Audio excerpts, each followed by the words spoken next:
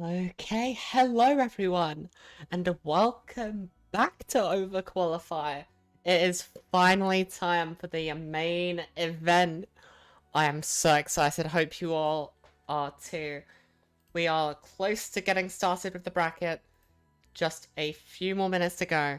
But I figured before I get our commentators in, we'd, you know, go over the rules, make sure everyone in the audience is aware of how this is going to go. But first off, hello, I am Hokori. I am going to be your host for this event. Last week I said that Redek was going to take over for stream running, but something came up and they're not able to today. That's fine. I have the overlay ready, as you can see.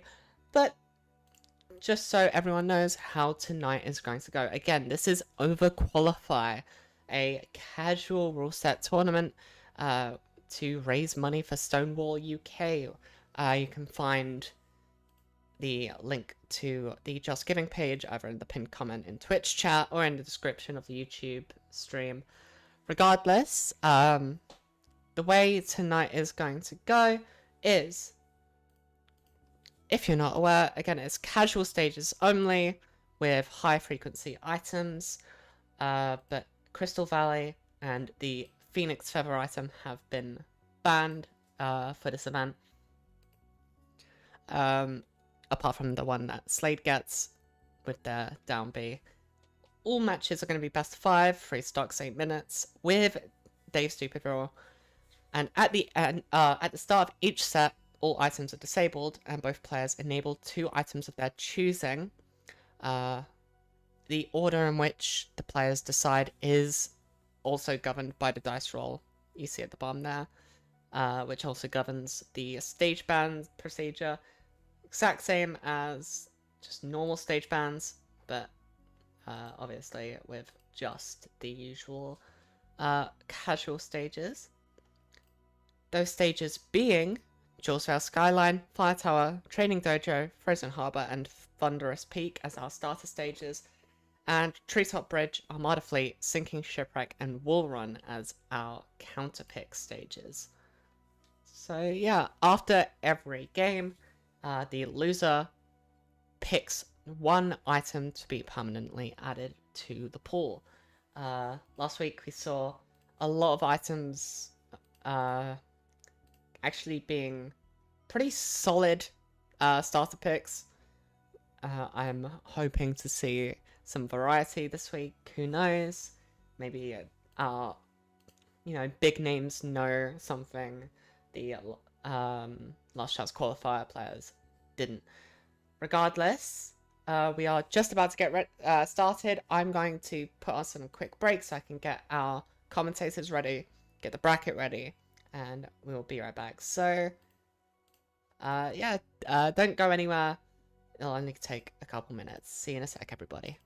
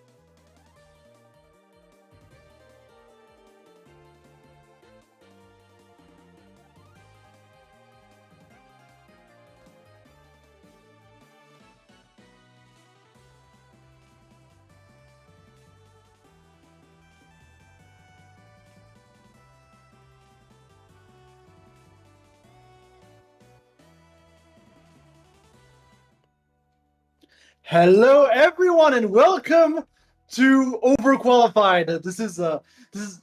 I'm getting like my own sound in my headset. Give me a second, chat. I think it is. Anyways, now that's fixed. So yeah, I'm Matthias Rohrbrook. I'm joined today by Frutal, and we are Hello. here to raise some money for charity today and have fun. Hell yeah. Yeah, how's it going, Frutal? It's going fantastic. I've had a great day so far, and it's only going to get better from here because we've got an absolutely insane bracket full of goated gamers who are all going to be playing in a crazy rule set. Yeah, that is going to be insane, honestly. That is like the V bracket where you kind of have to like practice Z dropping and like glide tossing and everything. Yeah, I'm Because excited to see what they have yeah, cooked up, these players. yeah, I want to see some hidden tech, like Yeah, hidden item stake, honestly, during this bracket. So yeah, if you don't know, this is Overqualified. I think Kokori did a little intro prior, but just as a reminder, this is an event where all of our top players from Europe and one special guest are going to be playing for charity. We are raising money for Stonewall UK, which is a charity who's essentially protecting trans rights because we love the trans community. We've got a lot of trans people in the community, and we want to support them and help them in any way we can. yeah, it's a great cause. I love not having my rights taken away. Can we do less of that, guys? I think that'd be awesome. Yeah, but yeah, as such, if you want to contribute to the charity event, obviously you can type in exclamation mark charity in the chat. It will give you the link where we are currently raising money, essentially. We're currently at, I believe, more than £500. So that's already a good start, chat. Let's keep it up. That's incredible. But yeah, I love this community, man. I love this community. Yeah, the Rivals community is just the best. Mm. One of the best fighting game communities out there, in my opinion. With like the Arches community. The Arches community is also really good. And yeah, we are going to get started. So just to situate you a little bit, again, we have a very stacked bracket for what is essentially an items tournament. And we are going to see like some crazy matchups. And apparently we have no bracket, actually, as it turns out. But that is fine. But yeah, we've got Dia, we've got General, we've got Verdigris, we've got Fnan, we've got Nailax, we've got Gothics, and we have a special guest in Zeus the Goose coming in from the United States. Yeah, so many of the EU PR are here today and playing on this rule set where, as Matthias said, we are going to be playing with items, but we're not just going to turn on all items. The format works so that each game we start out with no items, and then the players turn on more items as the set goes on. So some players might have specialized in a certain item that they can pull out and matchup check their opponent with the item and not just their character. Yeah, and obviously we will also be playing on casual stages for the most part, like, well, all the time, essentially. We've got almost all of the casual stages in. We're not going to be seeing Crystal Valley because obviously that's a little bit of a big stage. But as you can see, you have the stars list with Julesville Skyline, Fire Tower, Training Dojo, Frozen Harbor, and Thunderous Peak. Sorry. The French is coming out here. And as counterpicks, you will have Treetop Bridge, Armada Fleet, Sinking Shipwreck, and Wall Run. Because everybody loves Wall Run, honestly. Yeah, I love Wall Run. Wall Run and Treetop are some of my favorites. Yeah. They're just really silly, both of those stages. Yeah. I mean, a lot of the casual stages that we did get in the April update of Rivals of Ether 2 are pretty silly. Like, obviously, there's some, like, tamer ones, like the fire one, obviously. It's just got a ceiling that you Yeah. can take off, which obviously is going to allow you to live at incredible percentages. But like then you get to like to Armada Fleet, and it's like it's just pokey floats, man. I don't know what else to tell you. It's just pokey floats. Yeah, and the blast zones on the side are so close. If you play any character with high base knockback, you're killing at 40. That stage is stupid.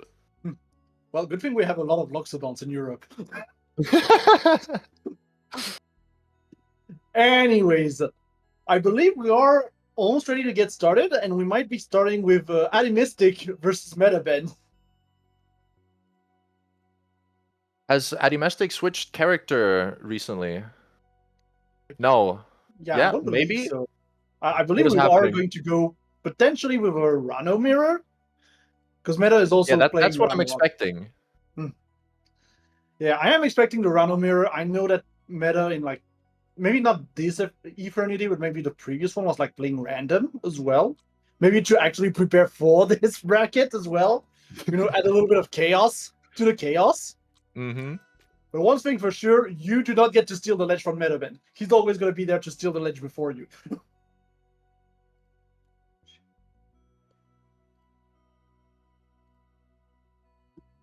But yeah, obviously, I think the in-between time is going to take a little bit longer than usual, chat, because obviously they have to pick their items and everything. We also have to ensure that the game is actually working. Like, essentially, the Paris server was like down for like 2 weeks because of the heat wave.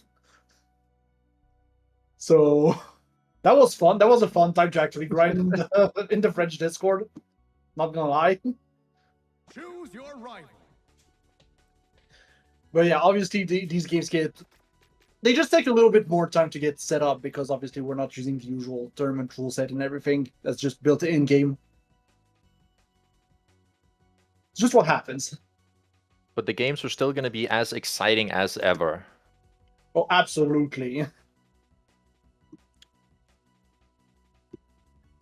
But yeah, I am wondering though, what will the first item pick going to be for those two players? Because as we said, both players get to pick two to start with, and then as they kind of lose the matches, they get to add more items to the pool. And it's like we're putting the item frequency to high, which I believe is the max, if I remember correctly. Yeah, high should be the max. Yeah. I wasn't sure if there was a level above that, but I might be confusing with like Smash Ultimate. I'm curious to see if the players are going to gravitate more towards the kind of gimmicky items like a bumper or a tornado, or if they're going to gravitate a much more towards the regular throwing items like a cheese or fish. Yeah, I do I feel believe like you can categorize items into those two main categories. There's like the throwable regular projectiles and then the super crazy gimmicks. Yeah, I do have a feeling that we're going to see a lot of cheese just because it like extends combos like crazy. That's what I'm expecting as well. And I think also Duplicator might be a good one as well because of the stage control that it brings. Yeah, just stage control, so much pressure. You get to just throw infinite stuff at your opponent. Another one that we were talking about as well is Crystal. Because Crystal has this little quirk that if you throw it on a very big platform, like, I don't know, Treetop, the Treetop's base stage, it kind of lags your game. Yeah, because it covers the entire ground of anywhere where it touches, which is pretty much unreactable if you're playing the grounded game. So if the crystal is ever online and your opponent has the crystal, you just can't play the grounded game against them at all, because they can just stand and shield and then slide toss down the second you touch the ground. But yeah, so much pressure is going to come out from these items, honestly. As we said, some are less like potent than others. But then like things like Crystal and Ice and Duplicator are going to put so much pressure on the players.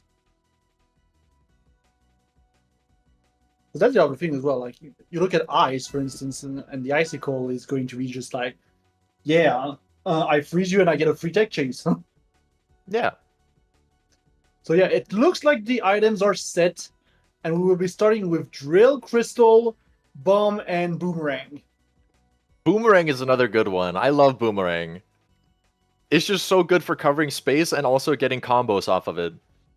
Yeah, I believe it's like on some stages it like covers half the stage by itself. Yeah, it flies pretty far. Also, I should have known they would pick the clown skins. I should have known. I don't know why I didn't anticipate it. I should have known. One interesting thing to mention about the drill, if you don't know this, viewers at home, whoever controls the drill are immune to the drill, but the control of the drill can be transferred if you run in and parry your opponent's drill. Then it becomes your drill.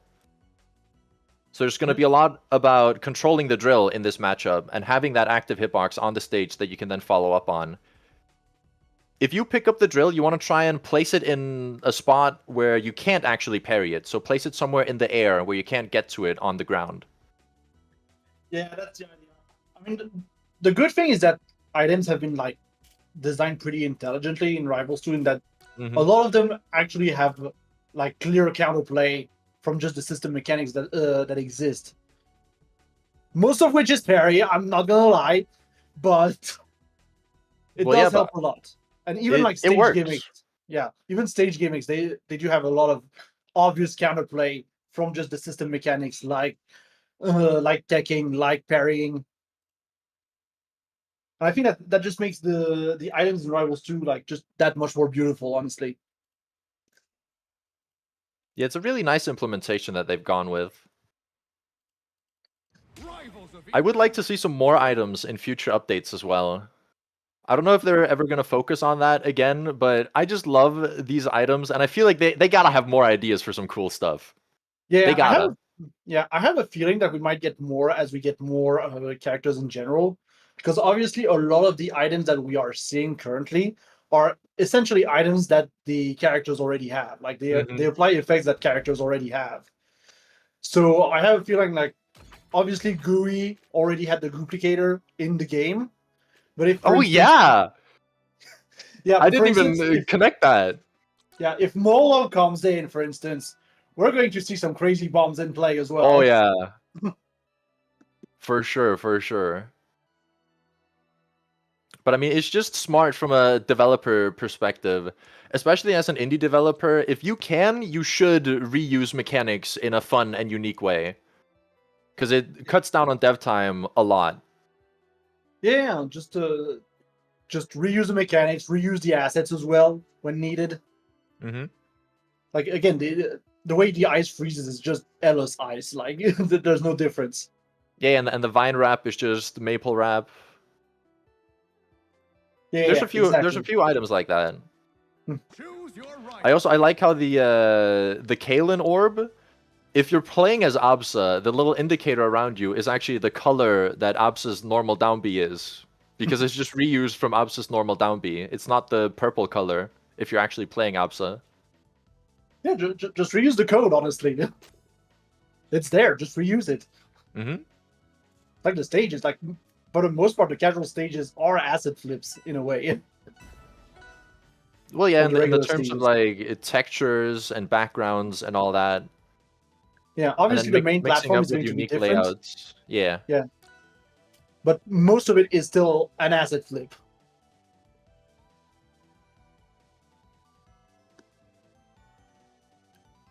But yeah, just to keep you in the loop, chat, we are currently trying to get this lobby to be stable right now.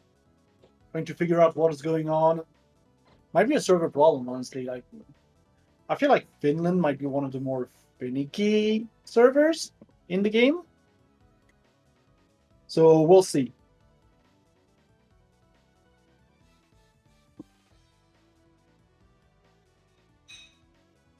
Oh yeah, of course the players by reflex are going to enable the tourney mode.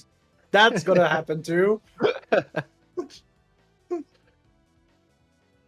It's just instinct, you know.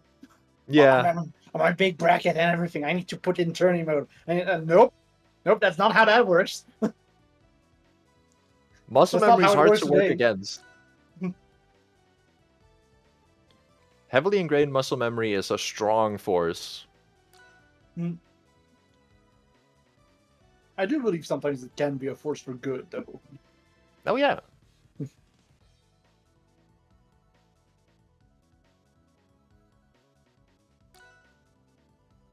Meanwhile, I'm looking at the chat and I believe Dia is getting impatient.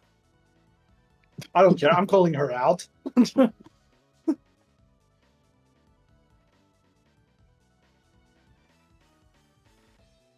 But yeah. Again, you know how it is, chat. Technical issues. It happens. Okay, Gia is clarifying that that she's angry at Meta's message. Ooh, and of course we start on Jules Vale because no matter what you do with Jules Vale, it's always going to be a starter. It's going to be the most neutral stage, I guess, in the rule set. Everyone goes to Jules Vale.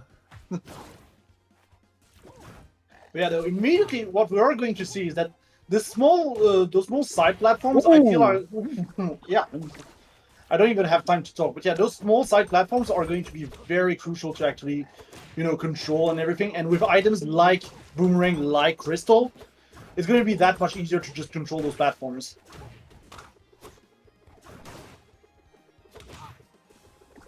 Okay, and Addy definitely is very warmed up right now for this bracket.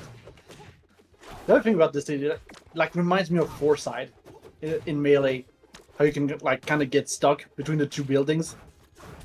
Yeah, but which one is even which? Because on the overlay, I think the skins are reversed, the colors. Yeah, I believe so. Unless they have swapped tags. Just If they've swapped tags, that's evil. that would be genius. But no, I don't believe they swapped tag. I do not believe seems so. like Metaben is the green frog and Adimestic is the pink-purple frog. Yeah. And you could see like Metaben immediately trying to go for that crystal drop, and finally managing to get a kill. I think it's going to be very interesting to see where did that drill come from. It went into the ground. If the drill goes into a stage, it's gonna pop out somewhere else. Oh right, I forgot about that. Ooh, we almost got the follow-up off of that drill too. But yeah, Metaben's slowly making it back on the percentage front. Trying to control, again, that low platform with the down tilt. Down tilt is going to cover quite a bit of stage here. But yeah, there's the crystal. Not going to be able to follow up there. You're not Olympia. You cannot be out there. Okay, and yeah, I'm Mystic trying to finish it off as quickly as possible. Obviously. But it's hard when Addy's in this little zone here in the middle. Yeah, you gotta get them past those platforms. Yeah. Essentially, you kind of have to not be on that central platform because the walls are going to allow for some crazy wall takes. Oh, get to the bubble! Yeah, the bubble! Smart DI! Oh, barely misses the up air. It's looking rough for meta here. Yeah, and just in there. Gonna do it. Just a clean air. Yeah. Also think these stages in average, like the entire stage pool, kind of has closer side blast zones. Like we're talking about how we had Armada Fleet and Treetop and everything, but I think just in general, these stages tend to be like to have like closer side blast zones. Yeah, because the layouts, like the terrain itself, stretches way wider on average than the regular stages. Yeah.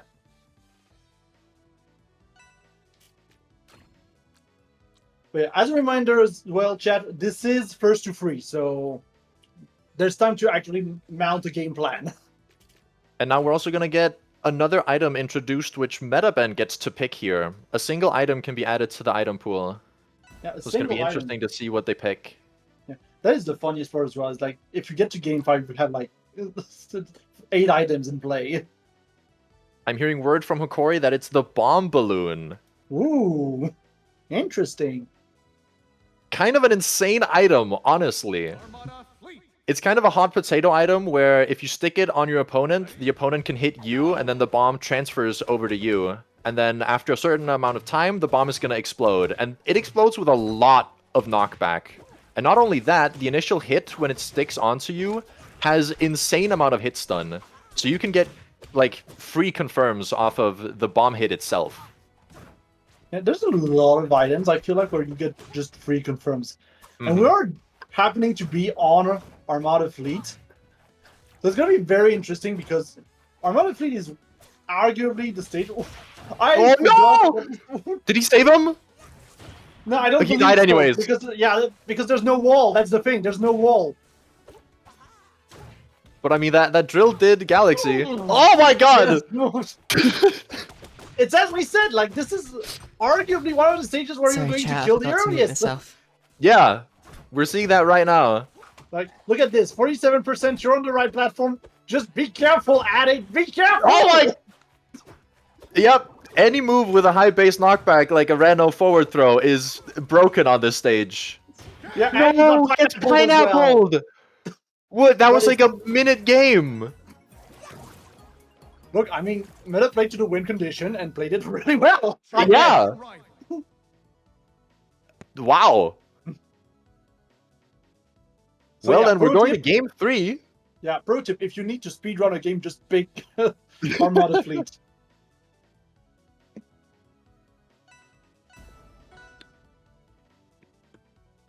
Yeah, we are now indeed going to game 3. And I believe in... Apparently Okori did not mute on, on OBS. Ready? Go! And yeah, we're going to the training grounds for the Hodojo one. Which this stage always reminds me of Peach Castle 64. Yeah, I mean, for sure they got inspired. Oh yeah, it is so Peach Castle coded. But it's also a good way to like add item play on a stage on the stage, despite the fact that there's no additional item. I do not know actually which item they Like the added. bumper. Oh, he tried. He definitely tried. tried. Yeah. Okay, Crystal's in play. But be careful if you're Addy. And yeah, immediately Crystal into the bumper. The bumper kind of saving him here due to the angle. Like, it's kind of hard to actually use the bumper effectively. Just because you just need like a degree in geometry. You need Yeah, to be no, I like a feel genius like- in calculus.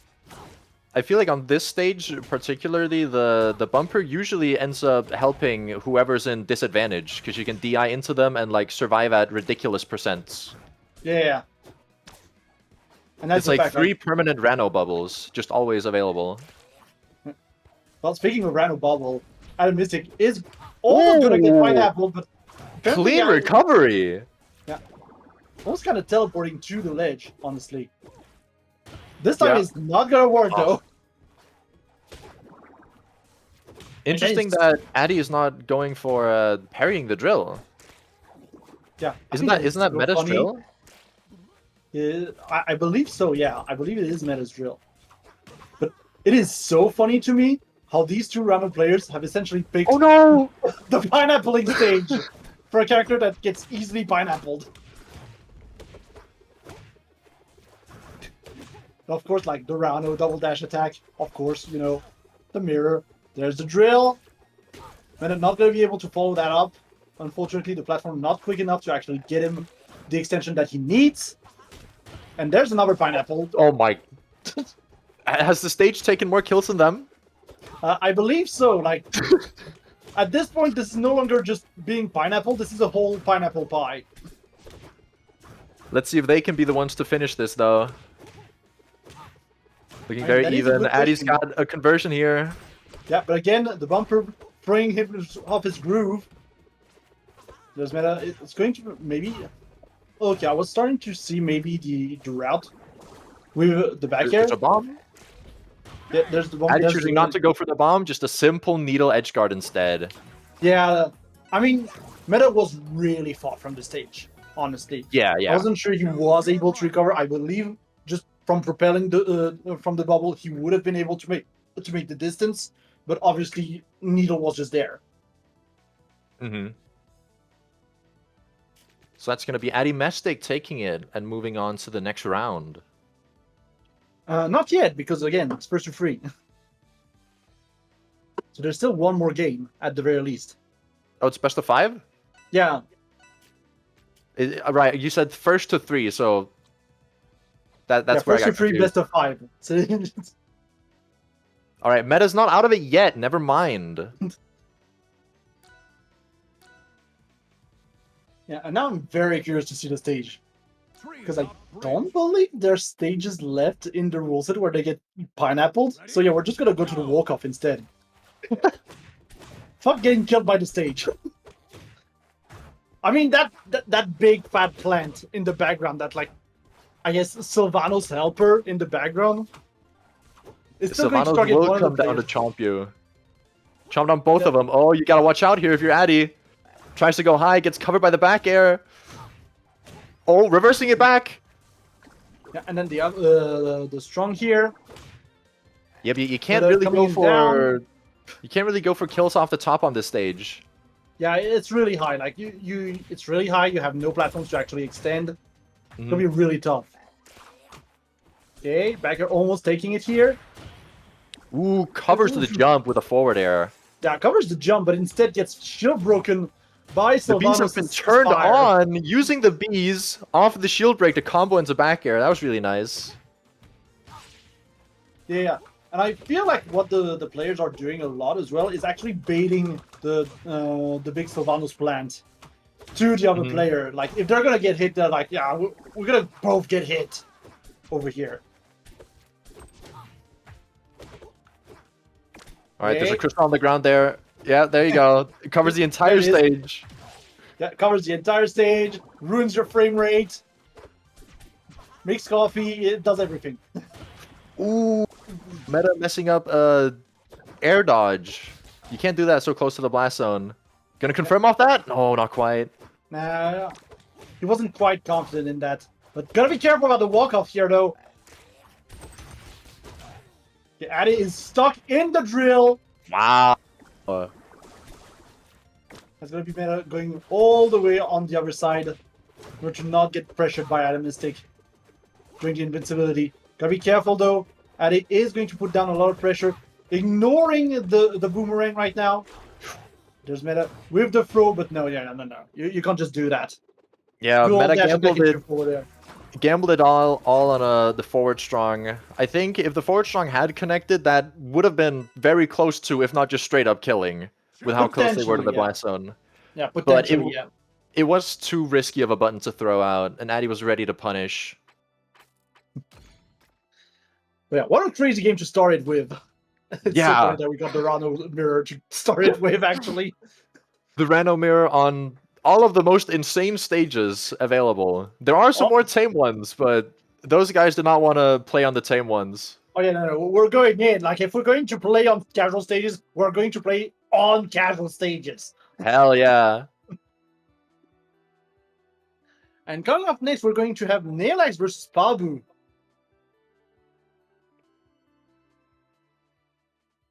But yeah, obviously, in most circumstances, that would be a very one-sided matchup, with Nailix being the best player in front and all.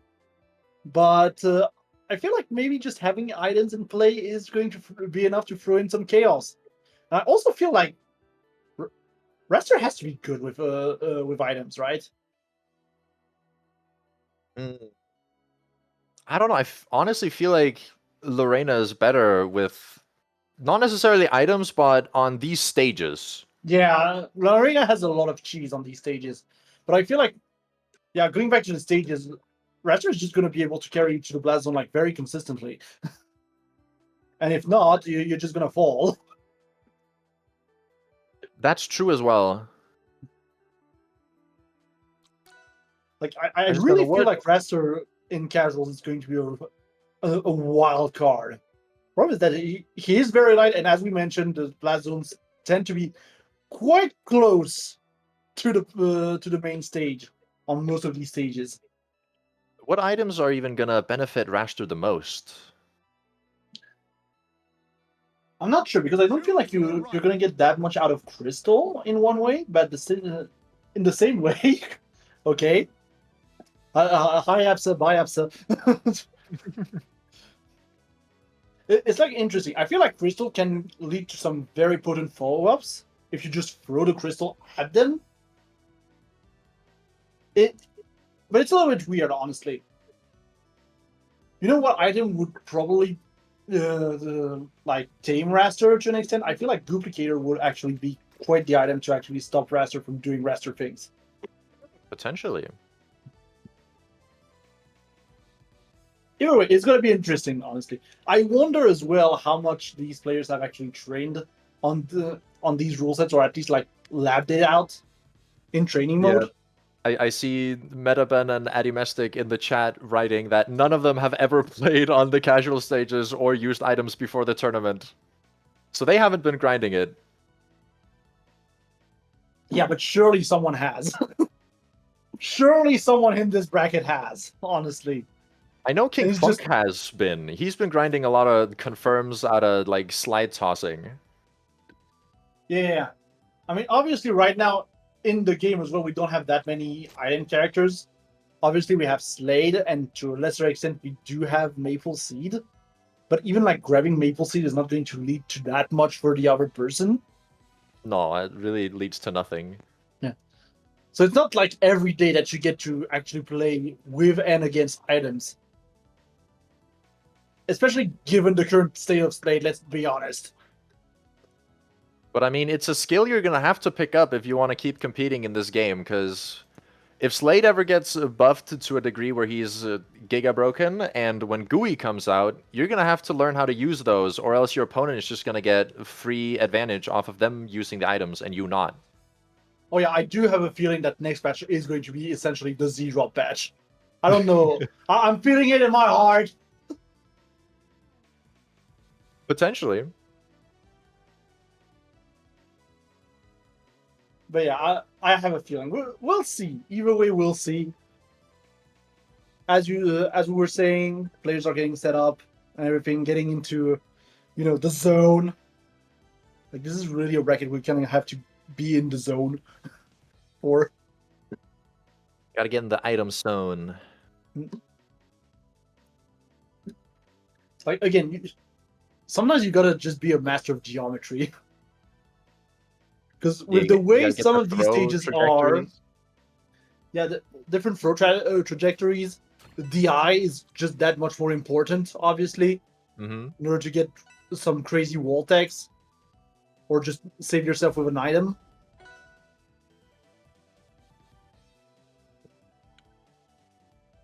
And you also gotta know that it's just like a possibility in general. If they haven't played too much on these stages, then they might not know exactly what options they have everywhere. So if our competitors have really trained on the stages, they're going to have a big advantage against those who haven't. Because those who haven't won't know all the intricate details of the stages. Because even though that they are casual stages, there is some intricacy to them. Yeah, you need to have like a good understanding of the stage layout and just have good stage awareness, even more so than in the regular brackets, in my opinion. Go! And we are going to just straight up go to Tempest. This stage is so cool. Spawning Kalen orbs on the statues periodically, and the bottom blast zone. There it is. There's the cheese. Yeah, there's the cheese. That's what we thought I was gonna be seeing a lot more of. It seems that Naelax has practiced the C dropping at the very least. Yeah, just get some Z drop infinites as well. The other thing that's really cool about this stage is that you can't really die from the bottom. Like, unless there's like some take where you somehow clip through those clouds, you're not gonna die from the bottom. Yeah, and this stage is also terrible for Lorena, as you saw right there. Her platform that comes up to save her on her grabs so close going to the down. cloud. It's so close to the clouds.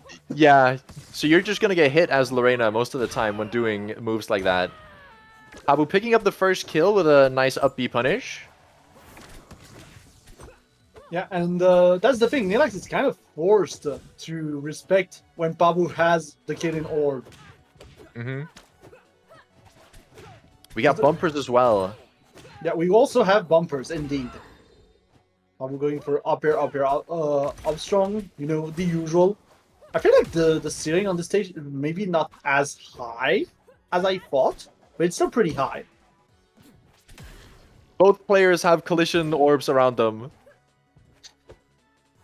Ooh, Pablo barely avoiding the wrap item. That was really what's nice going on with that spacing. bumpers? I don't know. That was a know. little more questionable. She just kept running into the bumper. I'm not sure. And now she's stuck in between both bumpers, because why not? Yeah, I don't know if she just kept messing up her running parry. Yeah, I feel like this is the thing. She probably was trying to running parry like she would run parry Lily, for instance. Oh, almost killing off that early percent conversion. Again with the bumper. Immediately, you get the parry. Pretty good. Another one. Oh yeah, Babu definitely has left at the very least bumper parry. Here we go. Cheese is online. Yeah, Cheese is online. How's Yeah, Nalax gonna unfortunately get not- out? Yeah, not high enough to actually get the Z drop on that one. Yeah, Oh yeah, into the bumper. Yeah, straight into the bumper. Babu is on point right now. This forward throw though. Next, not really able to approach because of that one bumper, honestly. Yeah, Babu here Backfilling is into not- the cloud. Yeah. I really like that. Okay, Oh. what is going on? Pabu's bouncing around like a pinball. you meanwhile, he's your face for Corey. Oh no, Nalax has a cheese. But drops the Babu has a combo. bumper. Yeah, they're like starting to actually see the bumper parry as well. Like, I feel like that's the big thing. As the bracket goes on, we are going to start seeing a lot more invincibility frames on every single player just because of the presence of items. Oh no! Was that the Kaling orb? Yeah, Actually that was the throw? Kaelin orb. Oh my god.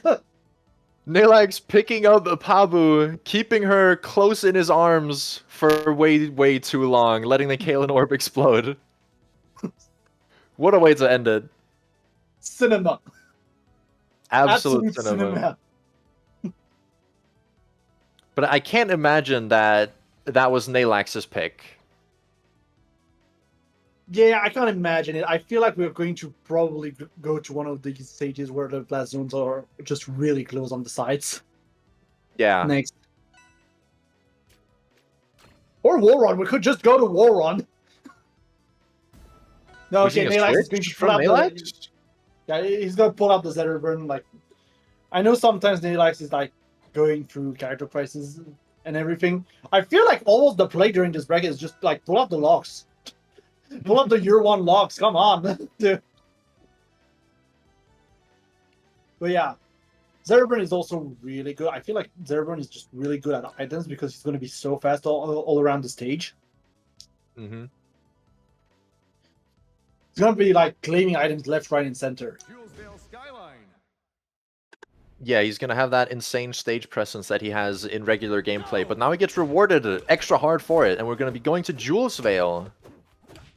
Yeah, I think this is going to be maybe a little bit more of a calm game, honestly.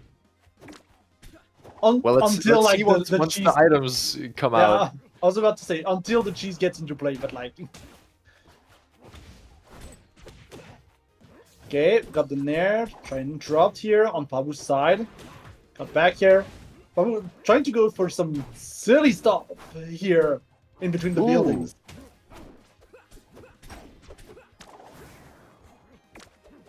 Yeah, and again the pressure, like just from the presence of the cheese, We and got we've got tornado in Tornado. play as well. Okay, we're just gonna Interesting. wait out the tornado, I believe. Oh, but Pabu gets rewarded for waiting out there. And now Nalax is in the air. He can't parry these. He's gonna get hit by all 3 orbs. Yeah, And he's stuck in the tornado. That Yeah, I'm should starting be to a see dead the- Nalax. Unless he goes down to tech. Yeah, he's gonna go really down and is going to probably take on the wall, but misses the tech completely. Still But really down though. Down Yeah, enough I think that he I think wouldn't bouncing just off the touch. wall reduced his knockback. Yeah, it does. So I am starting to see also the vision on Pabu's side, just of having those surrounding items around you, because being able to have 4 jumps, it means he's going to be able, she's going to be able to bait out a lot of those hitboxes that just come out automatically. Absolutely, and also on the offensive, baiting out like a parry, which we discussed, is one of the main mechanics to counterplay these items. As we saw earlier, Pabu, she was already using it to bait out parries against the collision orbs. Yeah. Okay, here's cheese. We're not gonna pick up the cheese again. Fuck the cheese, I guess. We're not hungry here. Oh, Nalax yeah, for that's gonna be an up cracking. strong.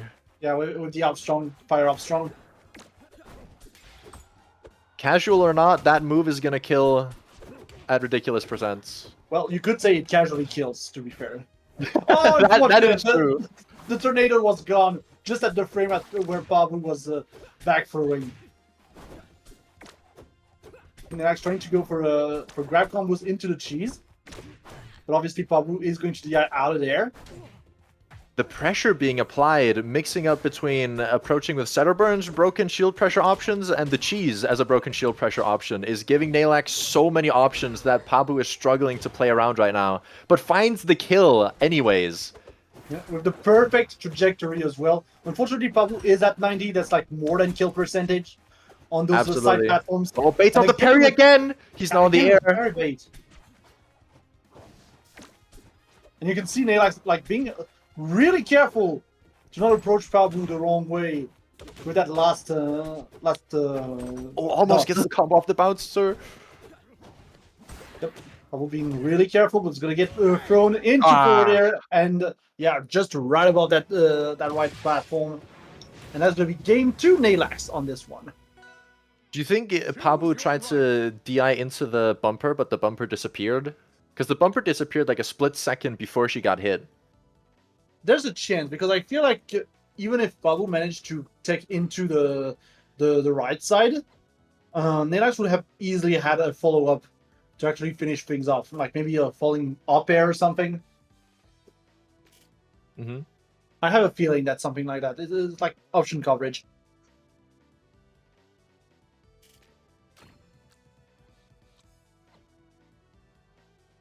Let's see, where are we going to go for game 3? On Pablo's counterpick now. I mean, if I'm Pablo, I'm trying to pineapple Nilax right now. Yeah, but the question is, But, how many yeah, stages are there where you can get pineappled? Can Nilax just ban them all? probably, honestly. The thing is also, the stages that do pineapple, especially Armada Fleet, also will lead to some really good confirms, I feel like, with Zereburn. Mm-hmm. Yeah, like Setterburn doing his classic forward air is just going to kill so much earlier on the stages with close blast zones to the sides. Yeah, I feel like it.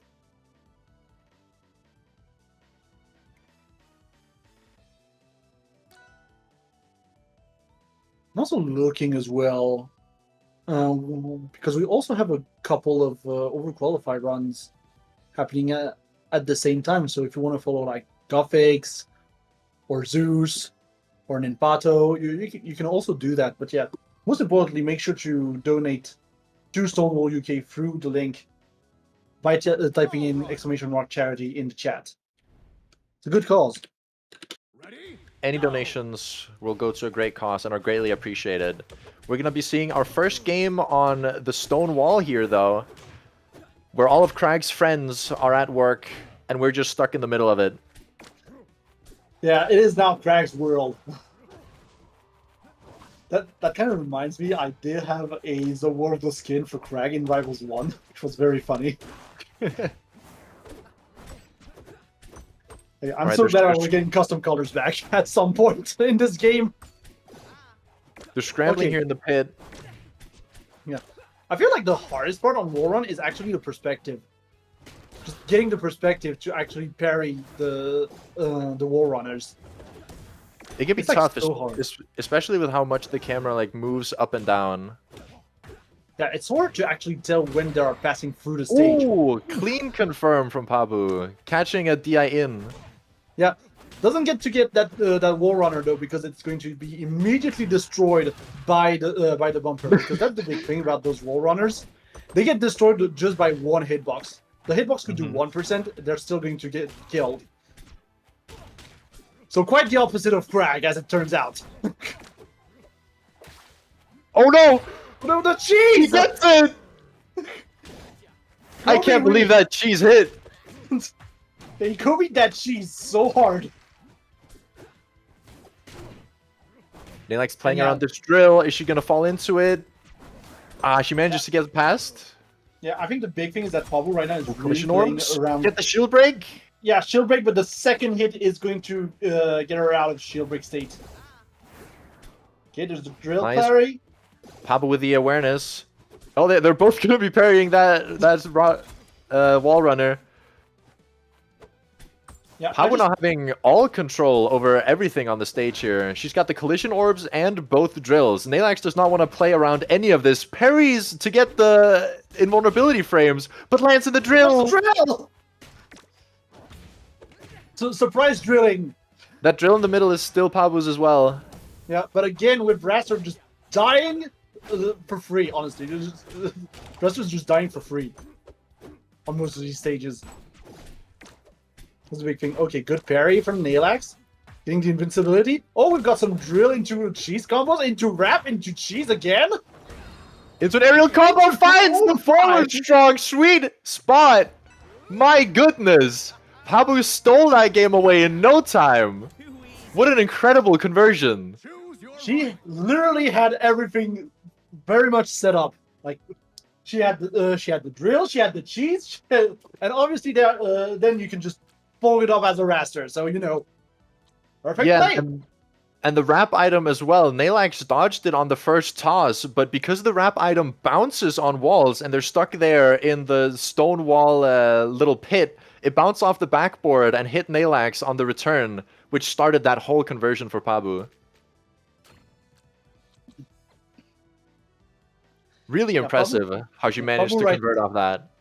Pabu right now looking like a TI 97 with those setups.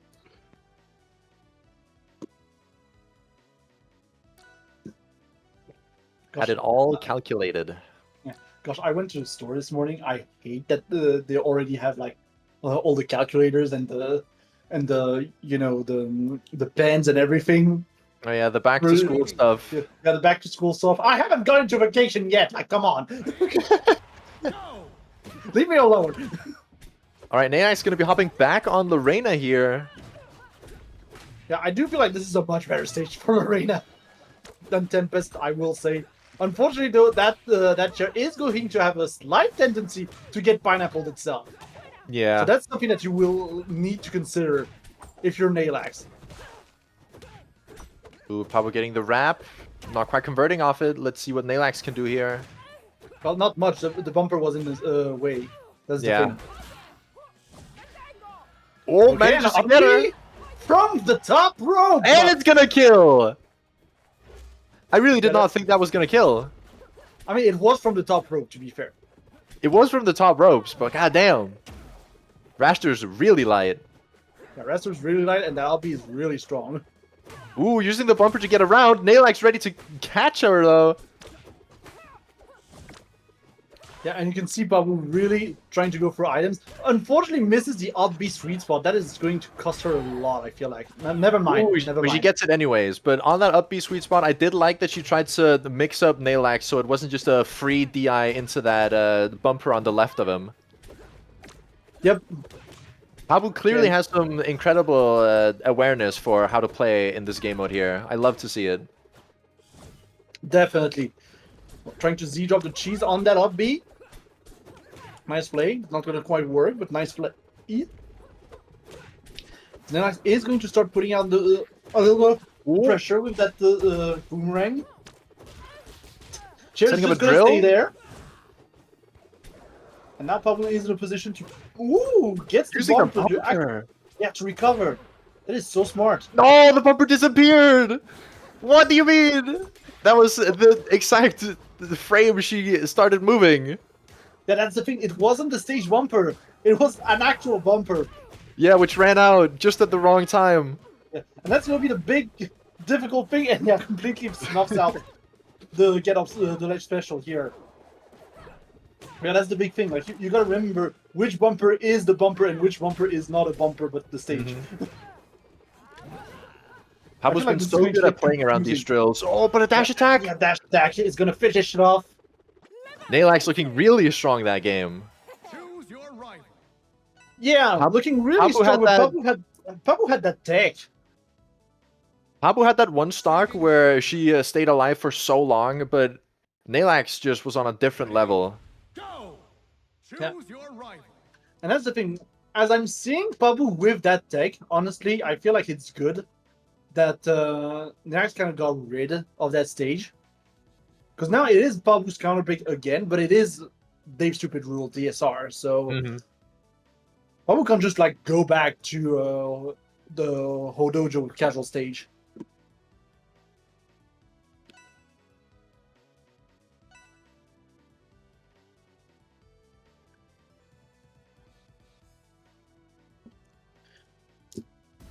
So yeah, I do feel though that Pabu is definitely going to try and get to at least some kind of stage where she can carry Naelax to the side. But again, Lorena also really good at killing on the sides.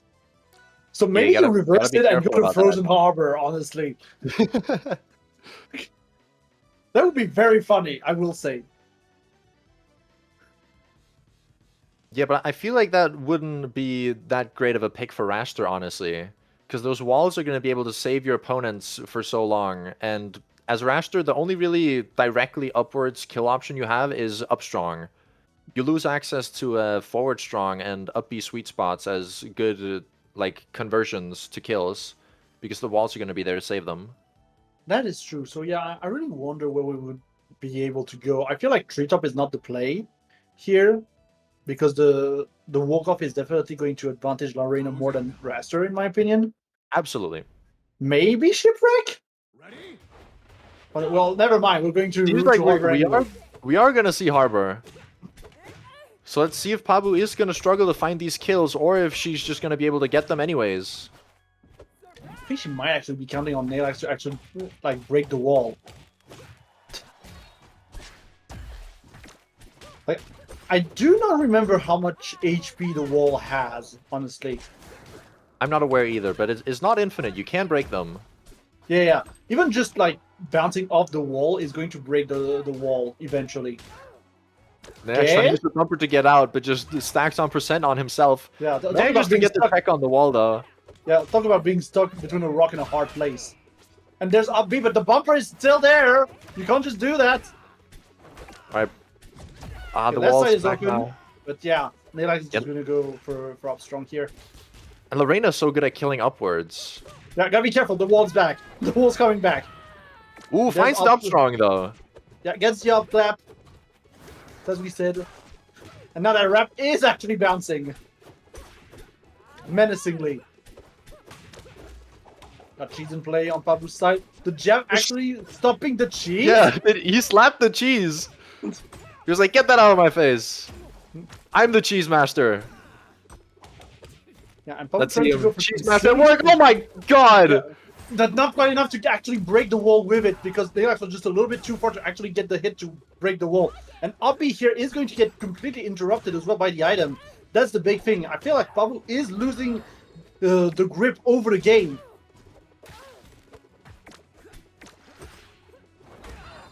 Yeah, using the drill to try and take down that wall. And another drill! You're gonna take it! Wow! The drill is actually going to take going to take it and kill off the top. And we can see that the Kingman Orb is back into play as well. Going back to what we were saying about Pabu being able to potentially really bait those approaches and the parries from having multiple jumps. Kingman Orb is a really good item for that. Pabu definitely knows her character's strengths and weaknesses compared to the items here. Yeah. Let's and see, there's she's gonna Yabi. get the wall Good tech. tech. Kalen Orb Yeah, now, Kalen and Orb again. she's applying a lot of pressure. Naelax just gonna shield through all of it. Yeah, and there's cheese coming down from above. Not going to be doing quite much work. Doesn't quite get the tech on the wall. Yeah, I guess you just slide off the wall. Yeah, if you don't get the tech, you just slide. 2 cheeses in play now. Yeah, I don't think Naelax needs it though right now. No, Naelax is Naelax going is to go just for his doing up B, and is going to Classic Ooh. Lorena stuff. Yeah, thankfully Naelax did not manage to get off stage off of that up B. Otherwise, that was curtains.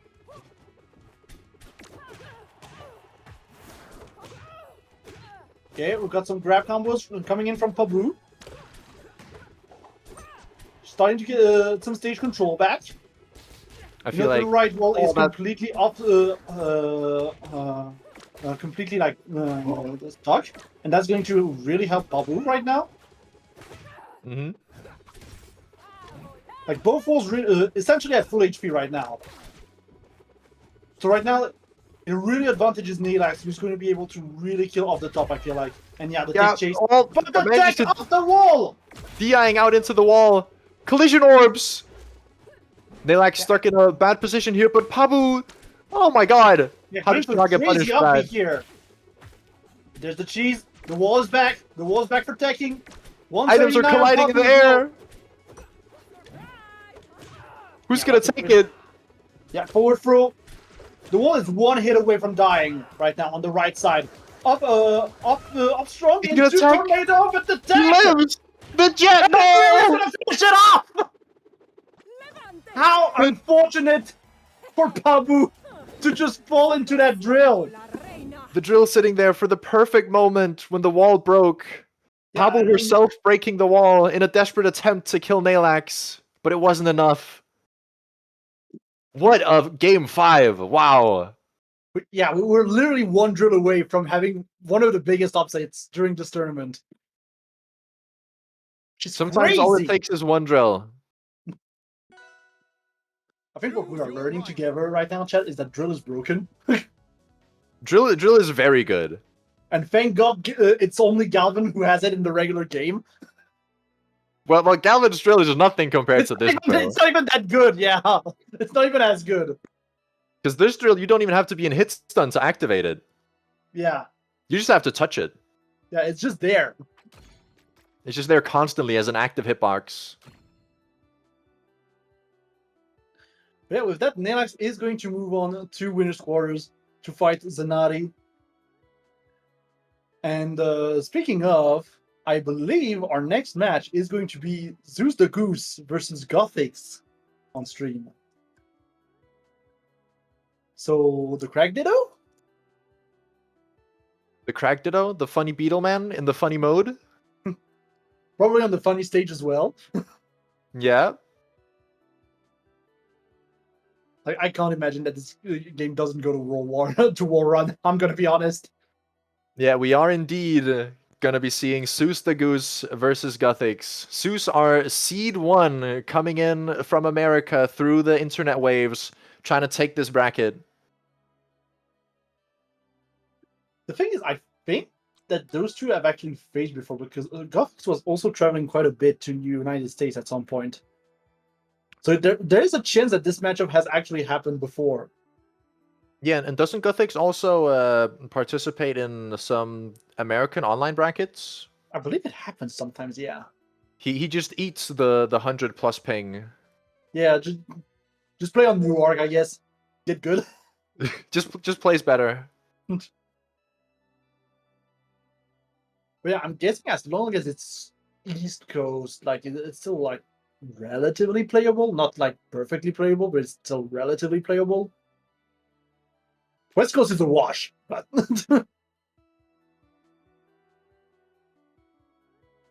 know what I would like to do at some point as well? I would like to actually watch some brackets from other regions like Brazil and Yeah. Asia and Australia. See what's up everywhere else in Rivals. Yeah. I really wish we could get like Morocco on the game, honestly. Choose But your obviously Morocco would have to eat some really nasty ping, so I understand.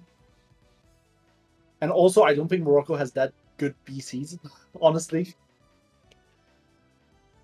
Like to the point where when I was doing KOA 15 tourneys, they were like, can we do that on PS4, please? I mean, it's just an easier standardized format to go for the consoles. Yeah, but obviously online you would prefer to have PC just to have less input lag in general. Offline too, but offline is just really hard to just set up PCs, especially in a game like Rivals where we have like keyboard players and GameCube players, which is always the annoying part. But even for the other games, like just having a console version is nice, like a working console version. I'm not talking about 2XKO. Look, I'm sorry, 2XKO console port is bad. It's not Crazy good. shade being thrown here. Look, I get to do it because I get to do it, okay? Like what is a tournament where we cannot like say bad things about Riot. After all, Rude. look, we gotta throw shade sometimes when our games are just working better than the big company. You know. Obviously, they have better online. I'm not gonna take that away from them. Their server structure is sick, but like their console port is ass. Which is, I understand they're not console first. They're not console first studio, but still.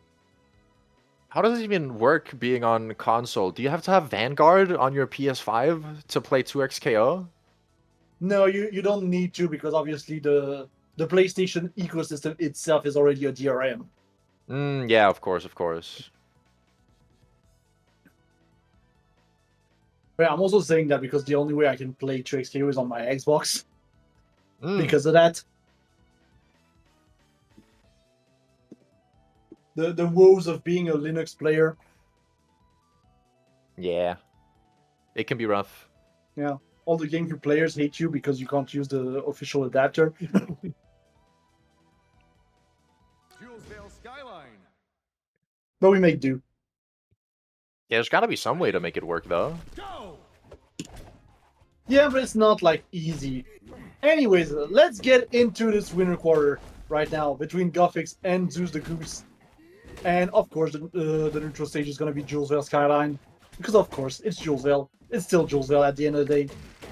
We got Drills And- online again. I Yeah, hope you the haven't missed them from the last set. They're gonna be here the entire time. Yeah, And Cheese Cheese! as well.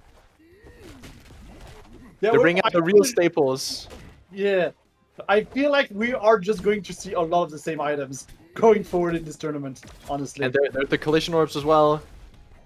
They're Oh, going breaking the way pillar, down. actually, that Zeus was standing on. His own collision orbs. Yeah, All you four gotta is not be gonna be really enough. careful. You're gonna be Not quite really yet. careful about that. That crystal's gonna pop down. Gothic techs it, though, and that's gonna be a confirm into forward air. Yeah, of course, of course. Strong start from Zeus here. Yeah. 118 ping is not gonna stop him. For anything in the world. Gothic struggling with both rocks here. Trying to find an opening. His cheese gets caught, Yeah. but he doesn't also care. Gets caught. Yeah, he also gets caught right now. Zeus. Yeah, we've got Crystal from across the stage. There's cheese, lots of cheese pressure coming in from Guffix. I remember that drill Yeah. down there. Okay, it just disappeared, but it would have been Guthix's. Yeah, but I feel like drill down there is not as influential, obviously. You just need to not miss the take. Yeah. You know, we got Zeus really getting fancy with the crystal as well. Okay, a little bit of counter zoning here from Guffix as Zeus is just controlling the left side of the stage. with a huge Interesting pillar. not going for an up air there. Ooh, using the pillar to create another wall. As if there weren't enough walls on these stages. We gotta add more now. It is needed. It is required. Okay, it's a requirement. We need to have more walls, always more tagging opportunities. You can never Yeah. die. Yeah. Speaking of never dying, we got Zeus at 195. Just refuses Zeus- to die. Hanging onto his first stock here. I mean, he has the name of a god, so can he really die? You know. Who knows? Yeah, and, That's for Guthix- Guthix to find out here. Hmm. Getting caught by the forward air. Oh. The forward air is just there. Two And times we've got collision collision orbs. Yeah, and Guffix is just. He's got way 5 of them. there He here. can drop down with 5 collision orbs to suicide kill him. I mean, at Wow. this point, there was nothing Guffix could do, honestly. He was so far down. Well, Guthix was standing on the pillar. If Guthix had parried the collision orbs, I think that was his only way out of it. I'm not even sure because he wouldn't have gotten Pillar back. He was just really way far down. Well, yeah, but you get grounded jump, double jump, wall jump, and then like an up B. I think he could have made it for sure. You think so? Yeah, maybe. I think so. maybe. But it is a tall wall to scale.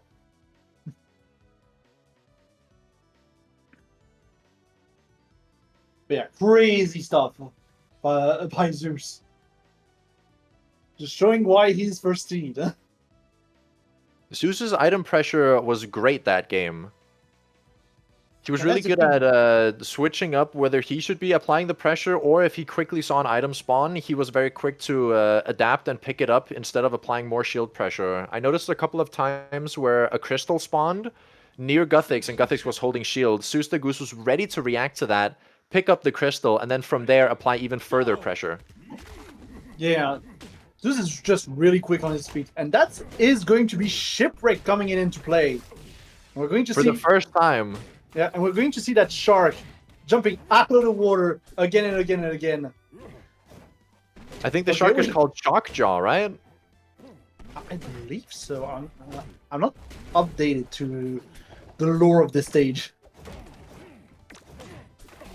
Okay, we've got crates into play in order to spawn even more items.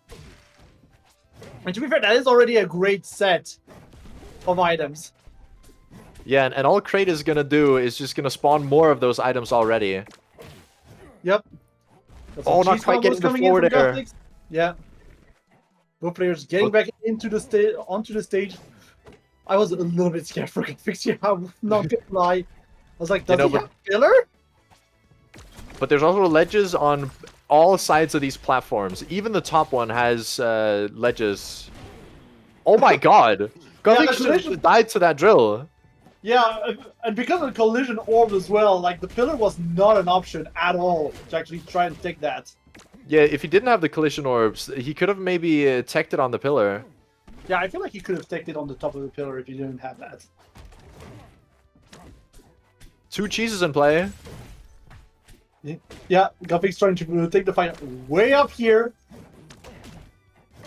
And there's Nair into for there. That should not be the kill quite yet. But Gothics right now completely off the platform. Like the platform literally went out of his feet. Still not killing yet. God damn. Yeah, no, they're just fighting on pillars. No Yeah. back stuff. This stage doesn't really have a lot of stage, so they're just making their own at this point. Yep, Gothics getting the up here. Zeus still refusing to die. Zeus will only die on his Yeah, own terms. nice. Never mind. There's the collision orb. Denying the collision orbs from Zeus. Really smart. Wow! Comboing into the cargo throw off of the shield stun on collision orbs. That was really cool. I didn't know you could do that. And Gothics is going to be Let's able see. to grab that platform just before it disappears as well. But there's the drill covering the other platform and down there in order to finish it off on Zeus's side. Zeus is just going to wait here. You're just gonna wait for Shockjaw to pass on by. Yeah. Just like, hi. These 2 Crags not really caring how low they go. They can just have a whole playground here on this stage with their pillars. And it comes back to what we were saying. If you have no stage, just make the stage. Exactly. Okay, got a little Nair action coming in from Gothics. Trying to cover that platform with the down air. It's not going to be quite enough. And again, we are in a situation where there is no stage, and obviously Zeus is going to take full advantage of that. Yeah, but the platform could be coming back any second. Is it there? No, it's not. Not coming back just yet. Yeah, and I think the pillar was also gone, honestly. Yeah, there was Here's the no thing. pillar. Choose your rival. Gothix's only hope there was just delaying enough for the platform to come back, because it does come back all the way from the bottom, out of screen. That, or you air dodge into Shark Jaw. I think he was just too And hope low for for something. that. He was so far underwater. Yeah, that is true.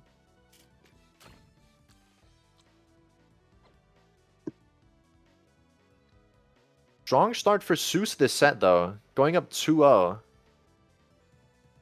Let's see if Guthix has it in him to bring it back. Make some adaptations here to to Zeus's insane pressure. Yeah, that is just crazy work right now from Zeus. And again, like, Training. those two do not care about the stage, like, clearly. Ready? Go. So that's why we're going to go to the most stages of all stages. which is going to be the training dojo. And Okay, immediately, Guthix starting Yeah. out with a steer to death. yeah, Guthix's just like, yeah, no, I'm getting the control of that game. That's Just a enough. casual little steer to death. Oh god, so many Yeah. collision orbs. He's got Also- 5 of them again. Yeah, he's surrounded. What do you do? He's surrounded. Abort the mission. Can he get to the bumper? He gets to the bumper, but it's he going to doesn't go send over up. you out. He needs to get higher to get the boost up from the bumper.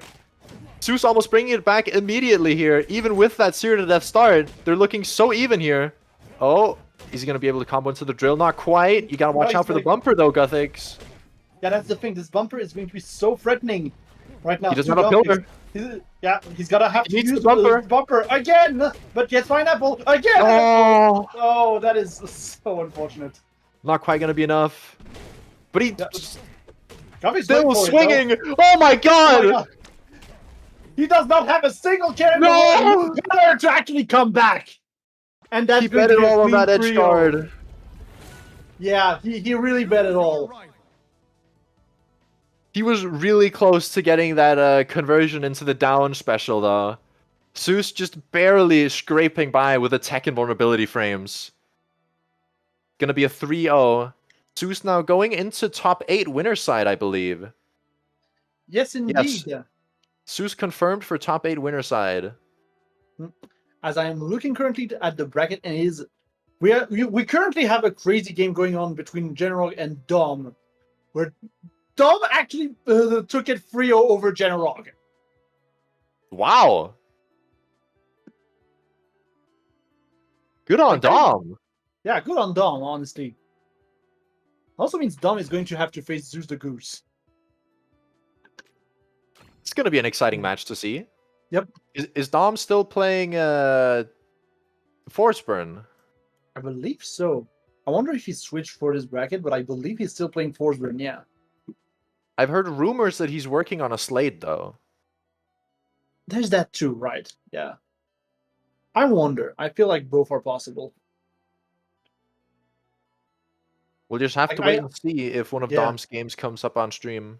Yeah, that's the thing. I don't feel like Forsburn would be that good in items, just because it would be it's like so easy to get rid of the smoke Oh because yeah. of the items. So maybe Slate might actually be the play for this bracket. Everyone can just throw what's basically a maple seed to just clear out all the smoke instantly. Yep. And speaking of the bracket, we also have our LCQ qualifier Tree Hugger taking it 3-1 over Nibodax and qualifying for top 8. Nice.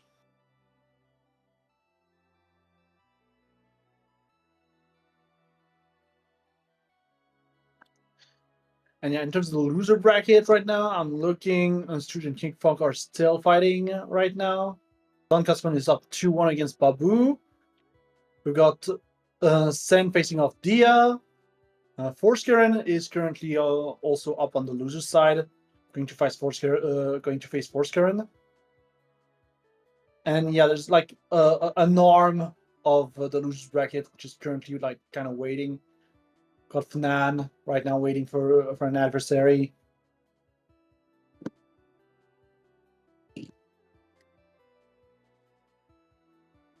Yeah, it would seem like we are going to see Zeus versus Dom first.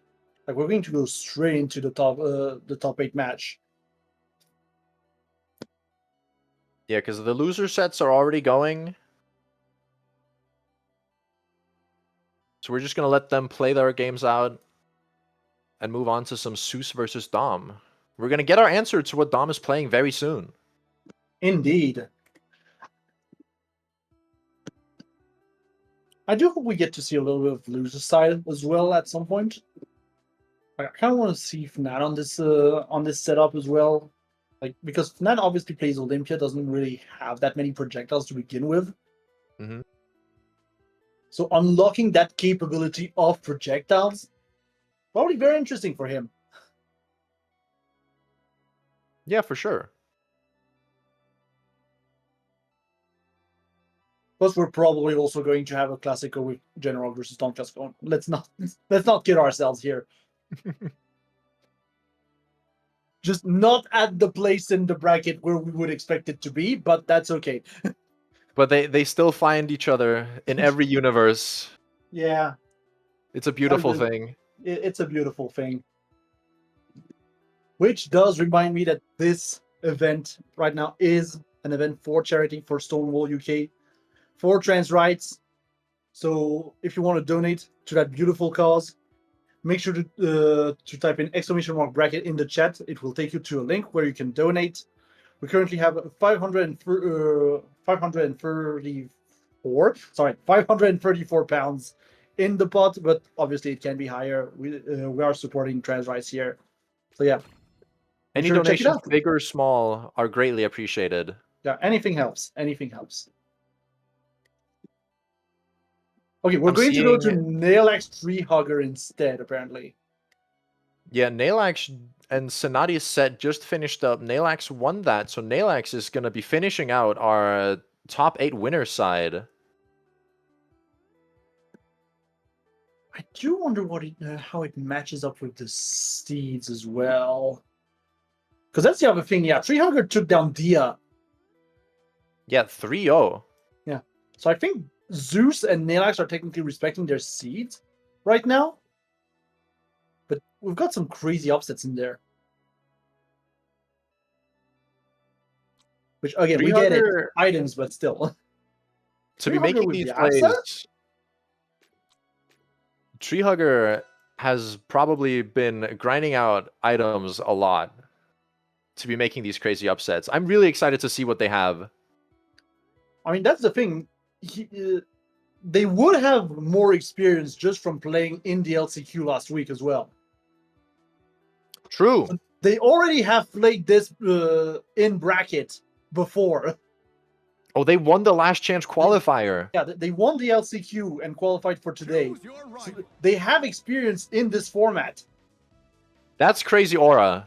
Winning the last chance qualifier, then coming in here 3-0ing Dia. That's big. Treehugger's having a big day.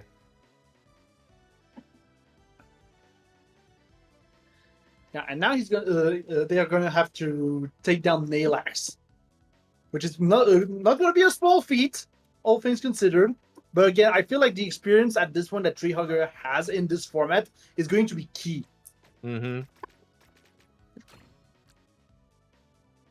Another Goliath in Treehugger's way. Is it now that David finally falls? Who knows? To be fair, this bracket is all killer, no filler. So, all things considered. Yeah, so I'm many so glad we- stacked players. Yeah, I'm so glad we got this set up, honestly. It's so Yeah, fun. this has been a great bracket so far.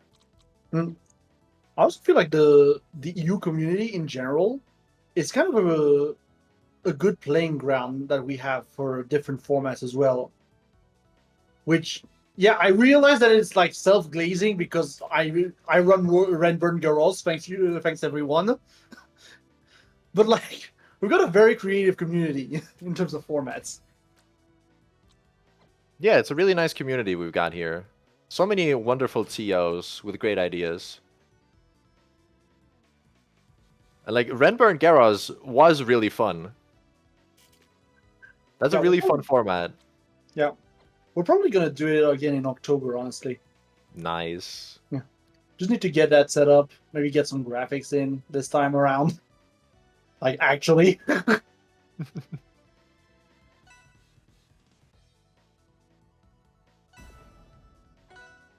But yeah, I think we're going to do that again in October. Plus, I would like UFA to call me back on trying to get that set up as well during UFA, but we'll see. We'll see. I don't know. I don't have any info on that right now. Has every set the Treehugger has played, has it been an upset? Every single one. I believe by definition it is because Treehugger was seeded pretty low. Just because, again, he was qualifying from the LCQ.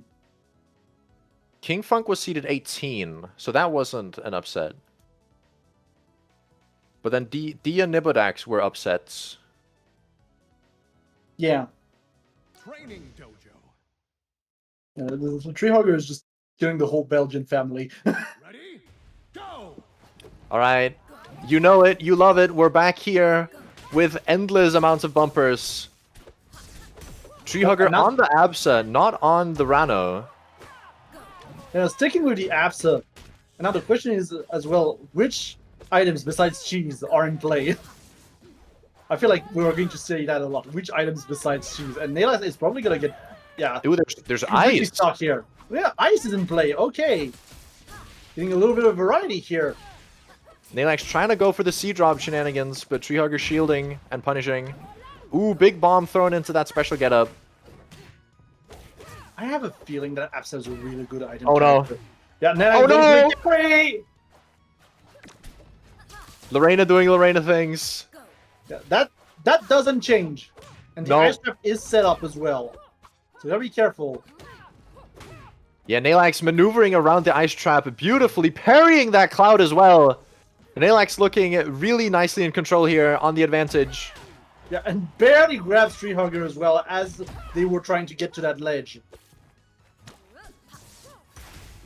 What's Naylax have? Is that Yeah, a bomb? Tree- It is. Ooh, Yeah, almost hit Tree Hugger. having difficulties actually getting in right now. Ooh! She's going to stay in shield a little bit too long. Probably was You can't trying to DI that into a control the bumper. squeeze.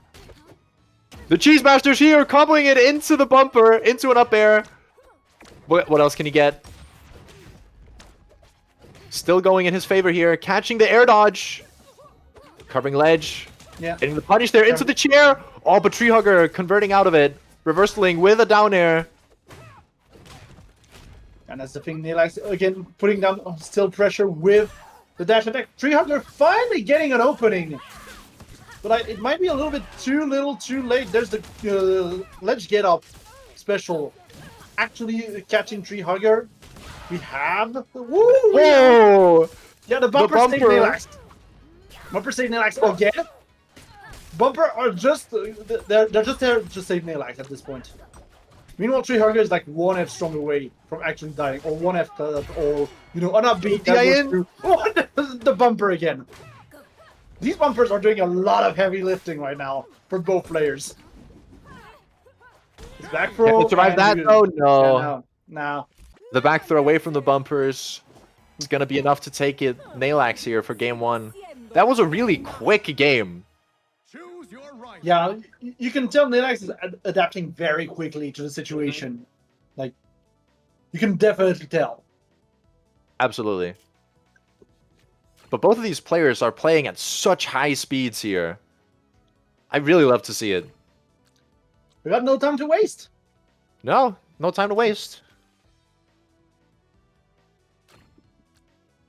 Yeah, crazy plays by both players, and again, the bumpers were so key during this game for both players. Like these bumpers were carrying so much that I don't know how they didn't break under the weight. Yeah. I'm wondering if we're going to see a Tempest pick here, or if Naylax has just banned it altogether. I wish I could see the ban list while they were banning. Yeah, unfortunately we can. I almost feel like we might go to a survivability stage again, like Fire Tower or Frozen Harbor. Yeah, we haven't seen Fire Tower yet. Yeah, I mean, it's probably one of the most tame stages, Mm-hmm. all things considered, with that very spear pillar-like layout. But no, we're going to go to Shipwreck instead. Going to go to Shipwreck. This is quite interesting. I feel like Lorena probably doesn't benefit as much off of this as Absa does, so this does make sense as a counter pick. Yeah, but Naylax is finding those shark combos, though, right now. You know, a little forward air action. Tree Hugger in a difficult spot right now. Yeah, but Tree Yeah, Hugger keeps can trying- just get away to the other side of the stage. Yeah, that's the thing. Like, even if there's no platform, Tree Hugger is in a much better position to actually control the side of the stage that has no platforms. Mm-hmm. Just from being an airbender, essentially. Catching with a side B. Ooh, trying to go for an up B out of shield, not quite catching. Blocking the cheese with the cloud. Yeah, That was kind of crazy. Yeah, the special cloud is just going to block that, as it turns out. Tree Hugger trying to go Ooh. for the cheese here. There's the up B though. Not going to be quite enough to kill. Yeah, but this is have also the one height. reason why I feel like this is a great pick from Tree Hugger. The blast zones on this stage are They're huge. so high. They're so high.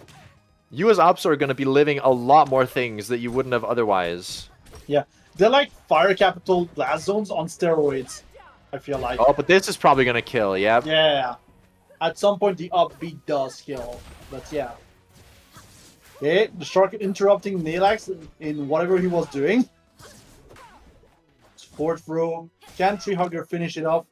We're gonna have reverse hit forward tilt. Put Nalax in the wrong position. Let's see, an up air? Yeah, an up air is Yeah. going to take it. Nair up air. When everything Simple and fails, clean. Nair up air. Get rid of the chair. rid Slap of the Shock shark as Jaw well. away with Tree Hugger. But Shock Jaw's back. Bites the chair. He's angry at Nalax. I mean, he can be, to be fair. He is justified in being angry at Nalax. Absolutely. That being said, I don't think he holds a grudge. Yeah, look, he's gonna be back. Probably gonna get dash attacked by Nalax. Like Nalax is fighting he's fighting Shark Jaw more than he's fighting Tree Hugger right now. Okay, tornadoes in play. Tree Hugger not able to approach because of that. And it has to like weave. Oh, accidentally goes Unfortunately- into the tornado. Yeah, just straight up outbeats into the tornado. That's a really unfortunate misplay. Yeah, and then like going into his own tornado. Oh, but Shock Jaw pulling Tree Hugger into it. Where are they going? Yeah, I told you Shark Jaw was not holding a grudge. What is happening? Tree Hugger finds the conversion off of the tornado pop. Yeah, sure. We got everything in there, and then Shark Jaw just comes in and just interrupts him. Tree Hugger is gonna have to up onto that platform, but Nalax going to find the up air. A tornado on board. Tree Hugger does not want to get stuck in that tornado. Yeah, just throw it away. Yeah, just throw it away.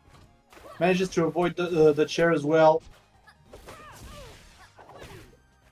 Okay, does not manage to punish the Lariat here, unfortunately.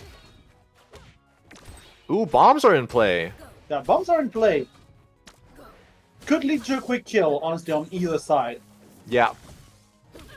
It's one See of what's the the more punish? simple items, all things considered. Okay, cheese is in play. Is Tree Hugger going to be able to get it? No, Nalax is going to fully control that ledge and prevent Tree Hugger from getting it.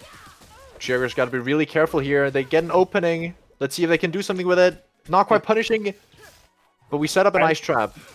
Yeah, we do have an ice trap. The thing is as well of having... Okay, we've got the ledge to actually... Border gonna kill? Border is gonna kill. The thing that I was about to say is that those small platforms are so good for actually chasing as well. Mm-hmm. Because there's not really much space you can roll out of things in there. Yeah, it's quite easy to react and cover any option that you pick. Yeah, not even react. I feel like there's many characters who can just cover all the options. I mean, you need With some a down crazy strong disjoints for it. Yeah. Like, probably not Absa. I don't think Absa can do it, but I do think like a character like Lox or Crag can easily do it. Yeah, With down Lox strong probably something. can. Yeah. I mean, Lox can do anything he wants, really. It's a Lox Let's be world. honest. Yeah, for the first time in both brackets, I believe, Tree Hugger is in a difficult and precarious situation. Yeah, down 2-0. It's not looking super hot. They really have to... Three top I don't even know how they adapt, because I feel like they've been playing incredible. ready, go! It's just Nalax is also playing incredible. They are going to try something different here, though. Instead of going with a stage that has pretty much only offstage, we're going on a stage that has no offstage. Yeah, just going to play off having that one big flat platform. I feel like Absa overall can do quite well on this. Okay, we one got a down single B on platform. Nail Axe. Oh, but it's on the wrong side. Yeah, it completely saved Nail Axe here. That's the Oh thing. my god! Oh, and Tags there's still Nail Axe! But the tornado! the tornado! The tornado saved them! Yeah, but then Sylvanos! Eden again! What is happening? There is no hope. There is no hope, actually. For Nail Axe. But that's the But yeah, thing, like... I didn't know that Absa side the forward tilt counted as a like melee hit for transferring those the hot potato effects. Look, if you're gonna get parried for it, I feel like it does need to count as a melee hit. That's the thing, like, Absa, she has so many moves that you would kind of consider projectiles, but she also gets into parry stun for being parried on any of Yeah. those moves. Treehugger's looking really good in this game though. Yeah, How are they gonna get away from Sylvanos here though? They're gonna Yeah, that's tag the Nail thing. Axe! They've done that 3 times now, and they get the second kill off Sylvanos! yeah, and Treehugger is not afraid to actually play literally into the blast zone right now. Just literally into the blast zone. Nerex is finally gonna be able to get the kill, but like Treehugger did so much work during those previous 2 stocks. And we've got duplicators online. Yeah, I feel like just having Duplicator is also going to put down a lot of pressure. There's Sylvanos going on the offensive again. Lariat is Oh, baited. the slide toss into the back air! Oh my god, Treehugger! You got those? I guess so. I guess so. Treehugger announcing with a bang that they are not out just yet. But now it's Nail Axe's counter pick. And that's where it gets dangerous. Yeah. Choose your That is right. definitely where it gets dangerous. Because there are a lot of stages that benefit Lorena. I don't think you can ban yourself out of all of them. Yeah, I don't think so either. And I also feel like right now, Nelax is probably going to find a stage that's not too close in terms of side blast zones as well. Because we've seen that Treehugger really benefits from having close side blast zones.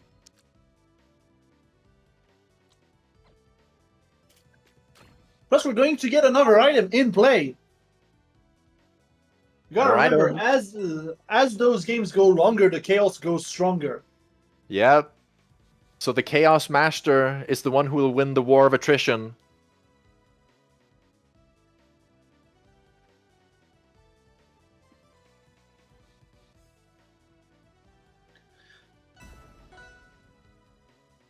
But yeah, so far it's a very interesting set, I will say. Definitely, we're seeing some dynamics that I wasn't necessarily expecting to see. Mm-hmm. I'm really loving this set so far. Goes in hard. Yeah. So fun to watch. Ready? And we are going to go to Harbor. We're going to Harbor. Treehugger going for the tech chase. Says, screw that chair. I don't like that chair. Get away. Unfortunately, I feel like this really advantages Nail-Axe now that the right side is open. There's a tornado. All right, but both Okay. players, or no, they're not gonna try and go down. We're going to take a short break. It's gonna essentially. kill Treehugger. Oh my god! What was Treehugger at? Like 40? I think it killed at like 40. I mean, I guess it is Harbor. Harbor does have a close top blast zone, and this is Abza. Yeah, but still. Yeah, still that's absurd killing at those percents. Yeah. Now Treehugger is just going to completely lose stage control right now. Gets completely shafted by the cheese. Gets but the up finally air though gets in the up air, middle of though. the stage. The perfect place to get that. Nail-Axe could not DI to any of the walls, even though both of them were up. And now, And now we're stuck in the up air vortex. Treehugger back in the lead now. Has a bomb in hand. Yeah, you gotta get rid of it. Even if there's an opportune moment to hit Naelax, if you keep holding on to it, you're gonna get hit yourself. You're gonna get blown up. It is a bomb. Yeah, Gotta be careful. There- It is a bomb. there is a timer. Yeah, Ooh, and gets the there's- forward strong. Yeah. Treehugger has to clear out this wall. They managed to clear out the wall before it came up. If they got hit by that wall hitbox That was getting up, curtains. Yeah, that I was think they were curtains. dead. But But there's from the top ropes! Manages to tech though! Even from the middle! Could tech. But there's the Okay, we're- freeze, and we could just all take chase it all. But the wall is still there though. Good stuff from Treehugger, who's going to kind of stall out the tornado from. Yeah, but they gotta watch out for the wall. Okay, they managed to sneak past. That was really well played by Treehugger. Yeah, very good stage awareness here from Treehugger. Absolutely. And Alex is back in the tornado. Treehugger does not get a confirm off of that. Ooh, nice Back waveline row. grab. Yeah. Duplicator is in play, almost going to blow. There's a proximity Does mine not there. have, yeah. Nilax really does not have that much space to land. Wow, And the now the wall duplicator is sending going bomb to- straight again. The wall is gonna There come it up. is! No tech, but thankfully Nilax still bounces back onto the stage. Treehugger surviving for so long here. Naelax struggling to find the kill. That vine not bouncing back all the way. Yeah, and Upstrong, the wall is off the stage. And Nilax is also off the stage, as it turns out. And completely down killed, the strong. break was strong, and that's Treehugger it. taking us to game 5. My goodness. The wall plays were insane. Your rival. What a performance. And now we got another hype game 5. It's do or die time now. But Naelax, having gotten the first 2 wins, does have the advantage of once again having another counter pick. This counter pick didn't end up working out too well for him, so he might go for something else where Treehugger doesn't have as many walls to tech off of. Yeah, I almost feel like Nilax wants to get to a more open stage, yeah, right now. A more open stage, but not a too big one like Shipwrecked. Yeah. And to be fair, I don't think he can go back to Shipwreck because of DSR. Might be mistaken. No, he can't go back to Shipwreck because he has DSR. I wonder if we might see something like a wall run. There's a good chance that we might see wall run, honestly. This feels like the Or safe Fire pick. Tower for the first time? I don't see him going to Tempest at all. Yeah, but I don't see him going to Fire Tower either, just because Treehugger has shown that he's on that they are on point with the text and everything. Now we're going to go to Julesville Skyline. Julesvale's still available. Yeah, I forgot that was still an option. Yeah, I just assumed that they'd already played on it. Because everyone else has been playing on it. Yeah. Oh, it gets that There's- nice little parry on the get up special. Gets a special parry. Cloud now on Naelax. Yep, gonna get Just popped gonna- here. Just gonna get a simple pop and then return back to neutral. I feel like Absa can have some very good stage control, honestly, on this stage as well. So Yeah, oh, Naelax. Can he convert it into an up air? He finds it. Good Yeah, DI from Treehugger, though. yeah, Not I almost allowing him to thought get that Nilax was going to early go all the kill. way. Yeah, I almost thought Nilax was going to go all the way, honestly. Yeah, Me up too, but B it was- into Nair. I Parries can't again keep and doing taking out that. Special. Yeah, so Treehugger's gonna take you all the way to the other blast zone. yeah. Charging a forward strong. Questionable he goes for the choice. Full read. He's going for the full read right now. Yeah, but manages to There's Nair. cover themselves with the AMS attack. That was really impressive. Yeah, Nilax using the chair to mix up the recovery. Just Absa over now there. in the danger zone. Most of Lorena's kill options are gonna kill here. Yeah, and Duplicator is also about to blow as well. Or gets There's the down cloud into strong. down strong. Yeah, just a little bit too late to get the Duplicator kill. Barely ducks the bomb. Yeah, but that gets up B, the though, up gets special. clipped- Yeah, gets clipped by the up B. Even though So it was unfortunate. negative distance on that up B, it doesn't matter. They were at too high % for that. Yeah. 2 cheeses though. What can you do with it? You can give it to Naelax. You Let can him just start give it his to own. Naelax. The problem is that we've seen that Naelax is pretty good with cheese. Okay, gets another special pummel. Treehugger's been getting a lot of those this game. Or this set, honestly. Yeah. It's very interesting. And again, giving the cheese to Naelax.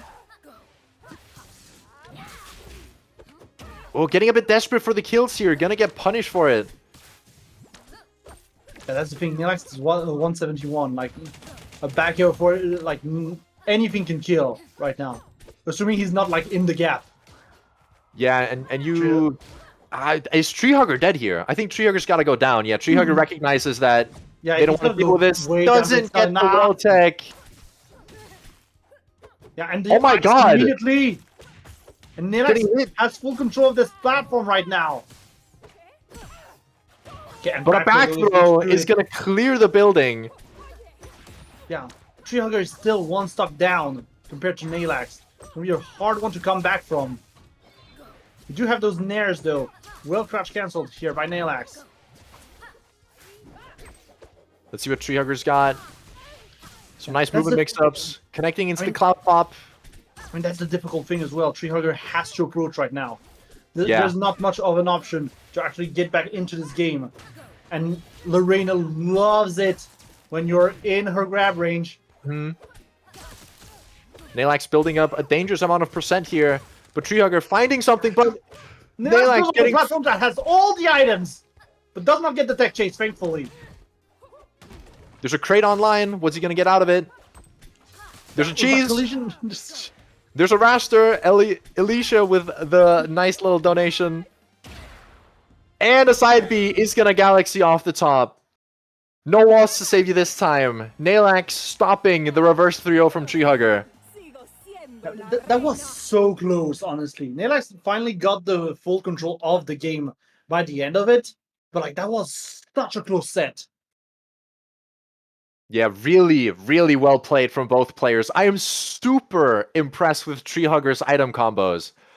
I still can't believe that aerial glide toss cheese into raw back air, like on treetop. Who does that?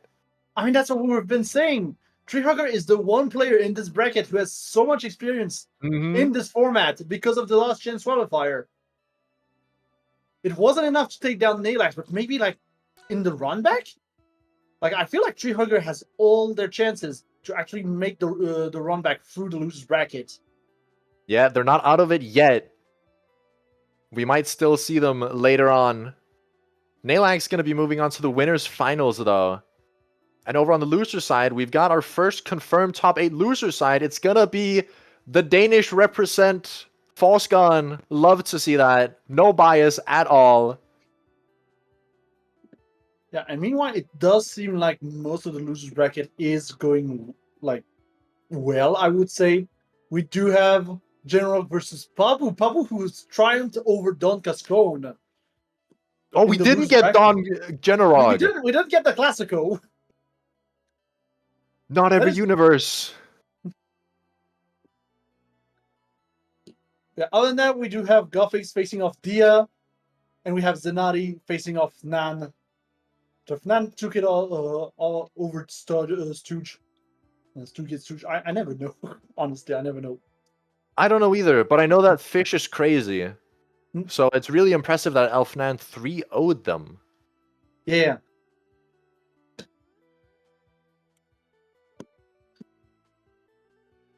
And then, and yeah, with that, I guess we're going to go into Zeus versus Dom then. Crazy matchup as well, honestly. Mm-hmm. Like, again, we've been speculating on whether Dom Watt's going to go for the Forsburn or for the Slade for this bracket. So I guess we will get our answer very soon. If it's the Slade, it's just going to be items on top of items. I feel like Slade's unique advantage with items is honestly worse in this game mode. Even though he is an item character, he's gonna like be at a disadvantage compared to the other characters because now his gimmick is everyone's gimmicks. He doesn't have that unique advantage anymore to him. He's just another part of the machine. Yeah, but that's what we've been saying as well, is that Forsman can't really use his gimmick either in items. Because the items are just going to fly and break the clouds. Dom seems to be hovering Force Burn though. Yeah, he does. I mean, it might be the safer play, honestly. Just for the normals. Mm-hmm. Like, I feel like having good normals to actually combo into items is just really potent. And don't get me wrong, Slate has some decent normals, but they're not like Force Burn level of normals.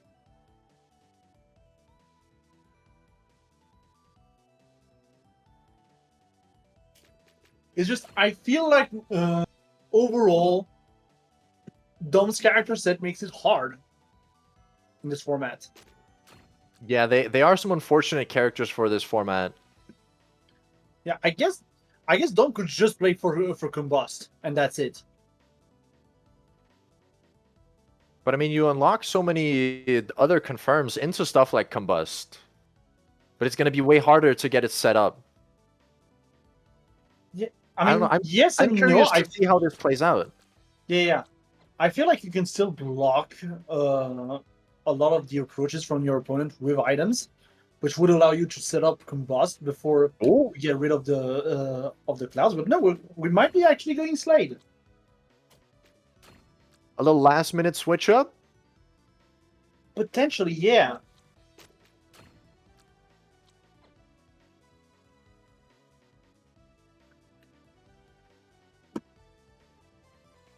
But you gotta remember that Combust, you only need 3 clouds for it, so getting 3 clouds should be like not that difficult. It's just setting up for the recovery and just overall deception that of Force Burn that's going to be harder. Yeah. It's a dual-edged sword.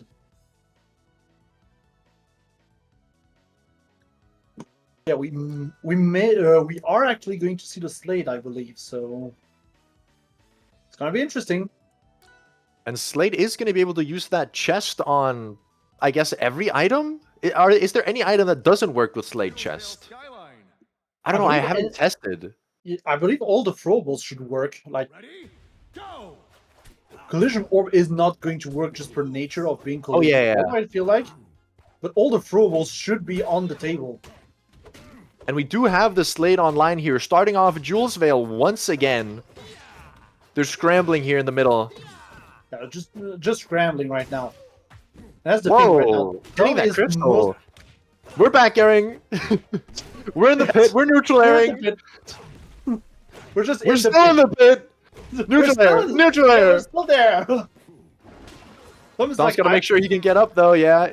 Yeah. Like slowly but surely we're getting back. But obviously Zeus is going to cover that recovery with the crystal into forward air, and that's going to be a quick first kill. Zeus has been hitting so many of these crystals, like not even from the ground hitbox, but just straight hits. Yeah, just straight up. Then we got a bunch of goop online. Ooh, into the bumper. Interesting to see Gooplicator come out game 1, honestly. But yeah, look at that. That middle platform is infested right now. Yeah. Oh no! no! It's just going to go in the pit. Wait in the pit. But you got both walls being able to save you, standing in the perfect spot, Dom, avoiding all the Gooplicator explosions, and Zeus gets taken out by them. I was about to say that was such a genius plan. He saw that the Gooplicator was almost online and was like, yo, I'm just going to wait in the pit, bait Zeus into a bad position, and then go back into the one spot where it is safe to go back. Yeah, and it's a lot harder for Crag to fit into that tight spot with his big body. But yeah, that is so smart. Ooh, the down air, bouncing up, and catches the forward air. Okay, but there's a straight forward air into bumper that's going to completely, almost stop, yeah, completely stop the recovery from Dom. Slate does not really recover well. Items are not, so... Who owns that drill? Is that Zeus's drill? I'm not sure, honestly. feel like it must have been Suze's. He like set it up while Dom was flying off stage. Yeah, Goop is going to explode. Get away from that, Dom, please. This game so far has been defined a lot by Goop. Whenever it spawns here in the middle, you can throw it. Because even if you miss, it's going to hit those side walls and then duplicate as well. Yeah, so it's so easy to get overwhelmed by the Goop here on this stage. Yeah, that's the thing. It is such a good stage control item, honestly, on this stage. It's because you can completely fill out this middle platform. Yeah. I believe Zeus has control of the drill right now, though. Yeah, Zeus parried it. Yeah, and there we're going to see it into the forward strong! Wow! I felt like I did see a green tech come up from Dom, but sadly misses the tech. That's going to be game 1. That's such a strong showing from both players, honestly.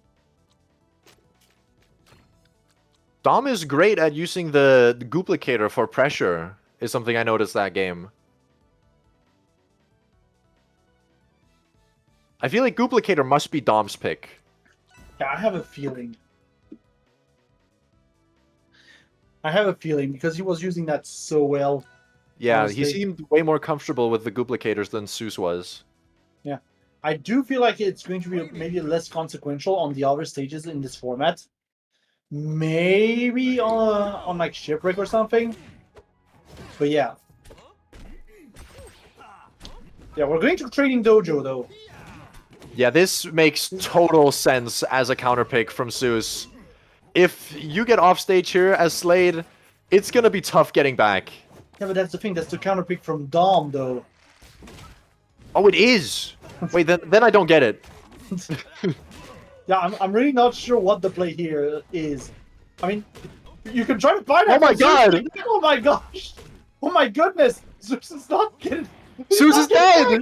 He's just dead! He's just stuck there! Never mind, Dom knows what he's doing with the stage pick. Yeah, and there's the ice, not gonna... Okay, he's still gonna be able to profit from it, though. Yeah, gets like... a nice 30% for free. Yeah. And the Ooh, reverse gonna add the forward is reverse really forward strong. though. Yeah.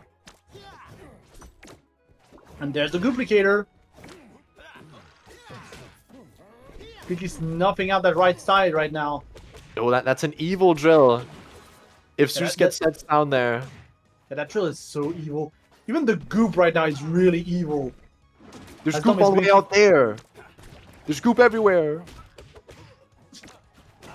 Another Power ice the on goop. line. Ah, Zeus getting stuck in between bumpers. Yeah, Another and the bumper hits yeah. him. Now, thankfully, he does have pillar. But Ooh, dropping the chest chest. Yeah. the Oh, chest he is could have edge just hung on. Yeah, there's the nair though. He's getting to tech off of that ledge.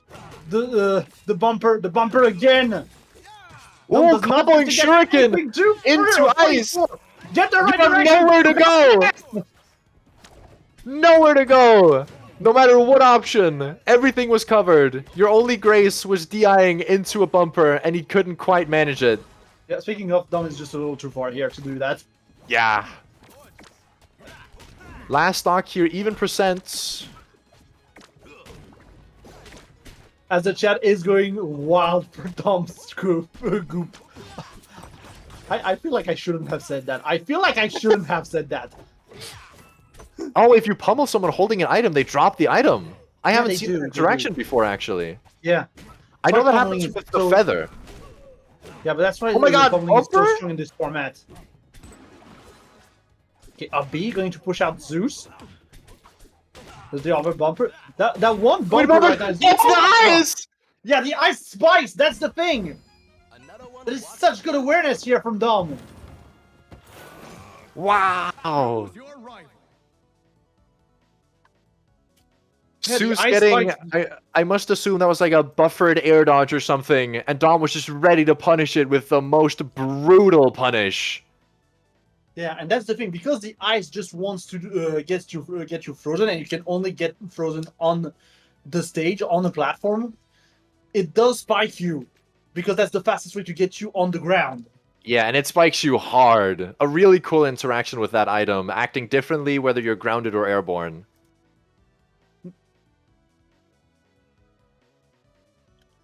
Yeah, what can I say? Dom knows his stuff. Dom is here. And he's taking it up to a 1-1. Looking even now. Yep, and now it is time for Zeus's counter pick. Shipwrecked. Ready? Go! I mean, I'm not surprised. I'm not surprised either. Seeing how he played during the Gothic Combo into the set. Shark Jaw. Doesn't get the tech. Backer. Oh, he tries to game end him immediately. Doesn't quite get it though, but a lot of nice percent here from Zeus. Yeah. Let's see how Dom follows up using those platforms to tech chase like you described before. Yeah, Very that's the nice. thing. The stage is relatively open, so I feel like Goop is going to play less of a role, which is not to the advantage of Dom, No. seeing how much he has been playing around that Goop. Ooh, that's gonna be a big punish, but into the bumper. No, the bumper! Dom was like, yeah, no, I'm safe. Through you, I'm safe. It's a lot of damage though. Oh, gets the I'll be out up of B. shield. And He's then caught by Shark Jaw. Not enough to kill. Yeah, Zeus gets minor- caught. Yeah, but Ooh. they'll be not going to be punished here. But we're Yeah. just a little too far. Is the platform gonna come back? No, not quite. Not in time. Okay, Dom, what are you doing? Failing to get the Stand- parry. Yeah, he was just standing in the bumper. But he was trying to get a parry. Yeah, I think so, yeah. They extend the invincibility. Zeus maneuvering greatly here off stage. Getting a little reversal here on Dom. Doesn't have any walls, but Zeus is going to give up stage control to set up another drill, and it's going to pay off. Not quite getting the conversion, though. Yeah, the down there, though, is going to send Zeus all the way out to the right. What a crazy angle. I mean, Zeus was pretty high percentage, so there's that too. Okay, we got down Down strong strong. here for the take chase.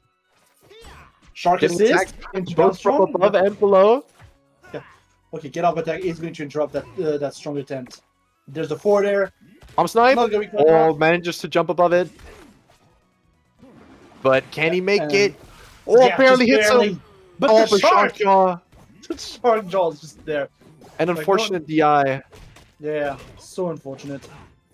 Using the boomerang to pop up into the bumper, making an untechable situation here. Whoa! Reacting, reacting out of it with a crystal. Dom is ready for this, but the platform's gone. Zeus hits him though. Zeus saves him Yeah, Dom and goes down Zeus- himself. Yeah, that's the thing. Zeus had to side B, and Dom just knew. So he was like, I'm gonna go into the side B to actually save myself. That's my out here. Gotta be What careful, great though. awareness. Yeah, gotta be careful though, 97%, and we are at the ledge. This is going to be a very difficult situation to come back from for Dom. Dom has beef with the shark as well. Down there, we still have beef with the shark. Zeus desperately trying to find something. Well, Crystal and then- online! Strong! Zeus showing that he's the master of the crystal in this bracket. He's gotten so many conversions off that item. Choose your He's right. so good at it. He is so good at it. It's like he plays Olympia in an alternate timeline. Yeah, there's just Fat Olympia. Zeus is just playing Fat Olympia right now. Gosh, could you imagine if one of the, you know, the repeat fighter, the whatever they're called, is just Fat Olympia?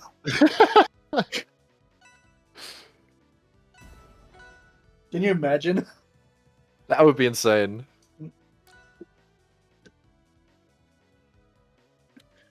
Yeah, that does mean that Zeus is up 2-1 right now against Dom, and it is Dom's counter pick. Fire tower. And I feel like, Ooh! yeah, that is going to be a fire tower. A first! Yeah, I was about to say, there's no way that Zeus is not banning the stage. And no, he did not ban it, actually. Because I feel like you want a goo stage, this is a goo stage. Yeah, this is a goo stage for sure. It's just like Jules Veil. You have situations where you can have the goo, and even if you miss, it's still gonna replicate and provide more stage pressure that you can use. They're just parrying this bumper back and forth, though. Okay, Dom picking up the bomb. Parrying the bomb! Just managing to parry it. What a great parry. Yeah, and now we're Another going to bumper get... has spawned here. Yeah, trying to get some racking up of percentage. Did he just... Did he dash attack through the bumper? I think he might have, honestly. Just maybe below the bumper or something? Not sure, maybe low profiled it. No, he's just facing through that one bumper. The Spike! what? Okay! Okay, I guess. Okay. Did he not have pillar? Yeah, but there's the ice and there's the take chase. Dom, you gotta be right! Oh. Doesn't get the grab. Whoa, the bomb spawned on top of the downstrong hitbox! Detonating instantly! That is so unfortunate for Dom. Yeah, that's what can happen sometimes. Oh no! Oh, Off the my backboard! He makes it back! Yeah, he makes it back, like, barely. And now this is Dom's reversal. Whoa, using the bumper just as, like, a parry resource. Yeah, I've been noticing that. Dom really likes to just use bumper, throw it down, and then immediately parry it for the invulnerability. Such a smart play. But yeah, I think when you do... Bumper not activating. I think when you do that specifically, there might be a bug where the bumper stops interacting with you. I feel like this is what's happening, indeed. Because this is the second time this has happened now to Dom, and Dom has been the only one who's been using the bumper like look that. at that! This is exactly what's happening. Dom just cannot get to use this bumper. Does not get to use it. Someone get Daniel on the phone. And Dom going for like the crazy upbeat here. Trying to get that angle where you cannot take it. Yeah, you want that horizontal hit. Yeah. And again, this, he does manage to get 2 here. Yeah, avoiding here. But a little bit too short on the upbeat, unfortunately. Now 222 on that crack. Can you finish it off? You gotta finish your plate, Dom. Come on. It's not spinach. You can Most do it. are gonna finish him off though, but you gotta get a horizontal hitbox. Dom's struggling to get one of those. Now getting now chain grab here. No, but that's not gonna be enough. You need a horizontal hitbox. That bumper's going crazy on the bomb. Yeah, the bumper's like, you know, screw that bomb. Sue's sneaking through though. Yeah, I feel like what's missing of Dom actually is the bug. Like he doesn't know anymore which bumpers affect him and which do not. Yeah, but finally getting the neutral air. Sour Spot gonna kill at 300%. Dom now looking to be back in it. He has an opportunity here, but Zeus not letting him have it. Whoa, that was a dangerous... Oh, de-ice in! Yeah, but the steering twice is still there to save Dom. That's the thing. And Zeus got a not drill able here to online, follow up though. because of that bumper. There's the throw, there's the cheese. Masterfully avoided. Shield break! Shield break. Not gonna get much out of that. Yeah, throwing the rock preemptively, so you can't get a follow-up on the shield break. Now it's goop time. We're in the goop zone. Incredible movement from Dom. This is what you see from Sling players who are used to playing with items. Yeah, the drill is in the middle as well. Like this drill could just completely screw Dom over. But a rock? Not quite yet. Sniping with Shuriken, giving him an opening to recover. Now it's Dom. Manages to get a bomb. Got bumper. Again, They are does not get almost punished. completely enclosed here on the left side. Yeah, what do you do around this bumper? Nothing, that's what. Both of them are just building up percents from hitting these bumpers so much. 1-4 there from any of the two. Or a back air! Back there. Catching Dom's out of shield option. Zeus is gonna take it. Moving on to, I believe, winners finals. Yeah, I'm gonna meet Nalax. Yeah, that was like 6 different opportunities where Dom could Yeah. have had it all, but no, it wasn't meant to be. That stage, I mean, I think we saw why we haven't like seen it a lot. I don't think most people are gonna be comfortable with having those really, really long, drawn out stocks where it's gonna be so hard to get a kill because you can tech almost anywhere on the stage. Yeah, that's the thing. Timeout was almost a factor here. Yeah, that was a really long game. Yeah, which is something you never see in Rivals. But we do have our top 8 finalized now. On the loser side, we got Dia making her way up, going to be facing Jenarog, and Senadi making their way up to face Falsegun. Yeah, I love that we're having what would be any tournament's grand finals in losers round 1. Mm-hmm. This is a crazy bracket. Anything can happen. Yep. Insane bracket. And honestly, I'm so looking forward to seeing that match between Dia and Jenarog. Yeah. It's going to be so fun. Yeah, crazy, crazy bracket.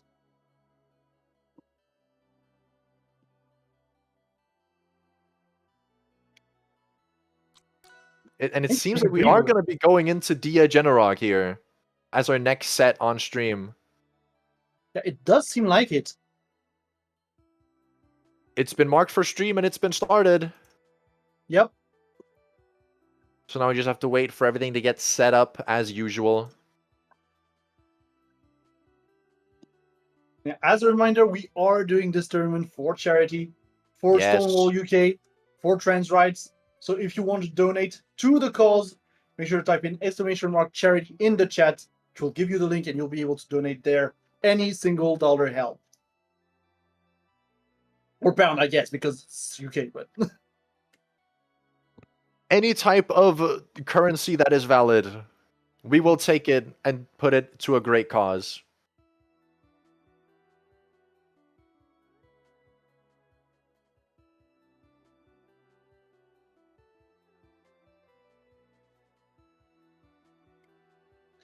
let me do that. Now I'll do that after the block. Honestly, I'll donate after the block. Your right. It'll be easier. Yeah, it is confirmed now. We are going to be going into Jenarog versus Dia in losers round 1. What a crazy bracket. Yeah, what an insane bracket, honestly. Just full of surprises. Like, again, we're not expecting Tree Hugger in the top 8. Winner's side, that no less. Mm-hmm.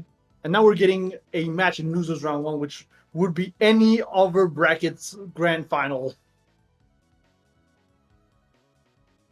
I mean, yeah, they are seed 4 and seed 2. These are some heavy, heavy hitters. But let's see how they do in the casual format. They do the lots of You're joking.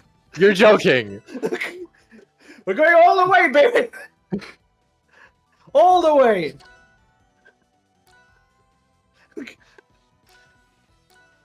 Yeah, damn.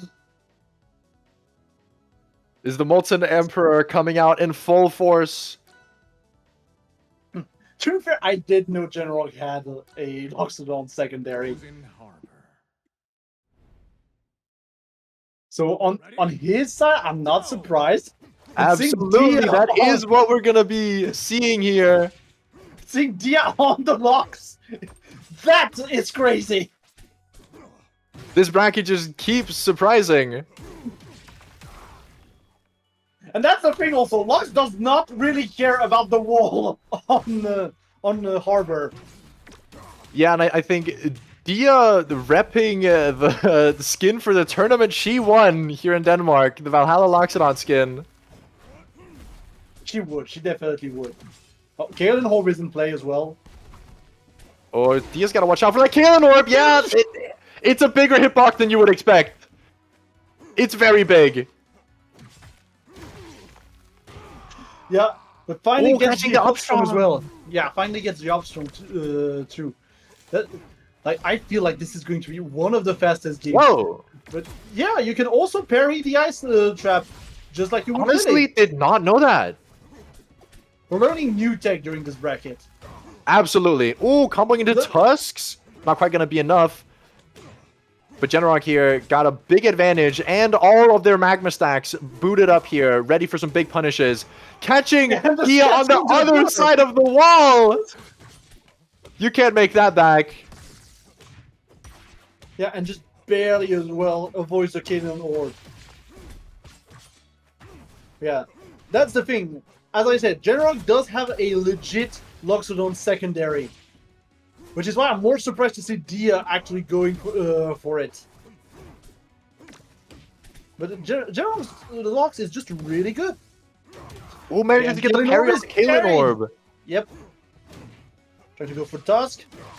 They are going for back air. We do also have the cheese in this item pool. Grabs on the tech. Yeah, Meatball's parried.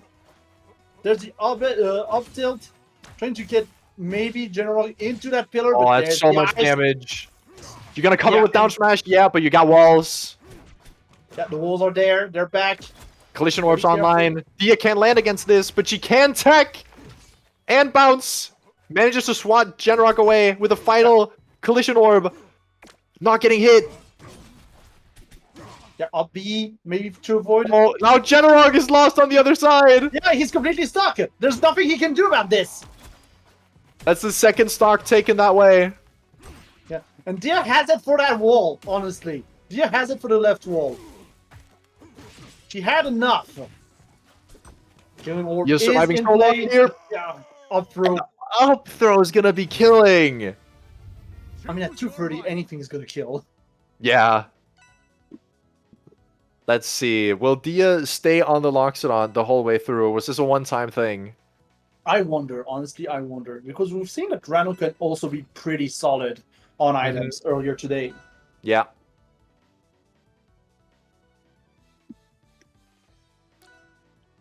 What I'm more like curious about would be the counter picks right now. Yeah, I mean, how do you even counterpick for this? Yeah, I mean, I guess you go to wall run. That's an option. You go to wall run. Absolutely. But I'm way more interested in what item is going to go into play.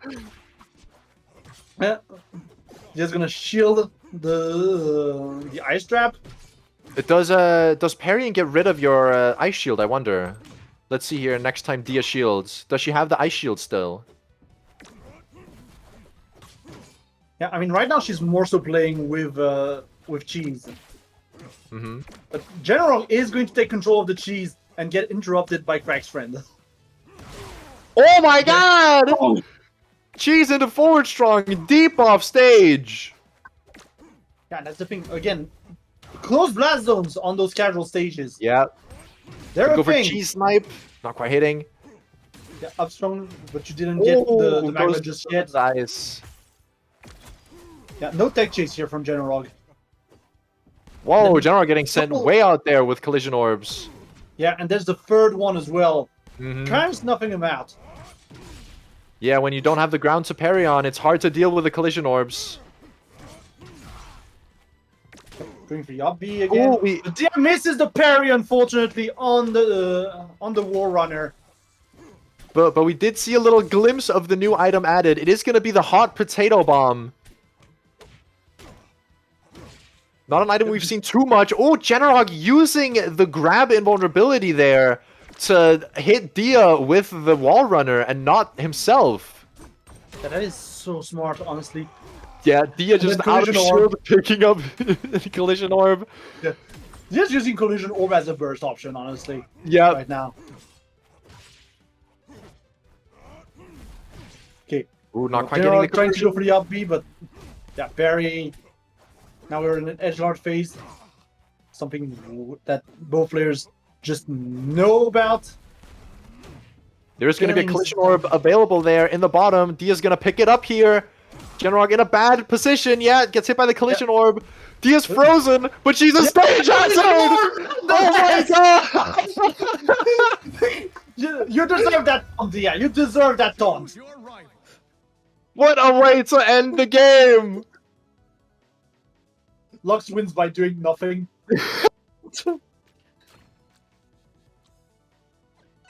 Like, imagine getting killed by someone who's frozen. That has to hurt. The ego. Yeah, that has to hurt. Yeah, seems like Dia's gonna be sticking with the Loxodont. And I'm loving it. Yeah. That is so great to see, honestly. We're having such a good time here today. Mm-hmm.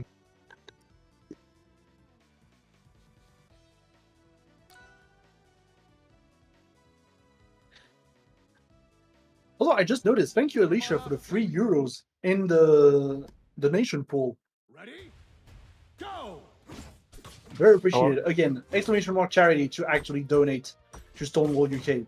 And we're going to Armada Fleet. Probably the worst stage for Loxodon, I would argue. You Yeah, it do not feels get like- free cover here. It feels like these two players are down to get silly tonight. Yep. And now the platform is going to go away. And, And general the does not stage is back gonna it. go away. Yeah, and there's the ferry. Yeah, There's no ledge on that one. There is a ledge on the one below, though. Yep. But that's the thing. I feel like the general might think that those platforms work the same as the shipwreck platform, and like, I have killed ledges all all- around. But the Oh, collision collision orb. This set has had so many collision orb plays. Dia getting punished for hitting Generog because of collision orbs. You really can't approach while your opponent has them. You've got to play around the parry or just waiting it out. Yeah, that's the thing. Like collision, there's no ledge at all here. Bring us Another the ledge one. back. Generog misses the parry. Now in the air. Dia and parries that's in the very- collision orb. Into collision orb, and Dia is going to go far away to get that. Wow. Gets the conversion into kill off collision orb as well. Generog just not being able to get past the wall. We're using up B here to grab Dia down. Little tech chase. Yep, Yeah, it's gonna Kiki's there purple. strong. Yep. The blast zones are right there. She spawned into the platform. I Oh, just no. want to say she spawned Oh, into no. the platform, and she's so up there right now. Oh no! The collision orb! There's nothing you can do about that. Choose your rival. She was literally dead on spawn. Yeah. That was really unfortunate. But Generog taking game 3 in a swift manner. Collision orb showing to be the MVP of this set so far. Collision orb is crazy.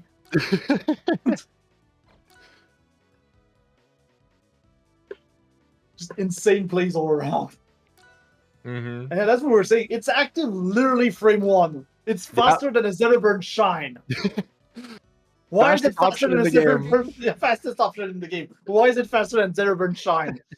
Ready? Go! Alright, we're going to Shipwrecked. Another stage I would not imagine Loxodon enjoys, but... I At mean, least there are ledges on this one. we're seeing some alternative gameplay here today. Yeah. And yeah, the shock pressure into the ice trap. That's going to Yeah, be a lot of then damage. We're gonna stomp, but no, that does not get to release the downstrong quickly enough. Okay, Crystal from Generog doesn't get much out of it, but still, like, you can see Dia's anger in those stomps. You can see Dia's anger. Ooh, nice parries here from Dia. Oh, converts into Upstrong. Clean. Gonna get the free snipe? No, gonna freeze gonna herself get- again. Not quite gonna work without the collision orbs. But she gets them anyways. There they are. They were just a little delayed. Yeah, and thank you, Noel, for the donation. Super appreciated, Noel. Yeah, And there we they're go. both The hot searching for potato each other. bomb is in play for the second time in this whole set. Is it actually going to do something? It's actually attached. Yeah, it is attached, and General is intending to keep it on Dia, but there's Killing Orb and then the hot potato. And the more you get hit, the stronger this hot potato is going to be. Honestly, at this point, it might just kill. Yes, Yeah, it does. With the combo with the shark as well. Like, Shark Jump was just there for the assist.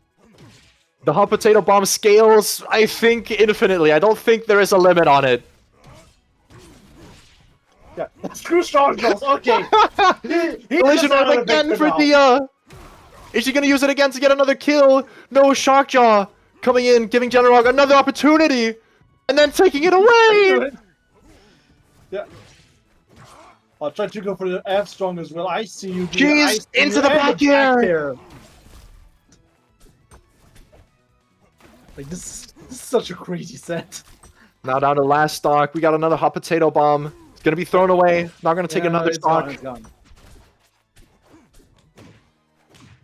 Okay, we got Alright, off Generog here. Yeah, General going for Oh, no. the standard combos right now, and Collision Orb. And Collision Orb. And I'm lagging behind, but there's Collision Orb. Dia getting great damage off this collision orb. I mean, Generog never in a mind the desperate Collision attempt to Orb. get away. Look at Uses Strongbow down going B. crazy. But still hasn't landed. Finally gets able to land, but is caught by the meatball. Oh my god! this wasn't Dia freezes Strongbow. herself for a third time! Generog profiting off it greatly. There's the 4 there though. Chargel trying to go for the kill. And there's General getting punished here for that high recovery. With the back here. Gotta be careful. Chargel. General actually saving Dia from Chargel here. But then then Armstrong's we'll gonna fall. take us to Game 5 once again. Choose your rival. That is insane. That is so insane. What a hype set. They are not slowing down these two at all. Showing exactly how much fun this setup can be. I mean, that's the thing. We were talking earlier about the rare instance where this rule set could technically lead to a timeout. This is not what's going to happen here. No. That's not what's happening in this set. Absolutely not.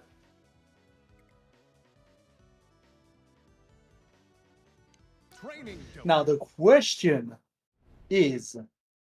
Ready? Go. We're Where are we going going? to Bumper City. Oh my gosh, that's spawn!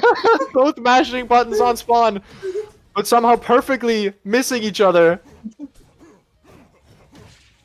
I was not ready for the Loxodons to, like, touch tips on spawn. Oh, the hot potato bomb is in play now. Oh, It that is bomb by is enemy gonna as grow. well. Oh, the bomb does not grow off this? No, it only grows when Oh you my get the god! when you get into the hot potato situation. That's the thing. Only grows when you're passing it over. I see. But still, it was enough to kill, getting sent up all the way up there, and then the bumper moving Generog out of the way so he can't use it to save himself. How is Generog gonna get around these collision orbs? Dia once again, using them to great effect. He has collision. Cobbling orbs to and the no bumpers. strong! Yeah, he also Get has another the bumpers bumper. to worry about. A And then shield the break. Shield break, and that. But that's gonna go into the bumper! Because the bumper. And then the bumper giveth and the bumper taketh. Getting the There's crystal. into bumper. What is happening? Another bumper. And the 4 strongs. This time it's going to kill. There's nothing in the way of General. This time Dia manages to get the kill. Now looking in a great position here. Generog trying to take it away from her. Oh, Tex on the narrow wall of that side there. Yeah, that's the thing. And the mine as well. Wait, Yeah, he just clip by the mine. spawned into a collision orb. Are you kidding me? Managed to get the parry? But that's the thing. There's Barry, and there's... Somehow Dia managed to get rid of all 3 collision orbs at the same time. Yep. And the And bumper there's a hot saving her. potato Oh into- no. Woo! Yeah, General is gonna make it. But then hot potato again into neutral B. Oh, that surely Dia, yeah, just straight up dies to the throw. But even if she wasn't dead to the throw, I think the bomb was set to go off anytime soon. But it's looking tough for Generog. Gets the ice though. This is huge. Generog's going to be able to build up so much percent. 70% for free. But still, it's going to take more than that. Barely come back avoids here. The F strong. Dia manages to finally Oh. get the parry off of the bumper. And then gets punished for the forward tilt as well. This could potentially be a stock. Dia takes the bumper and then down strong as well. Gets bumpered again. Oh Gets no! bumpered as an edge guard. Oh I no! think it might be actually over if Dia can get that and doesn't even need it. She Wow! doesn't even need it. And Dia is gonna take it 3-2 over Generog and move on to the top 6. Completely covering the recovery with bumper there. Really good bumper placement by Dia. I don't even know what world Generog came back in. I think the only course of action would be to like somehow use all of your resources to get above the lower bumper and then just bounce around for a while. But even then, you're going to be taking so much damage. You're going to be in a terrible position. You're going to be spending all of your resources to get over there. So I think that was just GG's either way. Such a bad position for Generog to be in there at the end. Now, all I have to say, Epic, if you're watching, make sure to clip all of the tournament, I guess. But yeah. Yeah, there's some good highlights in here. Yeah. Crazy highlights and everything. Man, I love this format. Thank you, So Mizi, great. for the donation. Really appreciated. Yeah, and with that, I think we are going to get into our last set for this block at the very least. Of course, there's going to be more action right after, but we are going to go into Forskeren versus Zanati. And I'm excited. Because this is my GOAT here. I might be a little biased, but Forskeren, the best player from Denmark.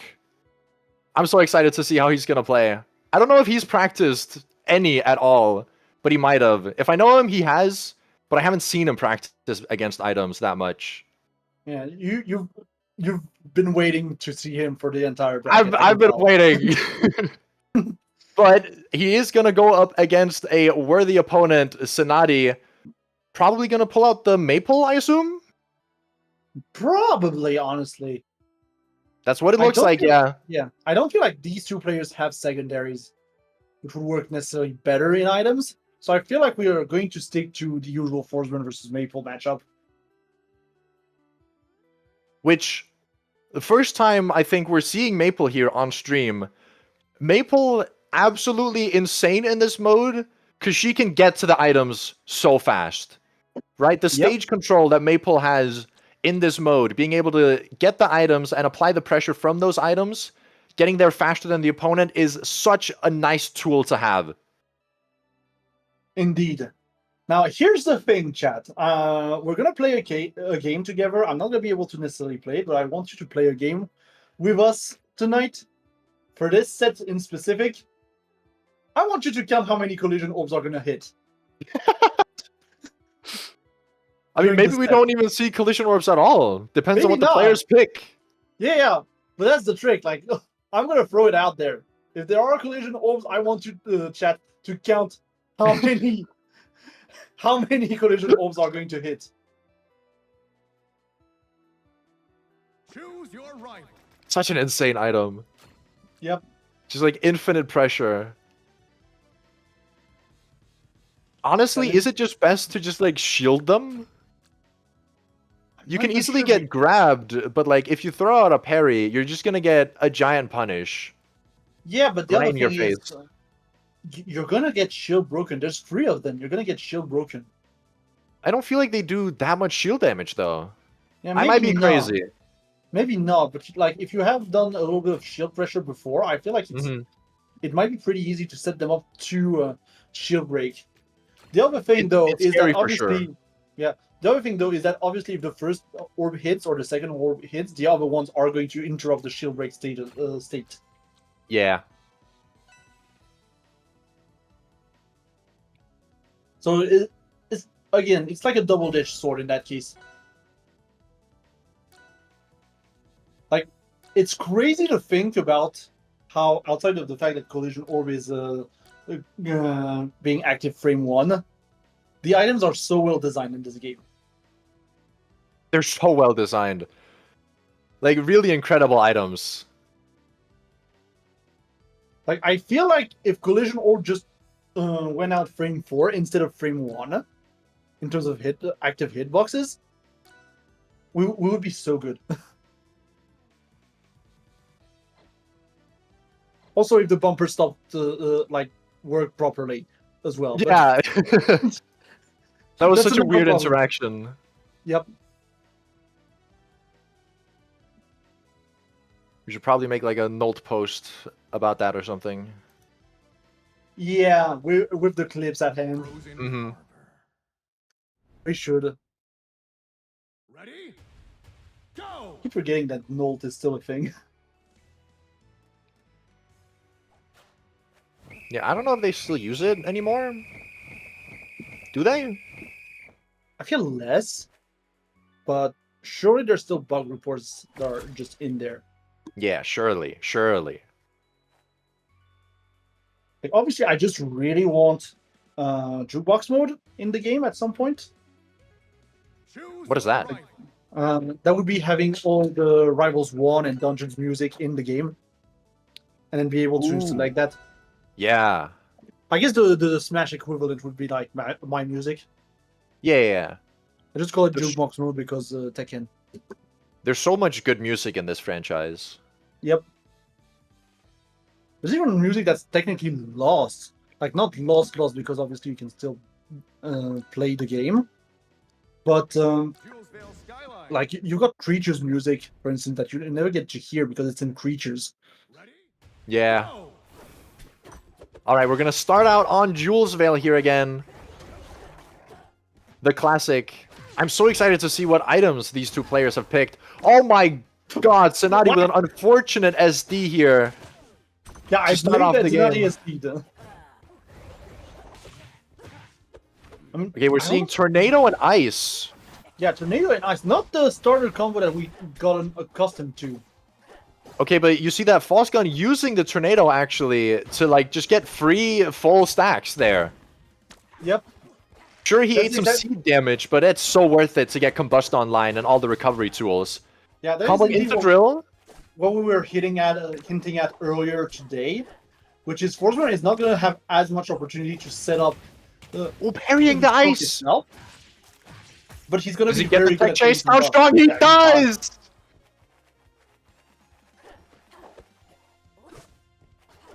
Just hanging out here with a drill. Forsman has full. Oh, stage a control. downward drill! So much damage! Yeah, and then tornado, and I think this Going into might actually tornado. be done. This might actually be done. There's a chance. Like, Yeah, you they can- both tech it. But And False Gun is Combust ready as with well. it down there. But nice wait for Senati there. Avoiding the Combust, yeah. Senati's so lucky here. Oh, but gets freezing frozen! himself. Yeah. Is it going to be another tech chase. chase? Not quite. That's Gets what mixed I up with a tech in place. Oh, we have collision Collision orbs. orb is in play. Collision All right, orb is in Chad. play. I repeat, it's time. One. And that's the first game. Decided once again by collision orbs. You have been deceived. Item, man, this item's crazy. Choose your rifle. False Gun going up 1-0. What's a good like maple stage out of all these stages? I feel like I'm not- treetop you can just control the ground. Yeah, I feel like Treetop would be really good for Maple. Because you can control the ground. Maple has some really good options to kill off the sides. Hmm. Armada fleet. I feel like Warren might be decent as well. Go! Oh, okay. Why? We're going to Armada. Why? This could go either way. Any one of them Yeah. could explode at any second here on this Yeah, because- stage. Yeah, that's the thing you gotta remember, I guess, is that it's really a game where Forsman is not going to have that much smoke again. Oh, there you Okay, go. oh, that's 3 already. That's 4. Taking up to 70%. A back air here is gonna kill absolutely with these hitboxes. Yeah, Oh, gets saved by the stage! yeah, but the little platform below, it's so cute platform. Almost gets carried. Almost gets carried again. Carrying orb is in play as well. But Yeah, there's the connects the back air. punishing- Yeah, punishing the pickup of that drill. Alright, now Combust is online. This is a move with crazy set knockback.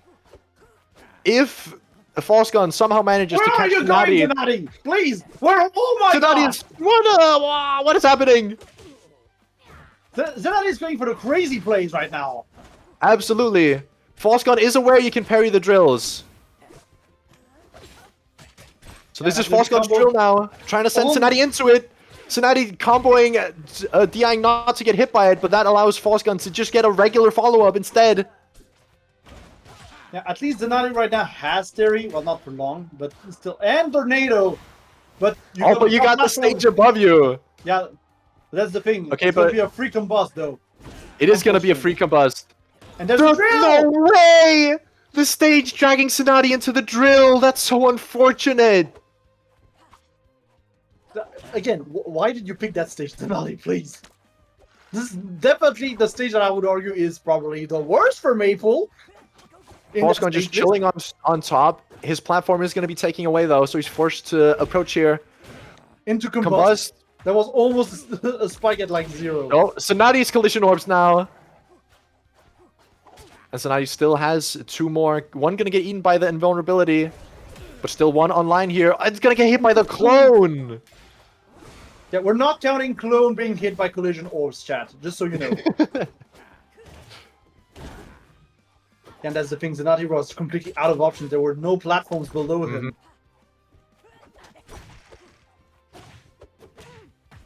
They've got It's going to some be a nairs. dangerous drill.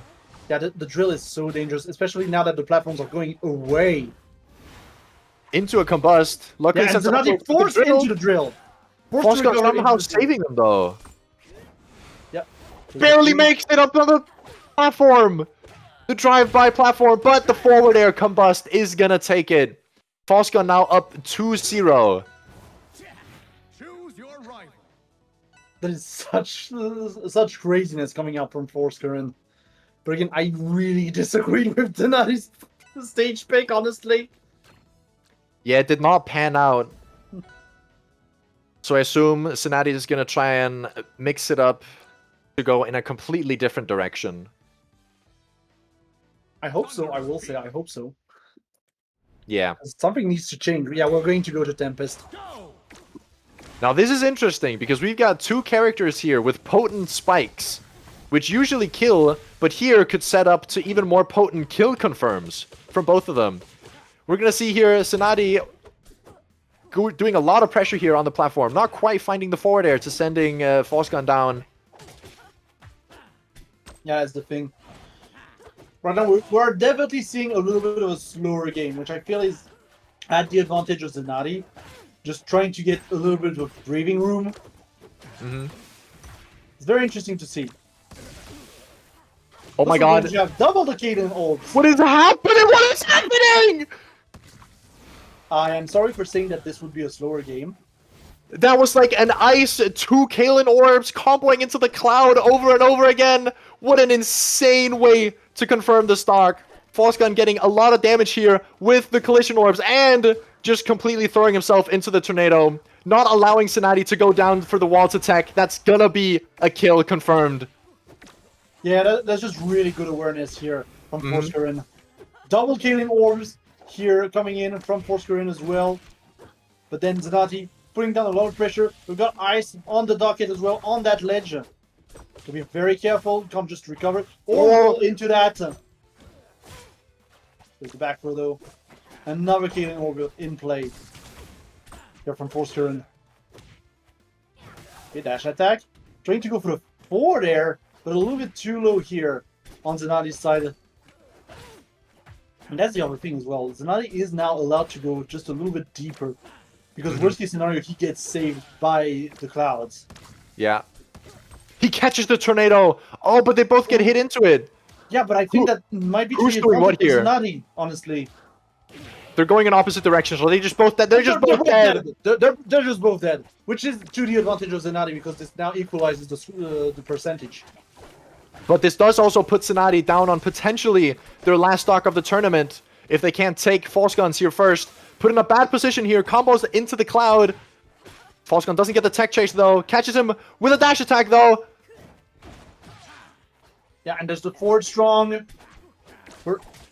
And the drill. Tsunade needs that drill. Tsunade needs that drill right now. Then we're gonna go through the throw. Yeah, there you go. There's the There's the drill into a Yep. tornado Yeah. You're Set gonna up the take next this drill, time perhaps? to set up even more into Yeah. another drill. But that does get Force Current Yeah, out of the tornado, though. I don't know if the Yeah, tornado would have this thing- killed. I think The it might Kaelin have, Orb! honestly. Yeah. But thankfully, Zanati's not dead yet. False Gun pressuring Wow. here with the ice, but accidentally icing himself. But there's a Kaelin Orb on him. I think it was a bait. A Collision Orb, though. Doesn't get the parry. And that's going to be it. False Gun 3-0. Decided once again by a Collision Orb. So how many was that, chat? Have we been following along? 'Cause I've not. Yeah, There I have have been not. too many to count. I so have not followed up count. That is crazy. That's sadly going to be the end of Sonati's run, taking a respectable 7th place, though, in this giga-stacked bracket. Yeah, and I think that... Yeah, no, that wasn't the first 3-0 we saw during the stream, because we also had Zeus versus Godface, which was a 3-0. Mhm. But yeah, that does mean we are going to be set up for a crazy, crazy top 6 as well, with Zeus versus Nenax in winners, and then in losers, we're going to have Tree Hugger versus Dia, and then Dom versus Force Current.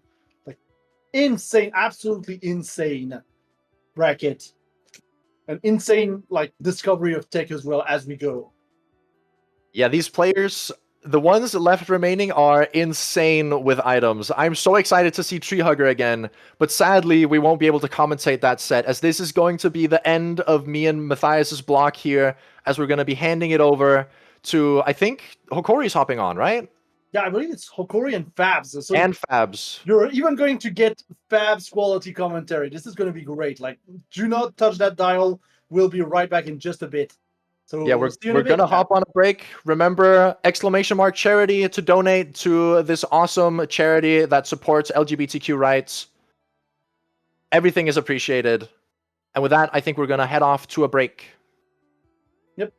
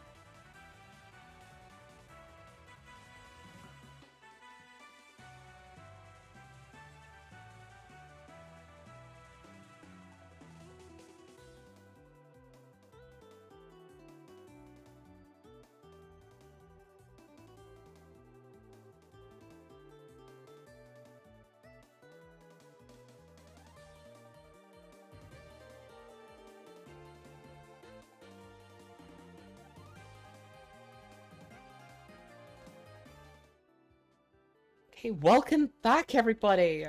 I know it's been a couple hours since I've been on screen, but I am joined, as they said, by Copter. Hello, Fabs. How are you?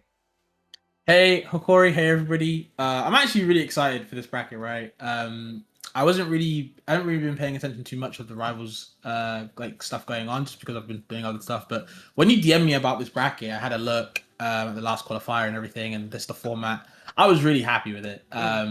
It's a cool idea, so definitely shout outs to you guys. Obviously for charity as always, you know, it's really cool. But also just who's entering the bracket as well. Because for people that don't know, the people that are in this bracket, the players that are still in as well, some of them are item fiends. You know, I've played free-for-alls for many hours with so many of these players. I've seen what they do. I'm not even trying to glaze it. They are pretty crazy, especially Dom, who I have to always give a shout out to. That guy is nuts with item play. Of course, PM days. You know, of course, play Slade as well. But just, you know, the tech he's been doing in Rivals is very fun. And I saw him earlier have a crazy close set with Zeus. So I'm pretty excited to see how he does in losers, but of course we do have to go to the winner's side, of course. Obviously the best in Europe with all the players that are here, and then of course we have Zeus the Goose. So I'm pretty excited to see how Zeus does on these EU servers. A couple of Americans have been playing on our servers recently. I think just because they noticed that like some of us do that as well, namely Gothics mostly. But you know, it's cool to see that we're starting to intermingle with the NA more. I really like that. Not just in a rivalry way of, you know, who's better, but more so just in like a, you know, like, I'll play on your servers, why not? Sometimes it can be bearable, sometimes it can't be. But either way, Corey, I'm pretty excited. I want to know how Nalax can do against this crack. Hell yeah. I mean, again, with a bracket like this, obviously, as we've been seeing, just skill level in general does not make up the full thing. I mean, again, we have Tree Hugger in top 8. We have Dom over names like Gothics and Generog. We just saw go out at 7th place against Dia. So it's a very, very interesting one, and I'm very excited to see how the rest of this goes. Yeah, Dio and General having a set is so funny, especially because they went the Locks Ditto as well. But yeah, I mean, you know, names like Tree Hugger, I just don't think people outside of the EU probably would have heard of. You know, they don't enter anything offline at the moment. You know, they haven't really been entering anything big. So, of course, you know, not many people know about Tree Hugger. Of course, we do know about Nalax, one of the best in the EU, trying to reclaim that first place, you know, in the EU kind of tree, but has the biggest test I think of this bracket so far in Zeus. Did finally draw blood against Dom. Dom was able to take, I believe, 1 or 2 games. I think 1 game, regardless. So, you know, the man's human. He doesn't look it. He's a bit of a robot when he plays, but I'm telling you, he is human. Dom kind of proven it. Let's see if Nelix can kind of go that one step further. And yeah, this bracket's cool, man. Like I said, I like the idea. I'm just looking at losers now. Dia has to have the run back against Tree Hugger. I believe she lost to Tree Hugger in winners. Yeah. And Dom Forscreen going to be battling it out. I don't think Dom will be rocking the Force Burn and the Ditto. He'll probably opt for the Slade, but if he does go for the Force Burn, then fair play. I've only been seeing him play Slade in this bracket so far. So some interesting matchups. And I think you hit the nail on the head though, Hokori, right? When you said that it's not all just skill alone. I completely agree, but it adds to it, right? Yeah. Obviously, you know, it's a casual bracket, but with a competitive side to it. And when you see players like, you know, Nalax and Zeus with the item play, it really kind of adds to it. So we'll see what happens. Yeah, but already Zeus going for the Loxodon against Nalax here. I mean, they've been sitting quite pretty with their Crag so far this bracket, as we saw against like Gothics and Dom. But switching to Loxodon, I mean, we saw again Dia and General go with Loxodon Ditto. So there is merit to picking this character in this format. The thing is that with Zeus, it's like it's not even like a throw pick, anyways, because you know, if you know about Zeus the Goose, which I assume most people do, he has got every character into Ethereum before. He's played a lot with every character in the game. He's a big player of this game. He loves this game, right? Probably the only positive person I know in this community, jokes aside.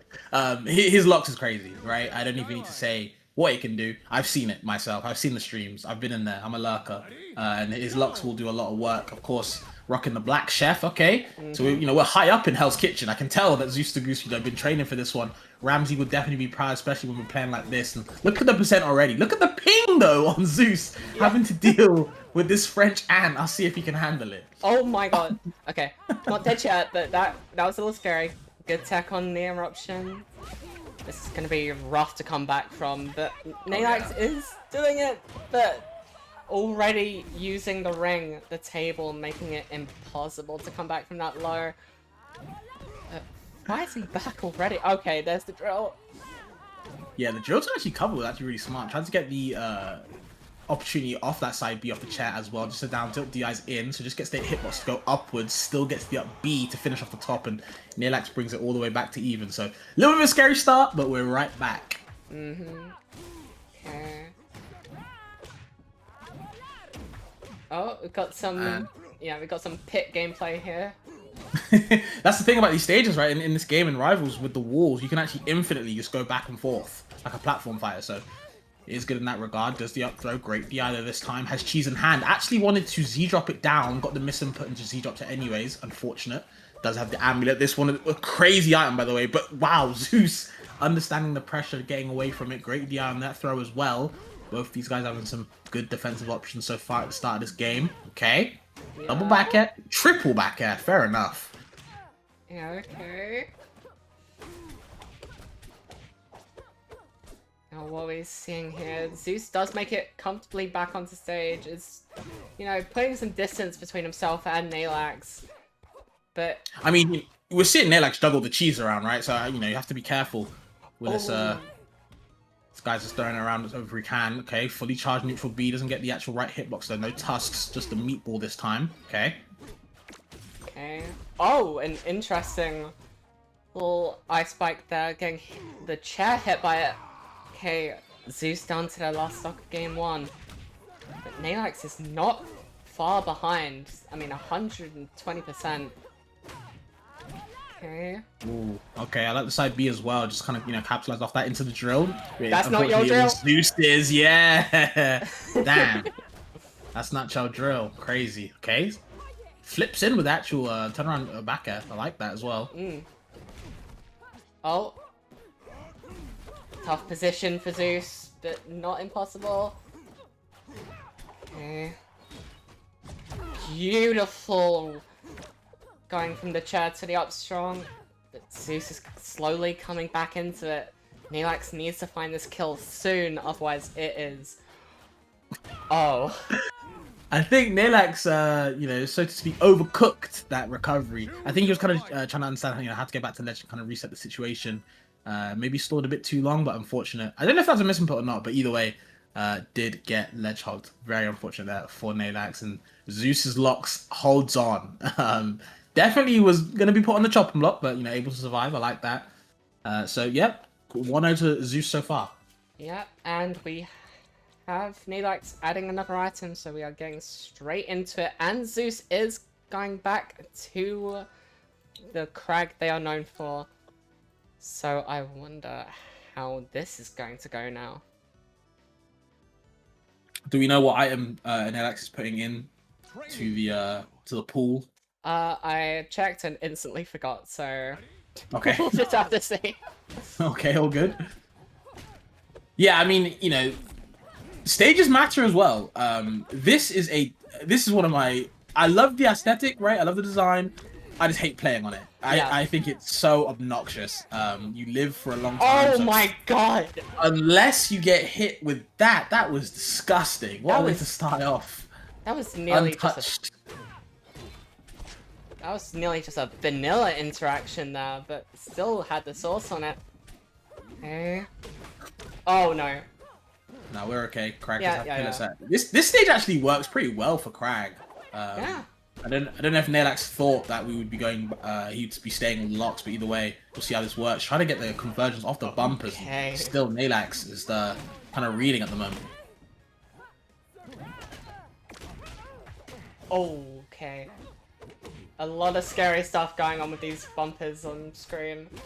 Yeah, and Nalax trying to get just that one up B to maybe get like a little conversion, but wow, okay. DIing in on the throw, so even if we get hit with a down throw that's confirmed, the bumpers are there to kind of stop that. Amulet in the hand, throws it, gets the crystal, doesn't capitalize too much, but He's still getting percent nonetheless. It's looking bad for Nalax. Has to come back somehow. He's looking for a comeback. There's the down from the side B, the angle downwards. Does find the conversion at least. So, we're still in there.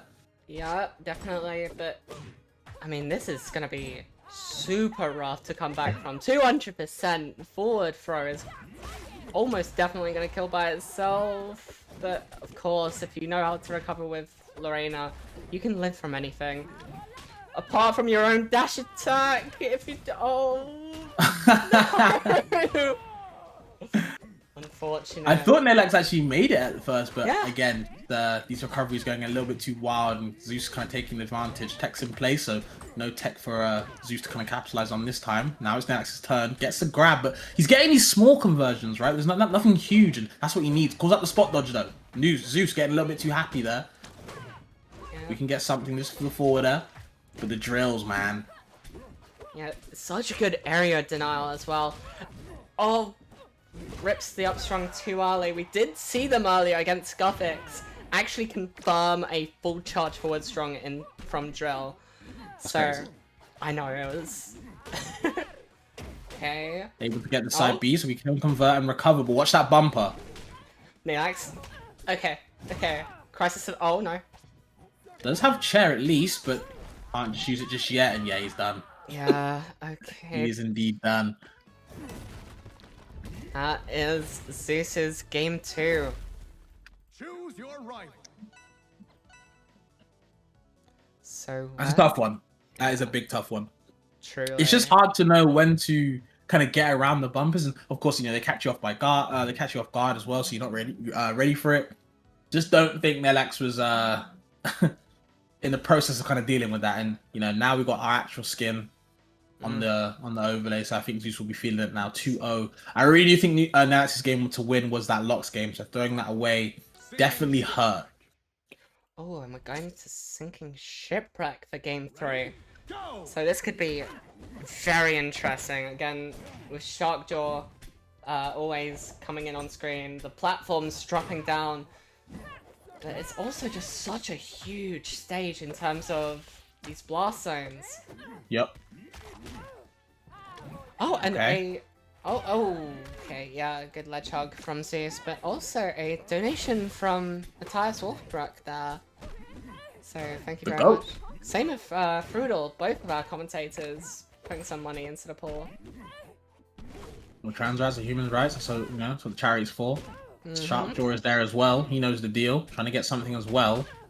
Nelax wanted that drill in his hand, but I think Zeus was just a little bit too quick on the mark. And goes get the back air, the downer as well. Wants the up air conversion, but just can't find anything to finish. Yeah. Now we have seen that these players are very good at just avoiding Sharkjaw, but Nelax not able to find their way back to the ledge, and suddenly down to their last stop while Zeus sits pretty on their first. That could change, but entirely depends on if Nelax can get through his recovery. Okay, down throw, DI's out, and yeah, it's been a really bad game. I was really surprised that Nelax went for this stage. I really think it just favors Crag, but who knows? Up B as well. Shouldn't really get the kill. Yeah, it's not enough just yet. Crag does full heavy, fast. Cheese in hand, throws it away. Okay. Something interesting to note is technically offstage starts very soon, so you're not going to get too much mileage out of, going for up B onto the offstage, because it's gonna just get the ring out very soon. But regardless, the Ice Spike getting some nice percent onto Zeus, but is it gonna be enough to bring us back? Okay, off the amulet crystal. I like that. Okay. Oh, Sharkjaw doing this work now for Nelax. Okay, it's his turn now. Chair in hand, never mind, leaves it alone. Sharkjaw just gets rid of it. Just wants the down tilt poke, but doesn't get that right hitbox he needs to kind of convert. Oh, no. The drill is there to push him away, and wow, has to rely on the chair. The rock is there to grab it instead, but the drill covers all. Zeus beats all as he makes it to Grands win aside. And yo, he had a bit too much coverage. That was crazy. Insane, actually.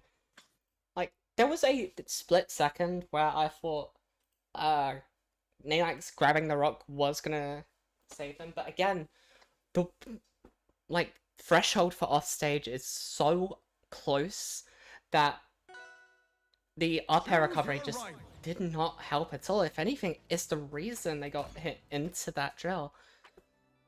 Yeah, that was crazy. I did think that, you know, it was already wild enough that Nelax was able to recover while grabbing the rock, right, up airing the rock after missing the chair. But then instead the drill was just there to make sure that you're still not coming back. Even the Rainer can't come back. That's how you know it was done. And again, Zeus just took advantage of some good maps picked in Crag's favor. I would say, and that obviously that very generous locks game in the first one. So Yeah. Well, with that, again, we have our top two, well, at least most of our top three sorted, but we need to figure out who is going to actually run into Nelax next as we go into our losers quarters here. First game going to be Dia vs Tree Hugger, the run back from pools. yeah. So in winners, yeah, like I said, in pools, I believe Treehugger was able to clutch that. I do think, of course, we know it's not just skill alone, but I think it helps Treehugger at least at this matchup. Does favor Absa, right? And the main thing is, of course, when when Rana grabs Absa, nothing really happens. Has to rely on a lot of reads and hope for bad DI on Treehugger's part, which they're not really going to miss at the better level, right, of EU.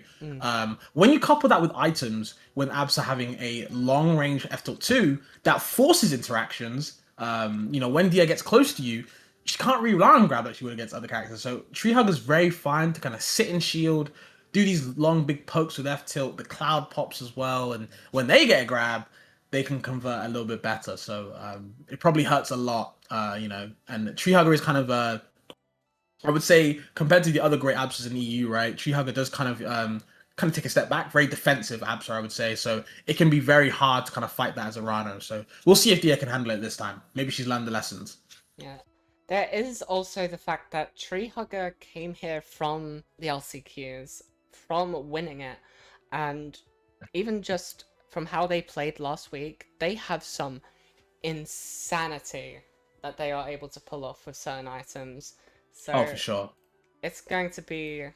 Oh, I pinged Digito. Whoops. I mean, it's also similar to Dom, right? Treehugger actually has a very good slate in the pocket. You know, don't sleep on that as well. So I would imagine that Treehugger's probably very comfortable with items as well. So we'll see if that comes out. Maybe I'd probably imagine not, probably the Absa only. But you know, making a huge run from LCQ all the way to here, it proves how, you know, their playstyle is super effective, especially for this bracket. So Yeah, definitely.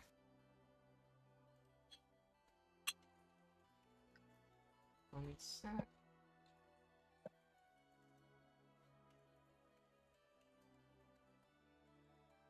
okay, so yeah, just to check again, Treehugger and Dio will be facing off in loose quarters.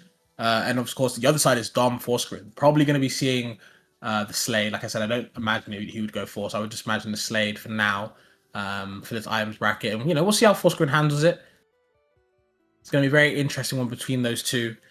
And then, of course, you know, the winner between that plays each other. And then it's just Nadax weighing in the wings to see who gets to fight Zeus as well. Will he get the run back or not? We'll see. I would also like to see Dom versus Zeus, though, because that first set was a banger set. It was a great set. And I do think Dom could have taken that on a different day. But, you know, maybe I'm just coping. Who knows?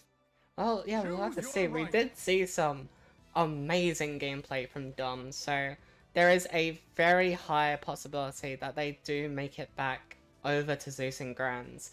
But again, there are so many just brilliant players in his way, so it's going to be one hell of a trek for him, if at all.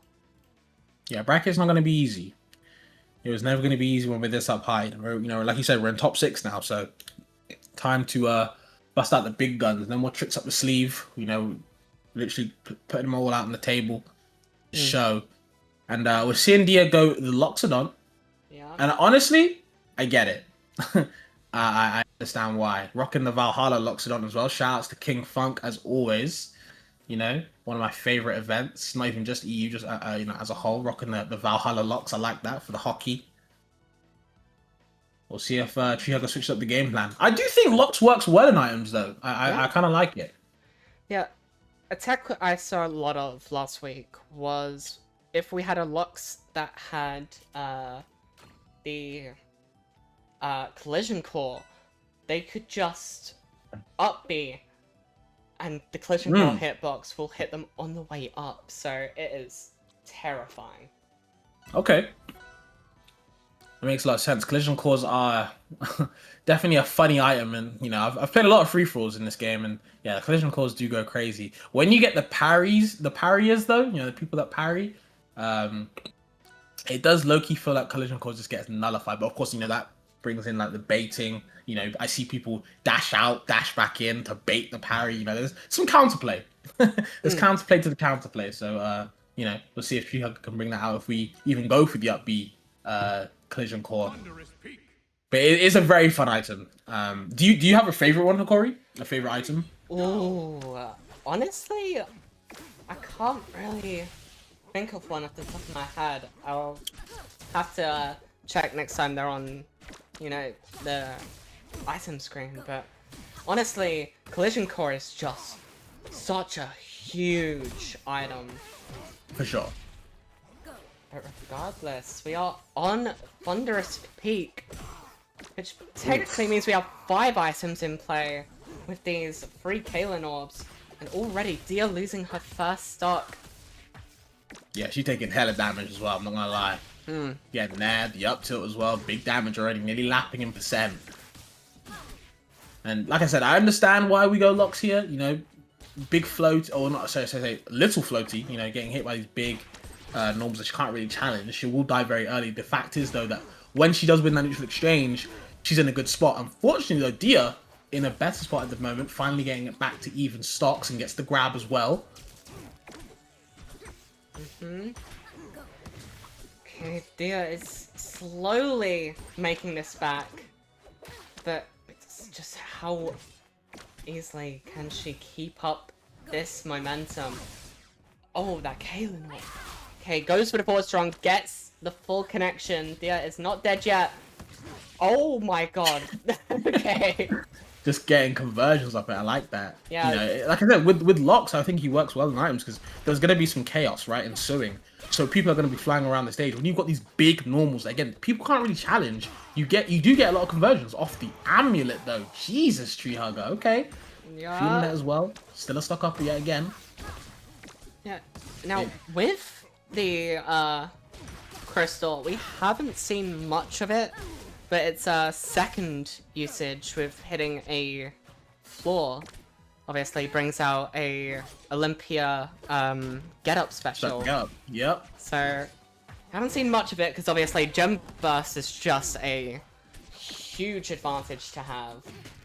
So Vital parry, the Ned one for the jab block. Okay, does have drill on their side as well. And with 2 charge of Magma, you know, do you think Dia's in a good spot with the cheese though? No back air sweet spot. Gets the ankles instead. Just the hooves of it. okay, that drill is still in play for Dia, but it might not matter. She is far off stage. Ooh, Treehugger trying for the full charge down B there. I think Dia's starting to fish out these habits of Treehuggers now. A lot of waiting for Treehuggers to kind of press a button for gap attack or waiting for the spot dodge, stuff like that, and converting. Oh. Has to find a way back down. Okay. Oh, this could be Off it. the No, trail. not yet. Sets up Okay. another one. So Treehugger can't really go too high now when recovering for a bit. Still watch out on her edge guard again. Gets past the cloud. Good. Oh, weak dash back, and there's not the best DI from Treehugger either. So Dia was able to convert and take that first game. Exactly. Was a power play. Choose your So, with that, where do we go next? I mean, we just had Thunderous Tempest Peak, and that worked really well in Dia's favor. We are going to be getting an item from Treehugger. Just want to... Okay, and it's going to be the bomb. So, Okay. we'll just have to see how much use Treehugger gets out of it as we go into game 2. Oh wait, no, Dia accidentally added the bomb, thinking she gets the item pick. Okay. I was thinking that. Damn. Okay. Okay, no, we're getting proximity mine. From Tree Hugger here.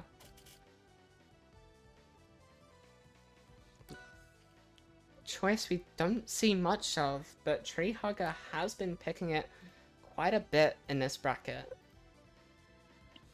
Okay, no training dojo, no bridge. So I think the proximity mine kind of enables Tree Hugger's playstyle because again, I do think Tree Hugger is quite defensive, as we saw just then. And I think having proximity mine means that if we're throwing it down a lot of time, you kind of have to approach me, especially if I have the lead, which we've been seeing Tree Hugger kind of abuse, right? They really want that lead straight away, just so they can kind of command the pace. So when that happens, it's kind of putting Dia in a bad situation. The reason is, though, that first game, she was able to convert because she's getting these grabs, which we're seeing right now, so it's really smart. yeah, I mean, it's also just such amazing area denial, and we've been seeing a lot of that with, you know, drills, especially in this set. But at the same time, it can be detonated by a projectile, so it's not, you know, it's not a wall. It's just something you have to deal with first. For sure. Yep, there's the F-2s. On this stage, you have to be careful. You have to be really careful. Damn! Okay, Tree Hugger not able to make it back. And misses the opportunity. They could die, by the way. Yeah. Either one could die. We've seen these blasters just like that off the cloud pop. A simple little cloud pop. Okay. Proximity mine in play on that platform. And there we go. That's big damage. Big. Able to convert, yep. Just the one up there. Okay. Okay. Doesn't kill just yet, but that was strong definitely well. Okay. I've been seeing Dia get very liberal with those smash attacks. Yeah, look, I understand why. And if we got magma, why not let it flick? And you know, again, Absa can't challenge those hitboxes. I don't think many characters can. Truly. Oh. You might just die. Yep. Okay. Very quick game. Yeah, definitely. Only a minute long and we're down to last stop. Ooh. Okay. That magma smash might have killed, by the way. I'm not Yeah. gonna lie. If that caught Tree Hugger, I think they would have died. Yeah. Does have cheese in hand though. Okay.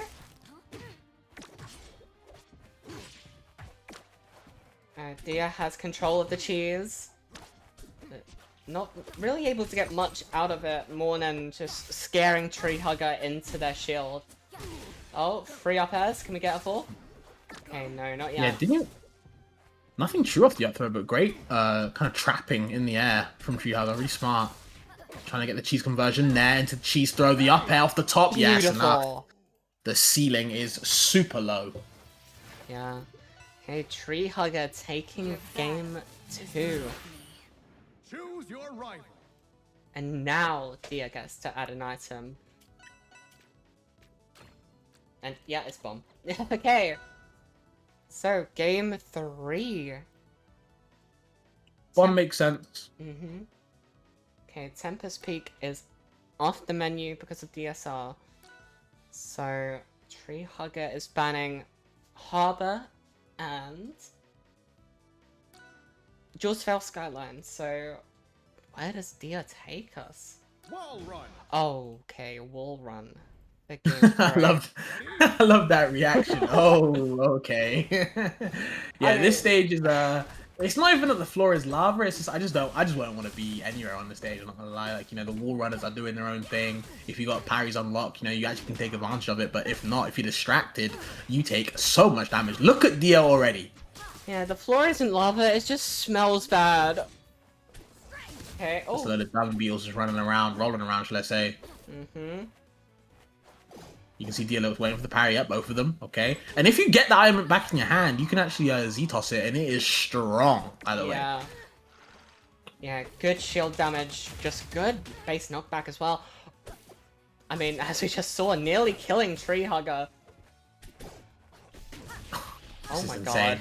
Just a one-up tilt, no drill conversion, that is Dia's. And Dia actually couldn't DI in, so, you know, if Tree Hugger did up air, they would have got caught by the drill. Smart. Oh my god. We got conversions out here. The drill sneaking in. to get rid of Tree Hugger there. Okay, I'll throw back air. Oh, You can see Tree Hugger very aggressive on the way Nice. back and able to convert. Wow. hell yeah. Okay, Dia down to her last stock. Tree Hugger is looking so clean right now. Yeah, it looks bad for Dia. Let's get the parry though, but no conversion. The bumper is there to stop to put a stop to any of that. I think the main thing is, obviously, Absol's a very, very floaty character, very air-based in their approach already, so you're not going to see a Tree Hugger getting hit by many of these wall runners. Oh my god, that drill! I need someone to confirm if it locks onto the opponent's closest position or not, because, dear god. Your battle is the new. Yeah, Dia getting put through the ringer at the moment. Just some real good item conversions from Tree Hugger, just kind of understanding where Dia might be and kind of covering with that big hitbox of upper. Okay. So, where are we going now?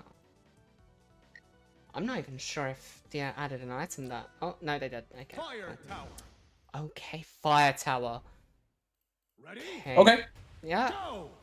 I mean, these are very horizontal-based characters when it comes to kills, so that ceiling's mostly there to stop percentage build-up rather than actual stock taking. And I think Tree Hugger will like this because Abs is really flat off the top, right? Of course, she's still quite light off the side, but she's very flat off the top. So kind of negating that does help Tree Hugger a lot, and it kind of enforces them to play this this playstyle they're doing right now, kind of just keeping away, popping the cloud, F tilt 2s as well, and any item in hand if we get one. Okay, trying to get back. Yeah, we got the No bomb deck conversion. balloon. Yep, scary. Not gonna see much of it just yet, though. We have Tree Hugger trying to just keep Dia at bay right now. Oh, back throw into the bumper. Doesn't get anything from it though. Okay, balloon is on Dia. There's a second one on screen. It's on Tree Hugger. It's slightly stronger now. The most vicious game of Hot Potato. Yeah, you Oh, can the see. shield break. Can we tech it? No tech. Attack. Okay, get up attack on the reverse side. F tilt 2 with the cloud as well. This looks bad. Yeah. Okay, back on stage. Oh, the forward strong sour spot still kills. Just lets it rip. I'm with it though. Hell okay, yeah. amulet in hand. Does the pop the crystal. The shield is looking decently low. Saw a couple cracks, but Tree Hugger gotta make it work now. Proximity mine just gets back thrown for the troubles. And gets back to even. Oh, okay. I was getting scared. Oh wow, parrying the bumper and using it as a projectile. Smart. Yeah. Off the bumper. Off another one. Special gallop though is actually gonna help Dia, or should I say help Tree Hugger to get away from Dia's pressure. Yeah, she does keep, they do keep going for these special get-ups, not really getting punished for them too much. But I suppose that is just because it's hard to punish most of anything sure. in this format. Okay. Oh. I don't know if this is a muscle memory thing or what, but Dia just relentlessly doing up smash. Maybe it's just for the damage. Again, these special pummels, you gotta press B. But it doesn't matter, as Dia instantly goes for that back air. Last stop for Tree Hugger. Potential game Going 5 if stand. Dia keeps this up. Yep. Kicks him off the platform. No F smash either. I love that. Dash dance into F strong. Just want something. Oh, okay. Wow. Okay. What a direction. One minute. Okay. Tree Hugger's slowly bringing it back to even. But Dia has been looking real nice in this game so far. I say that, and then that happens, and I feel slightly less confident. But it's fine. She is still in this, though Tree Hugger is putting some mileage in. the low budget Kalen Orb, and that's gonna be it. Tree Hugger with the 3-1 victory You're back. over Europe's #1.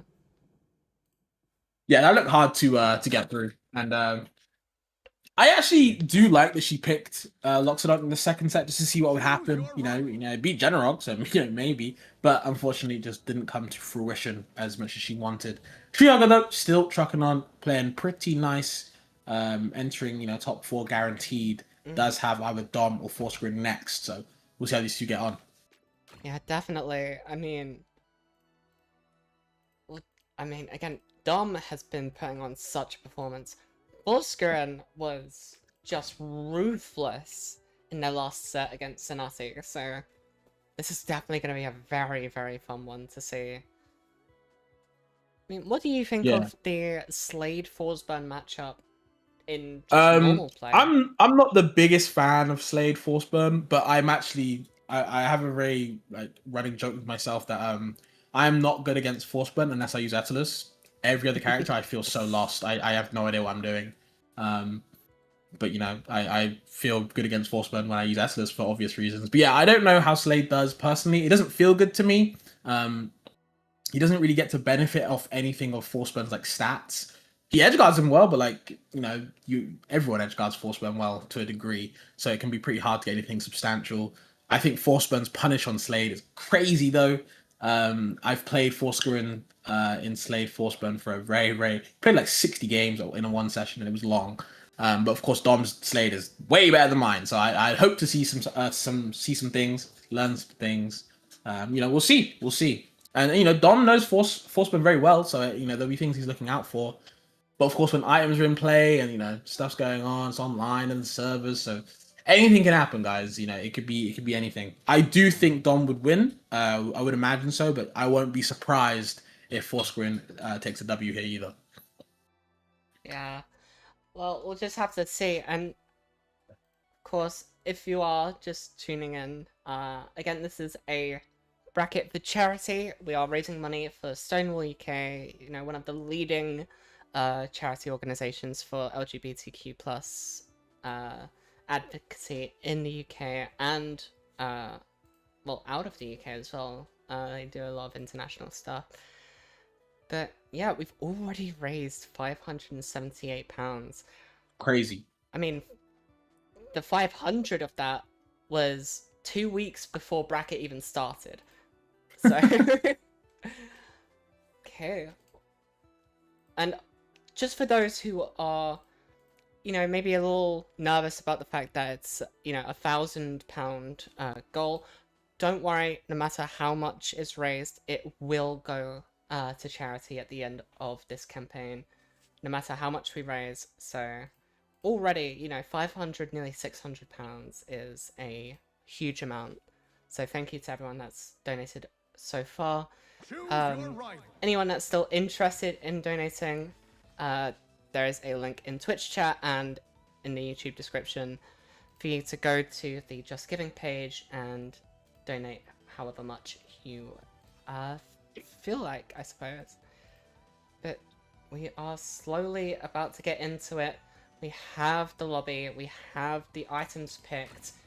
It's just about getting them online. So Fourscreen once again being an absolute menace, picking up Crystal, Ice Spike, and Tornado Toss. And Dom with the Duplicator and Bumper. Yeah, Dom is it makes sense for Dom to pick those two items, Duplicator and the Bumpers. One, because he is very happy to parry the Bumper to get the invincibility and just parry it a lot and use it again like a projectile wall. And then for the Duplicator, it's a lot of just Z tossing, right? He'll throw one, it'll duplicate, and he'll Z toss it straight away to kind of catch you off guard. So two items that kind of enable how Dom wants to play with items. So yeah, but with that, our first game is going to go to Training Dojo. Now this is a terrifying stage for both of these characters' recoveries. Slade especially. I feel. Because You obviously, can see. Forscaran can just go a bit wider with their teleports, but Forscaran, Dom is going to probably struggle if they find themselves low. But, oh, Dom putting the percent on, getting that down strong, not slowing down one bit. Already, I'm seeing Dom very happy to just hold down a lot of the starting percents against Forceman so far. Just kind of understanding, what Forceman's looking out for, and just again holding down on it, CCing it whenever he can. All the bumpers being played off the stage and the items, so it's looking pretty annoying to maneuver around the stage. Yeah, definitely. Okay. Forscaran off stage. Oh, maybe he went too far. Oh no, using the bump attack to try and find their way back on stage. Oh my god, he actually stalled enough to get the clone. That was crazy. Yeah. Oh my, what? The bumper actually getting him off guard, or catching him off guard, wasn't able to recover, so looking pretty good for Dom this first game. Yeah, I mean, I looked away, and Dom was just Can't blink. dead. No, definitely not on this stage, especially. But regardless, oh no. Okay, no, finds their way back on stage. Dom doesn't. Okay. We do have at least one stage, but there's a lot of things going on. Does get that one lasting ledge hog. Tornado just waits it out. Yep, it's gonna wait it out with the freeze as well. And that just lets Dom, of course, have a lot of money. When if you've played Dom Slade, you already know the boomerangs will be coming out. We get as many as we can on stage, getting probably 3. It's looking like a clown just juggling it wherever we can. But the down airs, all the aerials, just get percent where you're frozen. Does look pretty good for Forscaran. Okay, oh, goes for the up B. Okay, not gonna kill by itself. Forscaran back onto stage. Again, Dom just throwing away these tornadoes, not wanting to mess with them one bit. Okay. Starting to see some duplicator play here as well. Okay. Trying to get conversion when they can. Forscaran slowly bringing it back. Okay. Not a great place to be. Oh, because of the duplicator gets an AGT for free. No neutral being needed. Oh, this is looking rough for Forscaran. Yeah, oh, the ice 250%, man. Anything will kill, but of course, Nearly like I said 300. before, the survivability on the stage can be very obnoxious. Yeah. Yep, just gonna. It's best that it's DI actually in to a lot of these vertical killing, just because that bumper just up top will save you a lot of the time. Honestly, yeah, but 330%. This is how you know this is a casual tournament. Off the tornado Oh. as well. Yep, Dom's just gonna direct himself to that bumper. Wow, into another tornado! Not only that, but a duplicator explosion. Both our players are over 300%. It's crazy. No And does way. get sniped. Tries to hide in the smoke. Unfortunately, the wacky game comes to an end as the first game goes towards Dom. And Forscaran was bringing it back, and again, how obnoxious that stage is does work in your favor sometimes, but not this time against Dom. No, definitely not. But with that, we'll just have to see, what does Forscaran add? I mean, again, already they added Tornado Toss themselves. Let's see. How do they make things even... Oh, okay. They're going with Crate. They have a nice item pool in play here, so adding the Crate means more items on screen and more opportunities for some shenanigans to go on. Oh, I forgot to... There we go. Okay, so... Now, if you're Forscaran, what stage are you hoping for here? Honestly, I'm trying to think what stands out. I guess you could go to the water stage. I don't know the name. I'm sorry. Shipwreck, I think it's Yeah, called. I think something you could go there. Yeah, this stage right here, because when Slade is off stage trying to recover, he's doing all his shuriken shenanigans. He's going to be slower, a little bit slower in the air. And His S speed isn't exactly the best, so if you can kind of take advantage of that, it could work in your favor when edge guarding him, but not always the case. Obviously, Dom is a god at getting these aerial glide tosses, so that slower recovery is actually a positive for themselves against, obviously. Oh, okay. Oof. Forget what I was gonna say. Ice Spike is just brutal. It's a strong thing to have in your arsenal, right? It's just Yeah. crazy. And already Dom taking another, just lead of the ice block on the stage. Forsgren can't land there. But there's no need to. That bump placement is foul. It's evil. Oh. Oh, and with that platform gone, that is... They're still back, but yeah, the tornado does... Oh, Dom trying to bump it himself out of it, and successfully doing so. Yeah, Dom's had some really Beautiful smart recoveries. Been crazy.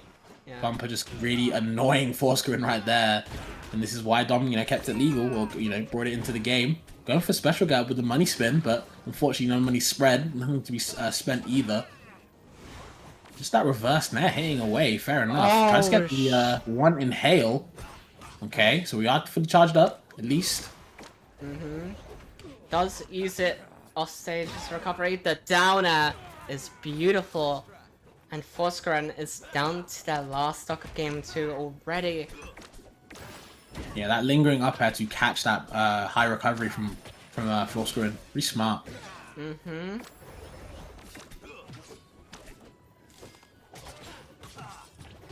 Okay, picks him up the down tilt. Yep, down strong as well. Brings him back down with the down air, so we already know the angle was going down. Empty up grab, of course.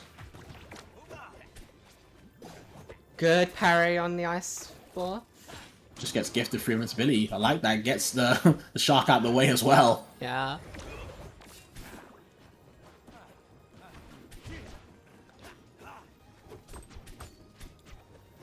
Okay. How do we get this kill? With an up BR shield, like a true Slade. Yeah, you can see Forsgren trying to get a grab or anything, but didn't dash, unfortunately, just stayed outside the range. Maybe misinput, who knows, either way, was outside, so up B was easy to just click that, claim that second game. So Dom 2-0 up now. Yeah, but that is, once again, another item and counterpick to Forsgren. They need to find something. And they have with the drill.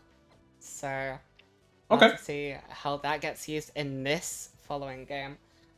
Frozen harm. As we Yeah, go. I'm a fan of the drill in this matchup, just because Slade has to recover at certain heights, right? So if you put a drill off stage, you limit where he wants to be. Unfortunately, with this stage, you're not really going to be recovering. Actually, it's more so about surviving those walls or off the top. Okay.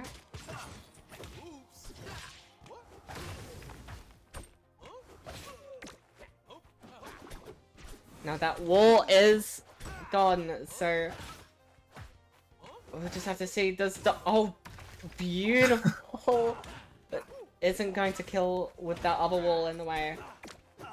No conversion off the up cape, unfortunate. Okay, down strong, not safe on shield, so we can kind of move with it. Parries the drill, so it's now on my side, but we parry it back. We got counterplay for the counterplay. Tornado is there to claim both of them. None of them could escape. Of course, Forsgren should live this if they can kind of tech. Yep, they do. And wow! Converts off the down strong. We're innovative today. Yeah, and we have the frozen shield on Dom, so they need a parry to get rid of that. Otherwise, that is just insane shield pressure for Forsgren to have. Okay. Okay. An FN there. Converting off any aerial, but the drill off the top. Doesn't Yeah. even need to tech, just survives off that collision. Goes for the jab, but actually commits to it, so we can get a clone now. No conversion again, but drill in the hand. Actually working against Forsgren this time. No conversion again, the wall is there to save you. Can you make it back? You can. Bumper is there, both using the items that they picked and put onto the field. Oh man, that's disgusting. I feel like if both of those shows were Doms, I'd just break the game. Oh no. It's done. Oh! The Okay. bumper though. Oh my god, these techs. There we go. Okay. Okay, stocks are even. And Forscarin has to be so careful. Okay. Oh, tries to parry. But Tom building up the duplicate on that side only. Oh god. This is why he brought it onto this game, because look, it covers so much area, and he's able to Z-toss it immediately. Okay, it's getting volatile, it's about to blow. This is gonna Oh be my a God. lot of damage. Oh my god! Okay. No kill though, at least, but the damage was building up on Forscarin's side, and now Dom could bring back to even with a kill off the conversion with the boomerang. Oh, no. Shuriken as well, just Yeah. hitting that recovery, and it's done. Nowhere to go. Okay. Final stock. This is... Okay. Oh my god, he jumped into it. Oh! Okay. If these two won Wartech Kings, Yup. I'm sure that would have been awful for one of them. Okay. And the damage is now on Dom's side, able to get the conversion from the freeze, Oh. but the Oh, wall hitting both of them.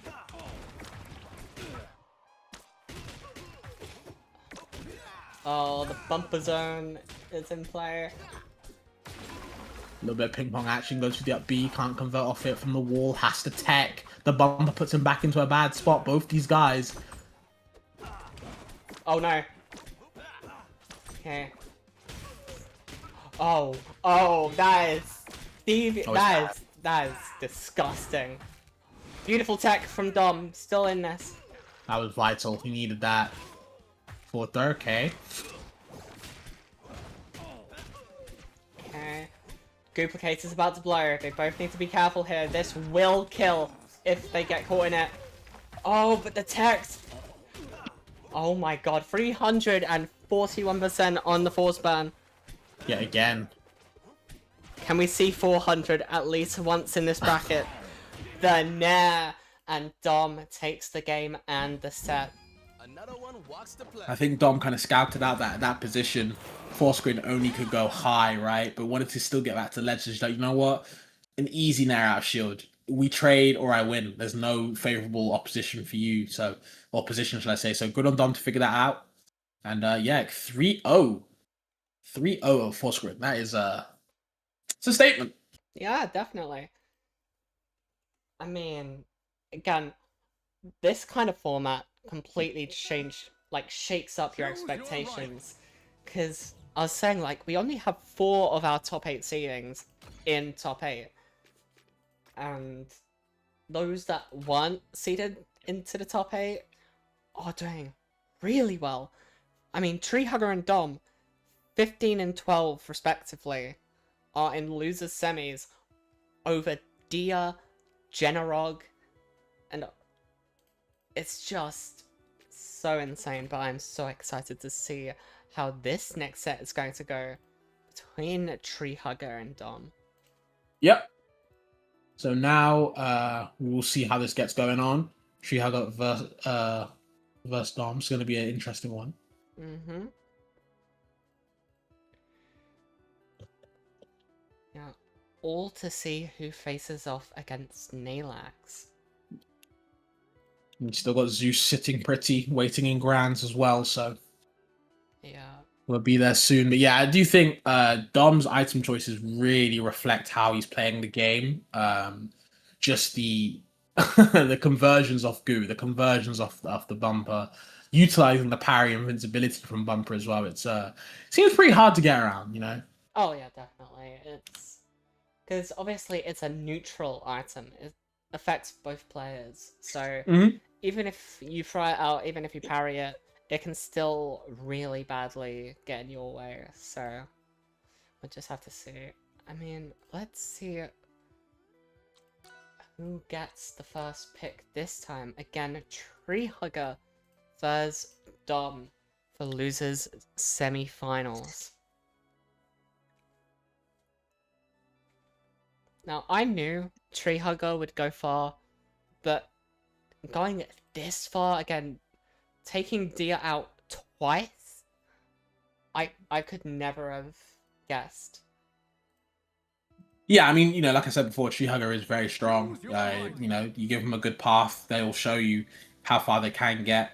And I think they've been very good with the item play as well, showing a lot of good conversions, somehow surviving as Absa. And of course, when you have a recovery like that, it kind of negates certain things that other characters can't do in regards to item play. So with the way that Tree Hugger's playing, it's you have to be very creative in how you're edgeguarding Absa. It's not easy. Character probably has the best recovery at the moment, so you have to be very creative. Luckily, though, Dom, one of the most creative players to ever do it, man, in EU especially, does have a lot of good ideas against this character. I think he'll favour this, but it's not going to be easy. But it's a battle of the Dutch people, of course. Dutch players doing it very well for items, but I do think Dom should be able to convert. But it's one of those ones where Tree Hugger, like you said, been playing so well. Why can't they win as well? Exactly. And something I'd like to point out, there is only, as far as I'm concerned, 4 items we have yet to see on stream at least. That being obviously the Fruit Bowl, Beehive, Floppy Fish, and Platform Spawner. Now, that being said, if you've been paying attention in Grindcore, you would know the Beehive has been in play, thanks to the one and only Donkascone being an absolute menace with it in this bracket. But that being said, I hate the bees so much. Oh, I think I speak for everyone when I say I hate the bees. Well, I hate to say it, you're gonna hate this set. Because the Beehive is in play. Evil. Who was that? Was that Tree Hugger? I need to double check that, but yeah, that was Tree Hugger. So it's What gonna an be evil player. honestly. Bees is crazy. Like that's your counter pick item is bees. Okay. Tree Hugger with the stage pick. Is it Training Dojo or Fire Tower? I think I have. Training dojo. Yep. That's gonna be it as we go into game 1. Go. And Tree Hugger continuously changing their skin, keeping me on my toes. But already, Dom putting on a nice show, both of them. Okay.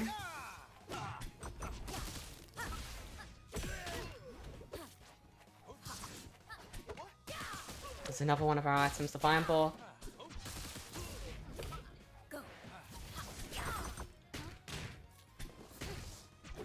On this stage, nonetheless, this is actually going to be a interesting stage. We saw it against when Fourscreen had Dom, and Dom was surviving a lot, so was Fourscreen. So it's just going to be a battle of attrition as the up B does get punished by the F strong. Has to recover a certain way, like I said before, but great stalling that Slade can do. He can stay off stage forever. That shark can live. Oh! Oh We're no. good, we're good. Yeah, we're We good. got tech. We're fine, we're fine. Oh, with the bees though. Immediate death. Yeah. No surprise. Evil item. Okay. No, Tree Hugger is at a very high %. But it's the survivability of it all. Yep. She does die if she gets touched, but it's, the bigger question is how do you touch? How do you get close to Sugar in this regard? How can you get the kill? Oh, there we go. Good down strong Yep. to take it. Not able to DI towards the bumper as well, so couldn't survive that time. Okay, it's double dash down strong. Can't land where I'm going to be. Hit for Nair for the down strong as well. Big damage coming up, and Tree Hugger starting to lose this lead. Yeah, slowly but surely. They are still keeping it, however, so... okay. Nice. Okay, good forward, strong. It's not gonna kill by itself. Oh, tree hugger between a bumper and a hard place. Yeah, it looks bad. Able to recover the bees is on Dom, so Sugar should be able to get some small conversions. The hit lag is raised very high as well, so you have to watch out. The back throw is going to be enough to kill. They do go 2-1 up.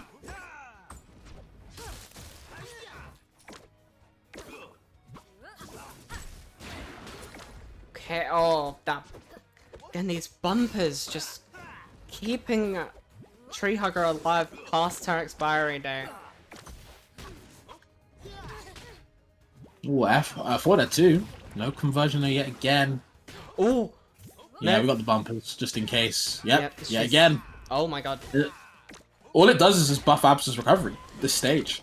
Yeah, but even then, it did get in the way of Tree Hugger getting back. It kept her alive, but it didn't keep him on, like, in safety. I understand.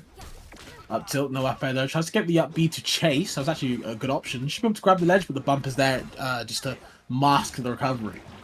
Mm-hmm.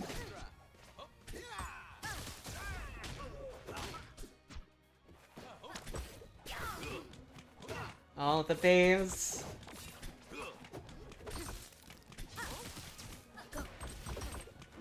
Oh, That's that shield. Yeah. Was that the up B, but goes for up strong instead. I don't know if that's a misinput or just a bad call out there, but still able to get the conversion off the back throw instead to go 1-0 up. That was a interesting first game. Yeah, very interesting. But I doubt we're gonna see Training Dojo again, at least this set. Choose your rival. I'm hoping so, because dear God, what was that? Regardless. I would be very surprised. Yeah, okay, let's see what Dom adds. It's going to be the Ice Spike for our 5th item of the set.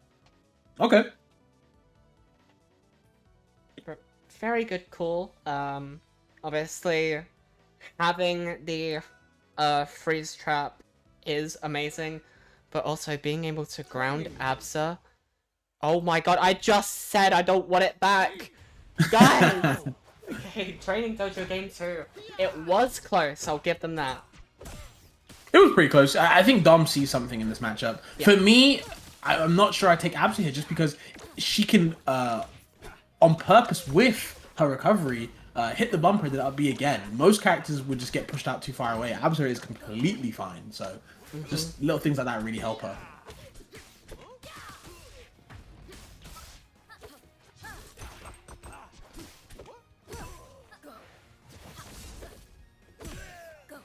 Good forwarder. No, Able to no, recover. yeah, the bumper was there, maybe, but it wasn't, so no time for hypotheticals. As we just keep moving. Oh, Dom, no. Oh, Dom, no! Yeah, it's not enough. That bumper just doesn't give you as much momentum as you would hope, so... Quick, or maybe a quick second game from Chihaga if they can just kind of clean up here. One probably to back throw or down throw into the bumper. Gets to get the down air sweet spot, the down strong as well. All this damage. Dom is in trouble. Okay, good Ice Spike. No follow-up from it. Okay, goes for the down air. Okay. Scary position for Dom. Does make it back safe and sound. But... Oh, shield. It's very tough to kind of get past. Just throws out the F strong. Maybe looking for just one kill. That would help, but the ice spike. Oh, this damage. This is big damage. Oh my god, so many forward airs. Okay. Up strong, maybe not the best option, but 200% Yeah. good DI into the up bumper. B. And that's the thing, we can throw options there and get punished because, again, the bumpers do save me, or save Dom in this instance, just in case. Can't DI to the bumper that time off the down strong, so Dom does kill. Takes one off the board, but we've got 2 to work with. Ice Spike yet again, it's just extra damage. 300. Oh my god, these bumpers. Okay, forward throw, not a kill throw just yet. 344. Went for down strong instead of down tilt. Very interesting. Hmm. Off the wrap. Okay. No up tilt conversion. Tree Hugger escapes and gets a back throw. But yep, into the bumpers we go. Come on, I want to see 400. Let's go! You just might. Yeah, there it is. Okay, there we go. Finally threads the needle with the back throw. Taking game 2. Choose your rival. And hopefully we don't see that stage again. I can't imagine Dom would go back there for the third time. I think, you know, the second time was like, hey, you know what? You got me, but I'll definitely get you this time. Now it's like, okay, never mind. This stage is really not working out well. But surprisingly, from Dom, we are seeing the bomb pick. Well, I say surprisingly. Obviously, Slade has their own bomb, but Sinking ship. it takes a while to charge up, and it does cost money, so not too surprising. But regardless, we are going to Sunken Shipwreck for game 3. Dom's last chance to stay in the bracket. Let's see how we can convert off now. Okay. Can go very low to get the double down there, but doesn't get too much from it.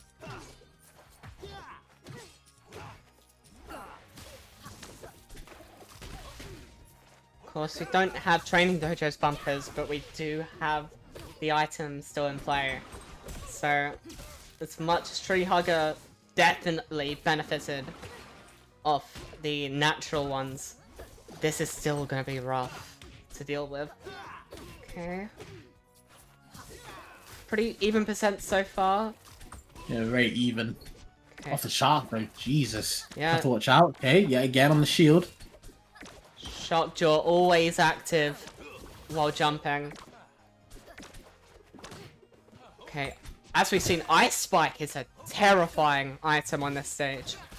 Yeah, it can Loki sometimes just trigger death. Okay, Duplicator about to blow. Not got too many, so it wasn't too detrimental. Okay. What? Oh, it was Okay. bouncing off the platform. I was confused by the bind wrap. Okay. Oh, Shockjaw with the alley-oop. Oh, that down air. Not gonna kill by itself. Though, Tree Hugger isn't able to recover from it. Okay, we have a stock gone.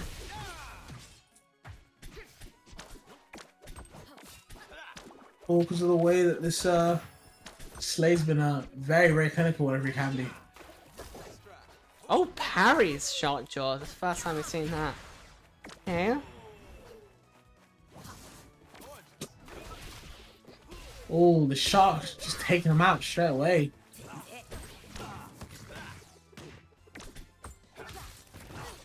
Okay, Frozen Shield for Tree Hugger.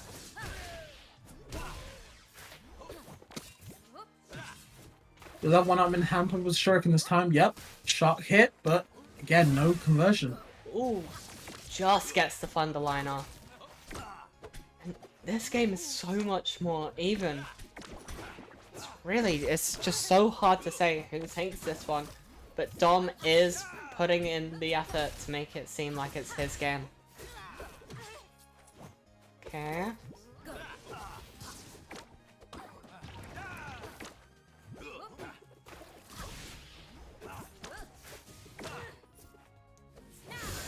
Oh, a little higher and that would have been a dead answer. Absolutely. Okay, killing with the base knockback of Duplicator. And now Dom can kind of work with it. Never mind. I was trying to give him some praise. This might be a quick throw to Trigger side. If we can kind of get any type of conversion. Dom trying to fight back though at least, but the F strong, oh man. Uh-oh. It's not a good way to start. Okay, Duplicator putting on some damage on both of our players here. We have a bumper in center stage.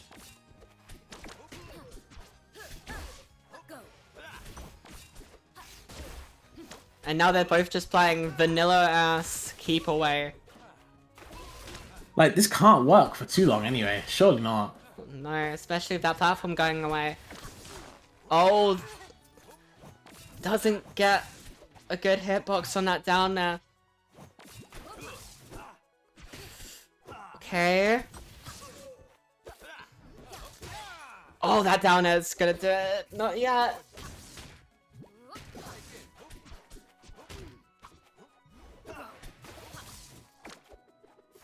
Obviously, Trio taking their time when they want to go back to stage, but the down air is actually able to convert it, and Dom not down that just yet. Signs of life in the shark as he sneaks by game 4.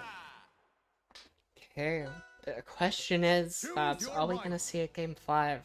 Or is Tree Hugger going to stop this comeback where it starts?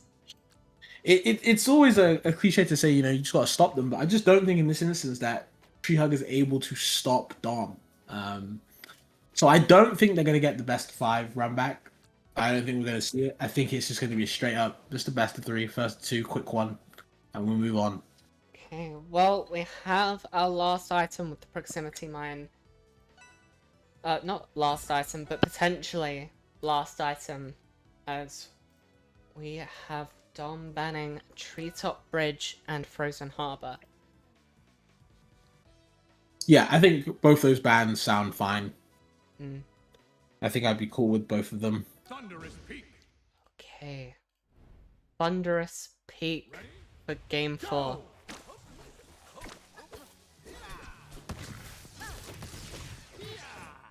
Okay.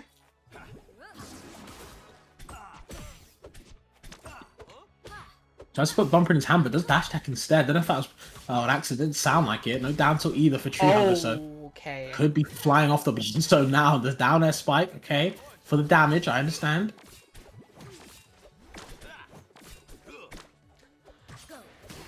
Okay. Dom's starting to play like this is Rivals 1 Tempest. Oh man, it even remind me of those days. No. No conversion off the nair. Big toe poke. Okay. Oh. Yeah, Tree Hugger not being too careful about the clouds. Okay, beautiful down air from Dom. Yeah, you have to be innovative, man, when you're kind of edgeguarding this character. Like I said, you have to be, and Dom is kind of showcasing that. Even if they're not getting kill from the edgeguard, they're putting themselves in a great position and they're attacking a lot of percent, which Absa can't really take, so it is smart nonetheless. Exactly.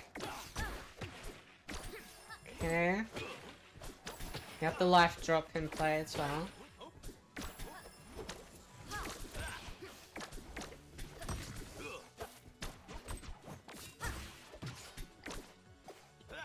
Just has Group Creator in hand, just trying to, you know, take their time. You can see them both playing a bit more defensive. I think Dom's trying to play into Tree Hugger's game.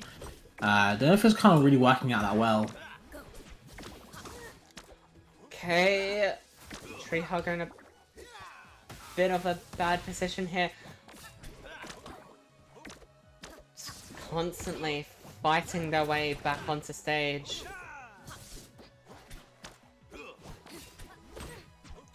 Oh, that boomerang! Just perfectly placed for Dom. And we are down to Tree Hugger's last stock here. Yeah, so I was saying before, I think once Dom is settled in, he does look very comfortable, regardless if he loses this game or not. Okay, gets out of the way of that down B.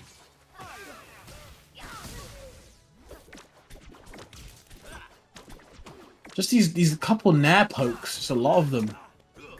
Does do a good job of kind of pushing the opponent away, kind of keeping them at bay as well. And we're seeing Dom kind of abuse that right now. Okay, falls off the stage, does get pelted with clouds, so maybe Joker can do something.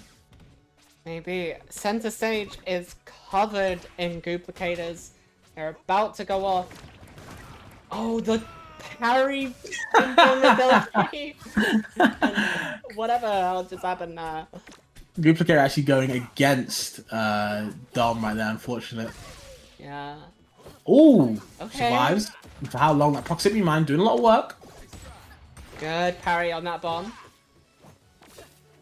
Yeah, Tree Hugger one good conversion away from losing this game. Yup.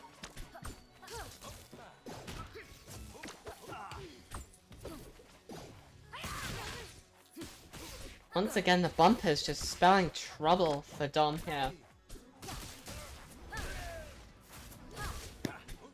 It's just hard to land, especially with Absa's big up air covering a lot of ground. There's the nano conversion down tilt, and wow, the up B from all of that.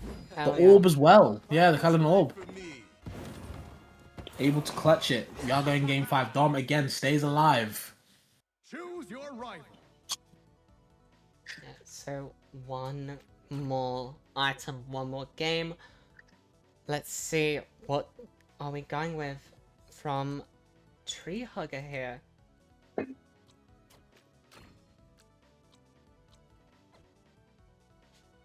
Okay.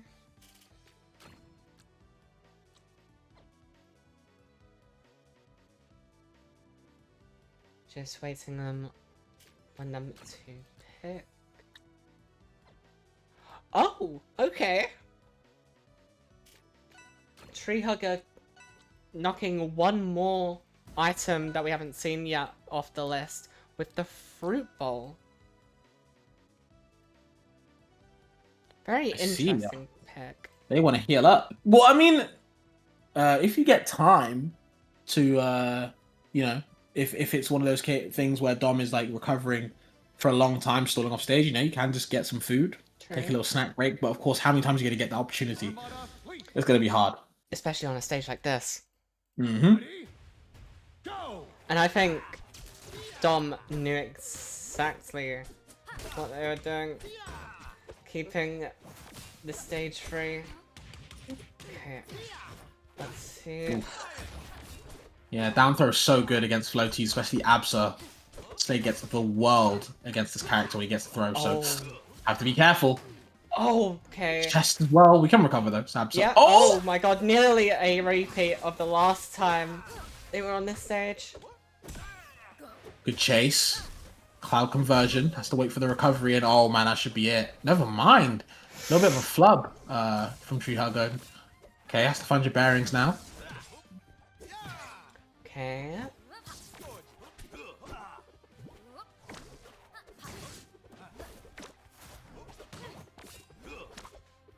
You can see Dom just kind of throwing items of his own. If he can't get any, he'll just make some. Pull out the pocket. My Slade neutral. Okay. Okay. Shield is frozen though. They did shield the ice spike.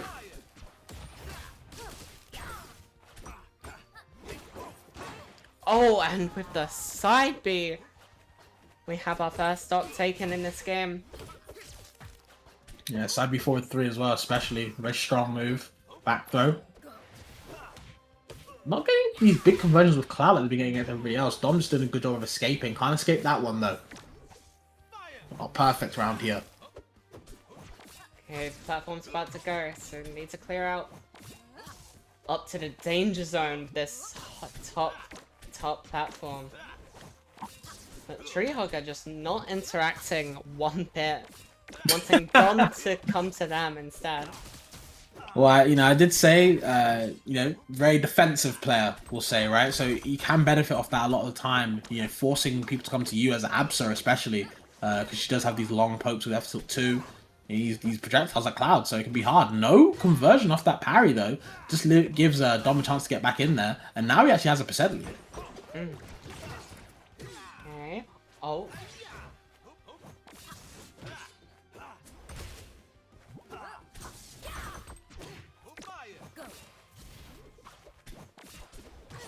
I do really like, I know you're not hearing it, Fabs, but whenever Slade throws an item from their kit, they still do the voice lines attached to it. So every time we see a bomb throw, oh, okay, they are saying. I actually didn't know that. Yeah. I actually did not know that. It's like, That is cool though. yeah, it's like the same as our, obviously, Kalen Orb takes Absa's color if an Absa picks it up. I do like touches like that. That's pretty cool. Hold on though. Oh, We're seeing better touches from Oh, from no. Tree Hugger. Can't recover, and oh my god! Oh. What a fumble! Unfortunate. Dom is able to get past the wall that is Tree Hugger, and it did seem like a little bit of karma There was a lot of going round and forth or going round and back around the stage, and I think Dom was like, you know what? If you want to do that, I can do that too. Just a little bit better, able to convert and take that game. That game 5 as well, especially. So, bit of a long one in the end. Yeah, but we got through it, all of us. And so we are down to our top 3, or top 4 even. No? Yeah, top 3, what am I saying? Top 3, as we have Dom moving into Nailax next. Yeah, shout out to Tree Hugger for getting 4th, you know. Oh, hell Long yeah. bracket, especially from the LCQ as well. Very impressive. Unfortunately, just came up against this stronger converter, I would say. I think Dom, again, you know, for me, he is the items guy. You play him, you understand. He teaches you a lot of things. So it just comes naturally to him. We'll see though, because Nailax is very good with the item play as well. We'll see how this Lorena does against Slade. Yeah.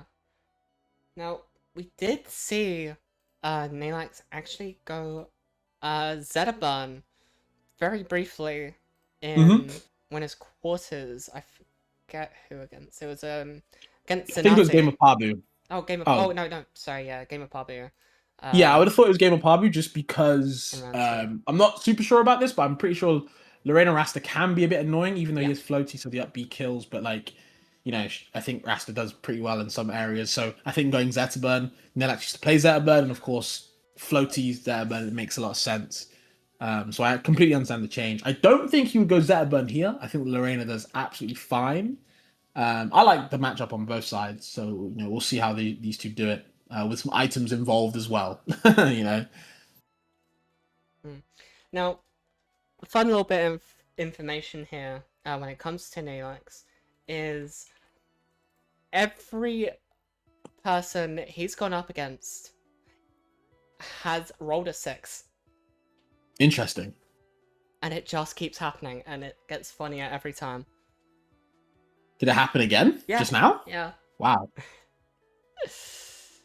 Oh well. I mean, again, one of the best in the continent has to have some form of handicap. True. Very true.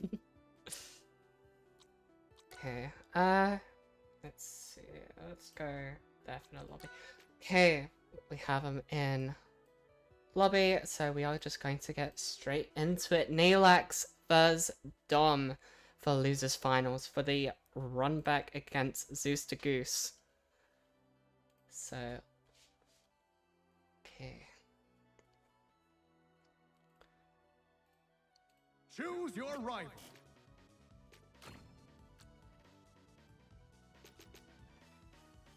Now, with that, we have bumper duplicates are coming out from Dom.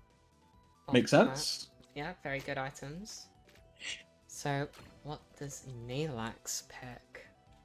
I would imagine cheese. Likely, very likely. Maybe cheese collision course. Okay. While we are obviously waiting for this set to start, I do want to give a quick shout out to Misi and Night SFW for helping with TOing tonight. I don't think it would have been possible without them, especially in pools, so huge shout out. But regardless of that, we are ready to get into game 1, Nailax vs Dom. Okay. It's top 3 now. Who does get the run back versus Zeus? Both these guys lost some different played style sets. I think both these guys will definitely be wanting to prove themselves, but they got a date with each other first. Mm-hmm. Do we know which stage these guys are going to? Well, Dom banned Frozen Harbor, Nailax is banning Thunderous Tempest and Fire Tower, so it's gonna be Training Dojo. Okay. Okay. Stage didn't really work out for Nailax when he picked it. I think it was against Zeus actually, but we'll see how it goes on now. Okay, puts chair down. able to convert off the F strong of it with the shockwave hitboxes. Does work out.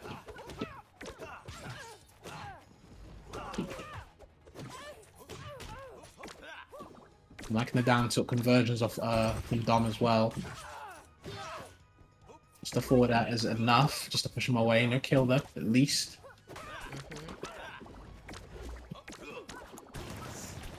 Come on, man. Yeah, Dom constantly setting up more duplicators just to get hit by them. Ooh, committing to the rapid jab yet again. I've seen him do that a couple times. It doesn't really seem to work out. The up B though does that hitbox does catch Nilax on the way up.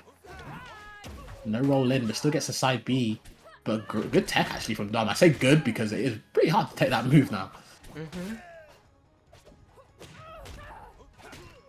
Oh. No, a B. Wow, Yeah. interesting. But just gets the up strong instead.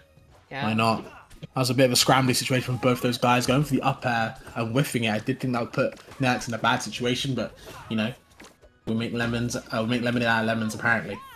Oh, side B to catch that jab. The hurt box shift. Oh. This could be bad. Yep. Yep. Okay. Okay, well, let's go next to game 2. Hey, you never know. You never know. Very true. Very true. Let me not count out my my good buddy Dom. Yeah. Can never count someone out until it's over. Okay, so we can count them out now. Oh my god. Oh. Yo. And keeping the first stock. I actually thought Nilax was going to maybe grab the ledge again, but just whiffed it. But still, yeah, just a good stop, good halt to stop that game, to stop Slade from recovering as well. So, yep, I'm going to lose that first game. Nilax up 1-0. But we still got plenty of stages and more items to bring into this chaos, so.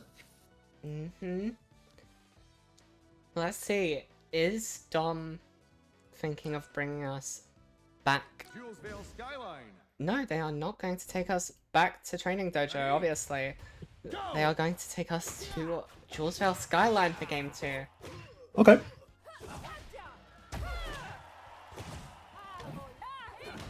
Oh my god. Oh my god. More Oh my shenanigans, god. yep. Oh my god. Oh my Loads of god. nairs from both these sides. Yep, like I said before. A lot of gameplay. Yeah, that was one of my favorite things to do in the LCQ. Whenever some shenanigans went on, just put that on screen. I mean, yeah, I mean, what we are seeing is definitely some gameplay. I'll say that. Bumper, though. Should be able to grab the ledge? Never mind. I actually wanted the chair conversion.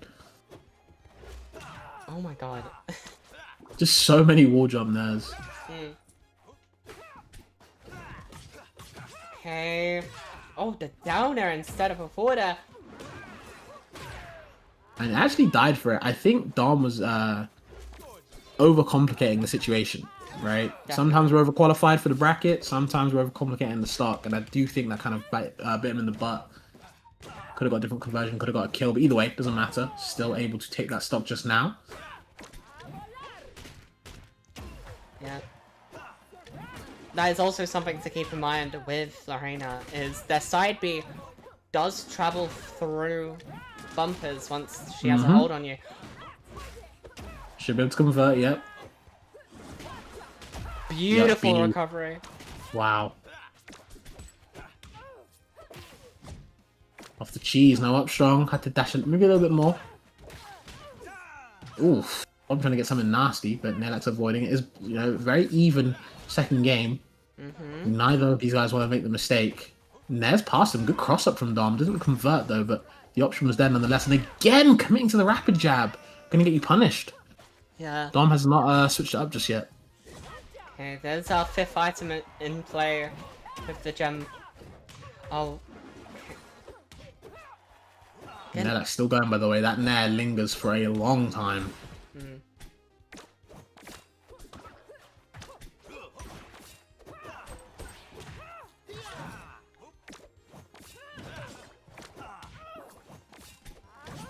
Lingering there doing a lot of work. Yep, the snipe for the shuriken. And Dom back into it. Only down 50%, honestly. Yeah. Okay. Oh, Nilax, no! Uh-oh. Oh, wait, no, they still live! Yeah, we got infinite walls. Well, This looks so silly. Yeah, and as soon as I saw that down B, I was so scared for Nalax, but they made it back. Dom on the back foot this time now. Falls off Okay. the stage, able to recover the bumper. Yep. Oh, I love the weight with the crystal, but you know, Dom also waited, so it didn't really matter. Up B to push him away, get some space, charge an item. Yeah, Nalax not going to be able to get much with their chair in that position, so... Okay, oh, they're down throw into the bumper. Okay, good parry into grabbing the bumper. But the Yeah. back air though. Okay. Parry for parry. The Oh, hurt that's box shift okay. yet again of side B. Wow. Yeah, I believe Dom. I think he went for dash attack, and that side B hurt box shift at the start, able to evade it, get the side B conversion, and actually get a purple as well. So Nelax up 2-0. Yep. Choose your rival. And as we get into this, what do we see Dom add to the pool? And they added Ice Trap last game, and this game, they have added Boomerang. Another Okay. item we haven't seen naturally spawn just yet. I mean, Dom loves them from using Slade anyway, so, you know, when you play a Slade, he's very item heavy instead of the upgrades, so he'll go for a lot of boomerang conversions, so. But regardless, we are going to go back to Jawsvale Skyline. And already, Dom off to a pretty nice start. Good starting percent here. I mean, I believe we saw... Oh, man. We didn't see that, but okay, good sportsmanship. For charity, of course, from Nealax. I like that. But yeah, I was going to say, we did see Dom 2-0 down against Tree Hugger and able to kind of convert, so maybe the history can repeat itself. Oh. Okay, that duplicator saved Dom from a terrible fate. For sure. Dom. Please. Oh, actually catches the duplicator. Oh. Okay. Good down. Yeah, it has throw. to be in. Didn't convert though. They could have got the ward off that, off the Rainer especially, but just didn't recognize in the moment. Very good conditioning though to put him away from the ice spike, but still.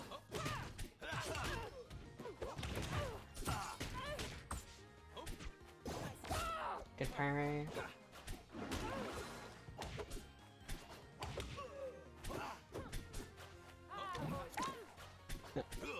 Okay. Oh, The cheese yet again, man. so volatile. Oh, you're not dodging that. Catches the rollbacks as well. Can't roll away, can't evade.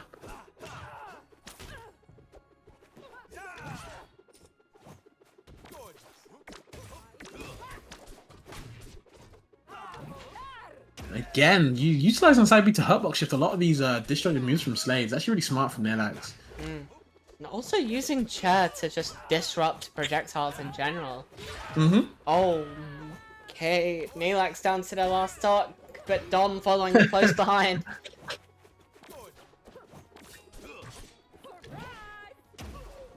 Okay.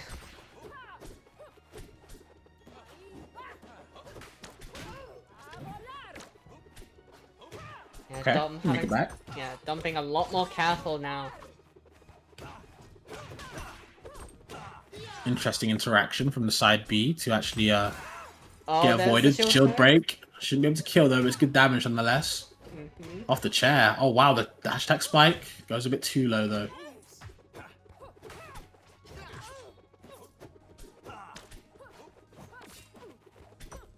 Now I've seen Nelax with the cheese in free falls. Does get the wave cheese, Yeah, as we people are calling it.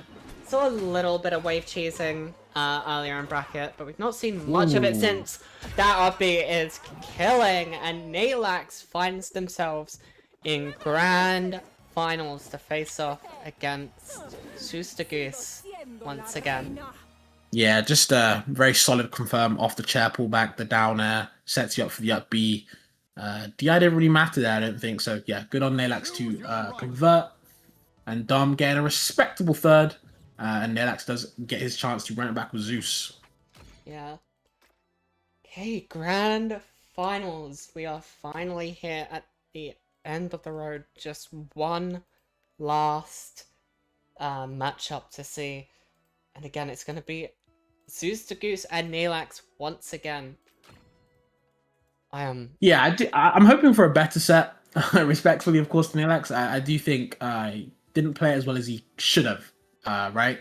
You know, the first game with the locks, that last ledgehog part, and then with the crag, there was just lots of things going on wrong. So maybe we can get a more level-headed set. Yeah, definitely. But we will just have to see. So, before we properly get into this set, again, this is all for charity, it's all for Stonewall UK. So if you feel like donating, of course, there's a link in chat right now. There is also one in the YouTube stream description. If you feel like donating, feel free to do so. We've had quite a few come in so far. And again, it's for Stonewall UK, one of the leading organizations in the UK for LGBTQ+ advocacy. And obviously, with how diverse, especially the European rival scene is, it's a very worthwhile endeavor. So, but that being said, I will be keeping the Just Giving page up for another week after this, just in case anyone has missed the stream, didn't get the chance to donate. So you have one more week to donate if you so choose to. But regardless of that, here we are, end of the road.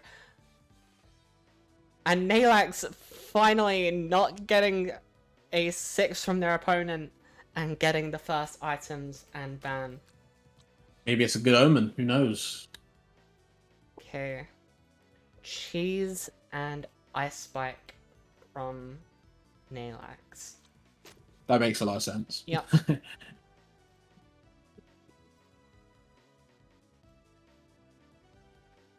Okay.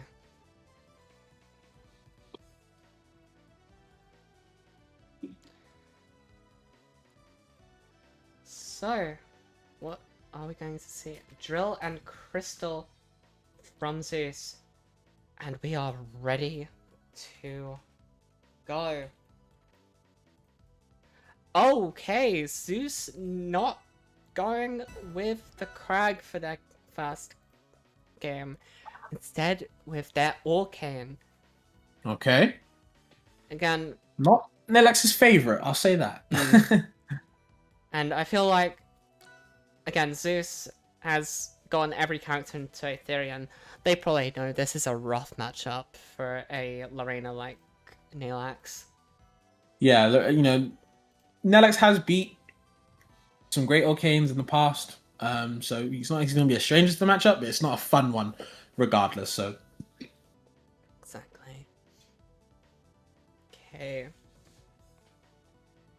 Yeah, just going through the stage bans, and we are finally ready to start. Game 1 is going to be on... Come on, Nalax. Let's see. Training dojo. Training Dojo for Game 1. Ready?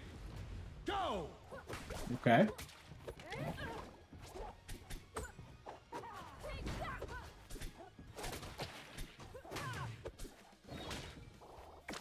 Okay. Ooh.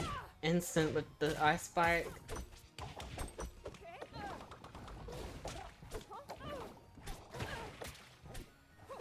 Just immediate, just trying to scrap with the Orcane. Never really a good idea. Their buttons are make you sick. Don't check the frame data on drag down.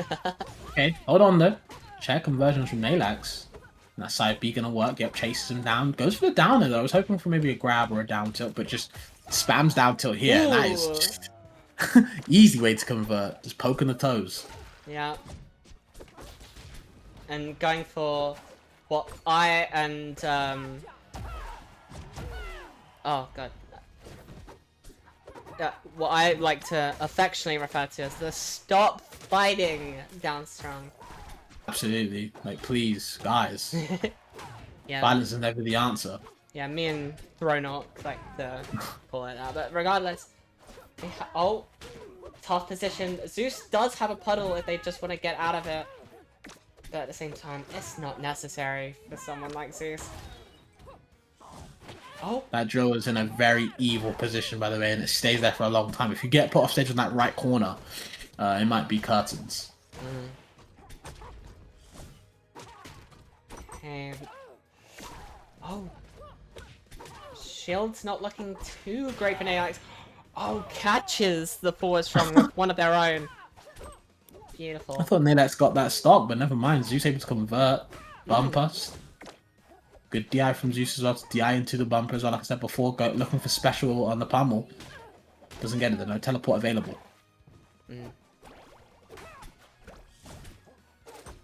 Naox constantly trying for these up Bs here. The regrab for Zeus. Okay.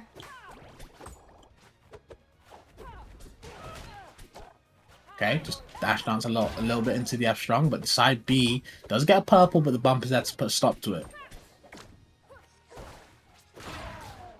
Beautiful. Okay, Zeus the Goose down to his last stock of game 1. Yep, side B calling up the swap dodge. Oh. Dash attack to convert. No up tilt though, but now that's starting to cook now for real.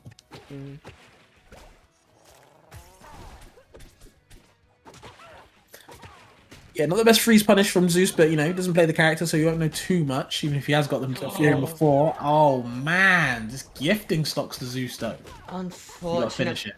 Okay, the up B converts into down air. Okay, Zeus is off stage. Again, does have puddle, but doesn't need it just yet. Oh, and the donation, get to that in a second, but Nalax taking game 1.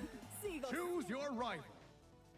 Okay, so yeah, instantly we're seeing the character switch from Zeus.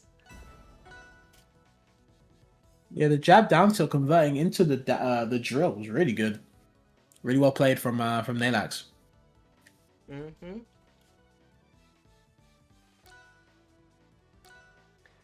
Okay. So no Tempest, no sinking shipwreck. So Zeus the Goose Training dojo. is taking us back to Training Dojo. Fair enough. We've seen him do Okay. wondrous things on this stage.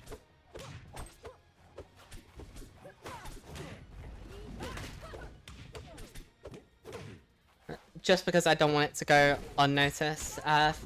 Thank you, Pabu, for the donation earlier. Okay. Yeah, already such a better start from Zeus here. Not killing Nalax just yet, but honestly, Oh, man. putting the fear of God into him. Able to convert the nair. That could have been scary. Both these guys are getting some scary conversion, but just not the finisher they need. Cheese in hand though. Nalax, he's used to it. Just throws it away this time. Ice Spike is on the top of the stage and can't roll in. So yep, Zeus understands that. Look at the forward as there's so much shield pressure. Yeah, so much. And it's not gonna stop just yet. Double cheese on the field though. Okay, this is rough. But it was on that top platform, so it's not gonna do much. Oh no, tap off the wall. You're just gone. Yeah. Very wacky situation. Okay. Oh, I like that jab. They're able to get the F strong, but Zeus still able to recover. Pillar is there. Uh-oh. Oh, tries for the double cargo. That drill is there as well, so it's going to be very hard to get back. Yeah. Oh, okay. Nalax down to his last stock here on game 2. Oh, a nice little bit of spectator rollback there. Oh. My god. The damage. Look at the double drill as well. Very nasty setup. Oh no. Okay. I think DI'd up there. Oh no. Yeah. Side B's not saving All you Zeus have there. to do is just stand there, right? So even if you get grabbed, the drill is there to convert. So damn. Yeah. Okay. Game 3. What does Nalax add? Zeus didn't actually add an item last game. Oh, okay. Did you not want to, or? I think they might have just forgotten to.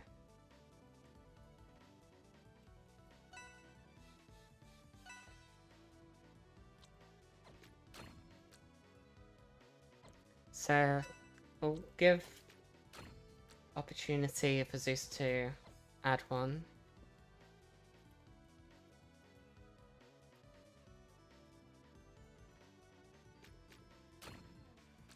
Okay, there we go. So, game 3. With Zeus Duggoos winning, Training Dojo is off limits, thank god. Okay. We have our bands. So Nalax is going to take us, Skyline. of course, to Jawsvale Skyline. Ready? Go!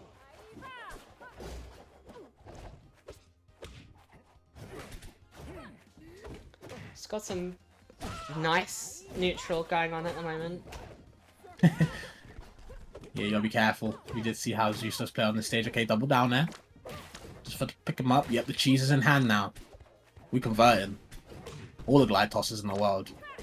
Zeus is gonna retreat to that top platform to escape the pressure. I like that. Does have the vine wraps, and it does bounce when it whiffs, so you have to be careful. Ooh, just catches with that down there. Good stalling from Nalax, but... Oh, that could have been brutal.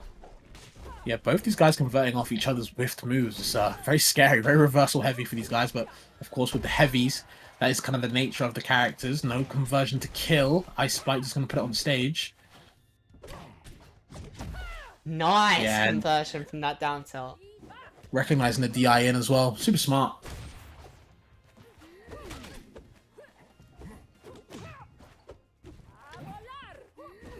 Okay. Yep, just going to escape off the platform. But the cargo grab, so many tricks you have to watch out for, man. That time you have to tech.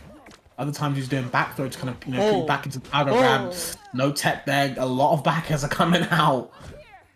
Okay.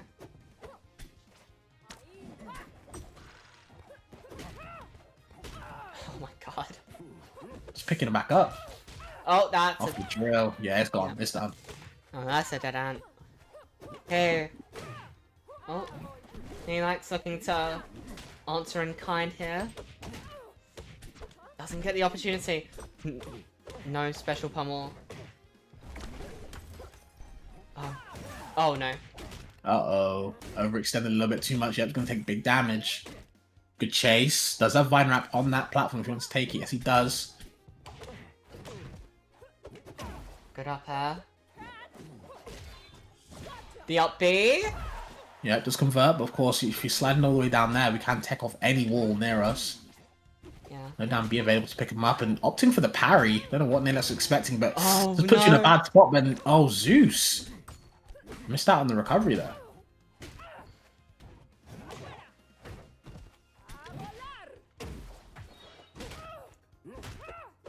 Okay. Gets the up B. So... Nalax looking real nice right now. Just holding on, no matter what. You have to be resilient here.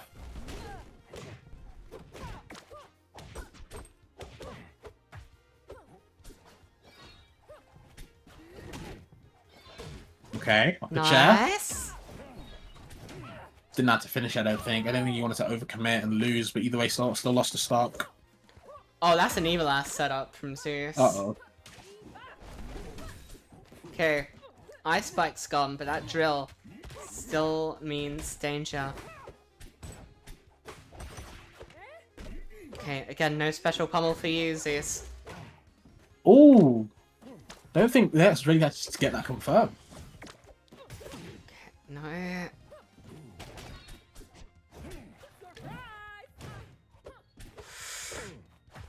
Gets out of the way of that grab with his own. Very scary moment for both these players. Even if Naelax is at low percent, it is still Zeus to Goose's Crag. Yeah, exactly.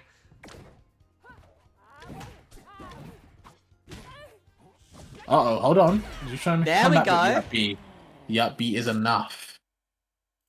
Naelax 2-1 up with the opportunity to take back this set Choose your right. and move us to a final one. Exactly. Could see the reset here from Neelax. Once again, no new item. That's fine. Okay, where are we going?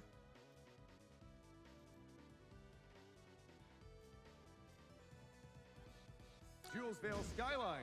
Back to Julesvale Skyline for game 4. Ready? Go! I kind of agree with this option though for stages. Mm.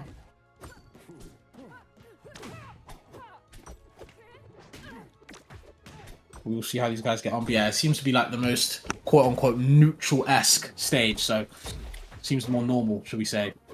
Just in there. Okay. I know that's wanted more though, just a chair pull.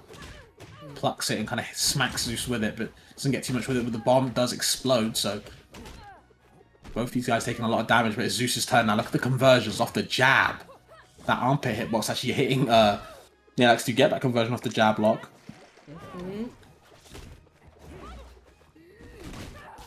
Oh my god, the down B setting up perfectly for that drill.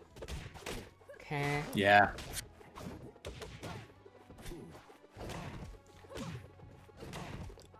Yep, dash that conversion. Good DI though from Zeus. DI all the way out, so if Neelax wants anything, he has to commit hard. We can Yeah. escape. Good parry on the down B. Okay, stocks are even.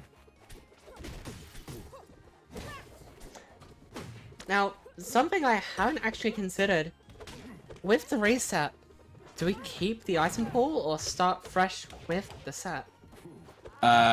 That is completely up to you. I guess it's a new match, so technically you'd have to restart it, but you know, it's your rules, your tournament. Yeah. Because I feel like it's easy for the players just to pick their same starter items, but at the same time, they might, you know, Might switch up. have an epiphany. Might Yep. realize something else would be good for game 1. But regardless of that, we still have to get to the reset. And Neelax is making a commanding effort to make sure we do. Stop fighting. Off the chair pull as well, trying to bring him back. Eh? Ooh, this is the cargo grab. Oh, both these guys, well, should I say whiffing their grabs? Oh! The ledge shock Snap. Neelax got a little too lazy with that recovery. We might have been talking about a reset too early. Hold on now, Zeus still got things to say. Should be some conversions. Yep, going for the normal. Probably wanted it again, but good down to poke to push Zeus away. Again, Neelax recognizing it. Opting for normal pummel that time. He up for oh! Goodbye. And that is going to do it. We have the reset. And honestly, I'm not surprised with the way that Neelax is playing. The conversions have been crazy, and yeah, like I said, if you want to reset the items, it's up to you. I think it's more chaotic if they stay though. But you know, again, short tournament. You know what? Let's keep the item pool. Okay.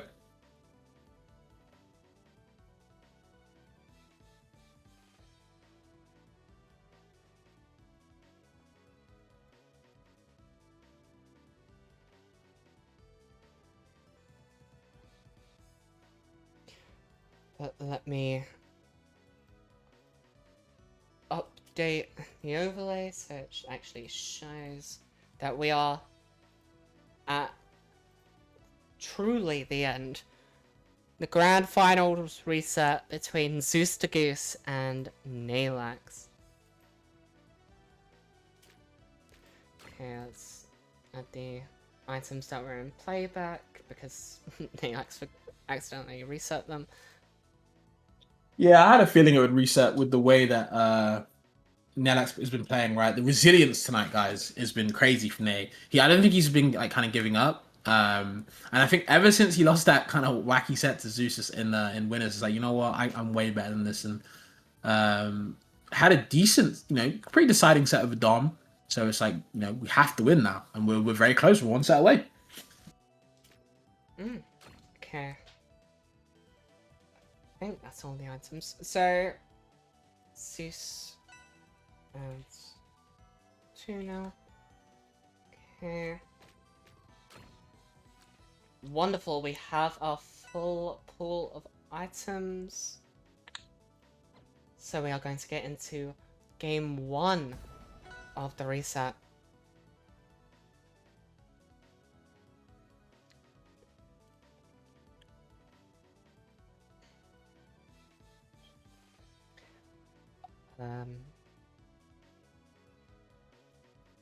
Oh yeah, they need to roll for ban again.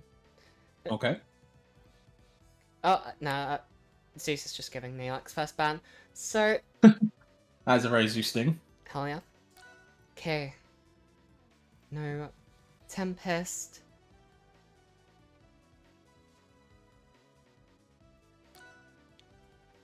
Okay.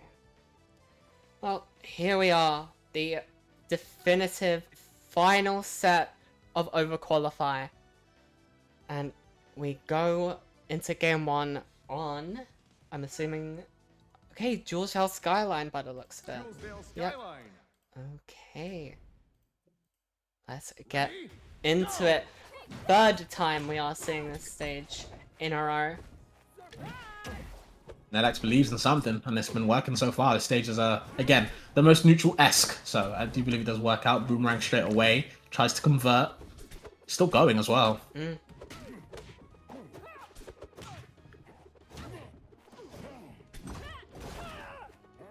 Easy parry for these special get-ups on the ledge. Able to convert off the crystal as well. Now you got to change up the habits, I guess. Gets up a special, or not even just normal get-up attack, so very aggressive ways where, trying to get back defensively. And it's still working in his favor. I love the conversion off the wall. Beautiful stuff from Neelax here. Okay. Good parry on the vulnerable. Yep. Doesn't Again, yeah. matter. Just the easy up strong.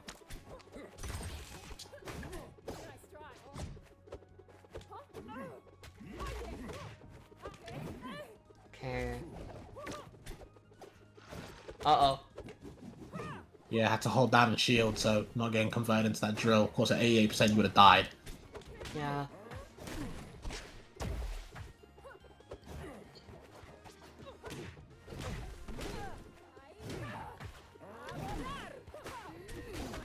Good parry on the down B. Yeah, he actually reversed the side B to evade the coverage from Zeus. Really smart from Nelax in that last second moment. Yep, has to wall jump back air to get rid of the pillar. Still makes it alive. Reverses it with the back air. But oh my god, the bomb! Just putting a stop to everything. Doesn't kill, but if it did, that would have been the funniest thing. Okay. Oh, the reversal on that Oh man, just mixed the DI, unfortunately. Wasn't ready for that. Thanks, Trevor, of course. Yep, easy parry. Gets a bumper in hand, so now... Oh. Where does Zeus go? Goes way up high, okay. That down tilt poke. Does he have pillar? No. He doesn't know.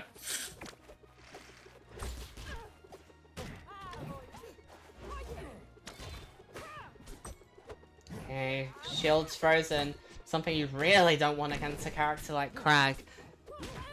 But at the same time, will it even matter? As Neelax is just piling on the percent. Zeus not really going for shield pressure or shield break. Not at all. Probably looking for something else. Of course, that shield is frozen though. Bumper maybe? Throws it straight away. I thought he was going to maybe hold it, but the rock is there. Should be the stop if you can cover it with 4 there, but Nelax gets to the ledge a little bit quicker. Oh my god, the Vine Wrap was kind of ping-ponging to Nelax, kind of homing in on him. Okay, just misses with the up strong. Oh, the buffered Dana. He already did down strong, so was he just trying to mash down strong? I don't know, but either way, yeah, that was an unfortunate one. Very unfortunate. Nilax though, 1-0 up. 2 games away. Now we get a new item in the pool from from Zeus even, being the item crate this time around. Okay. Makes sense. Okay, and we are banning Tempest and Shipwreck. Training dojo. And so we go to Training Dojo for game 2. Ready? Go!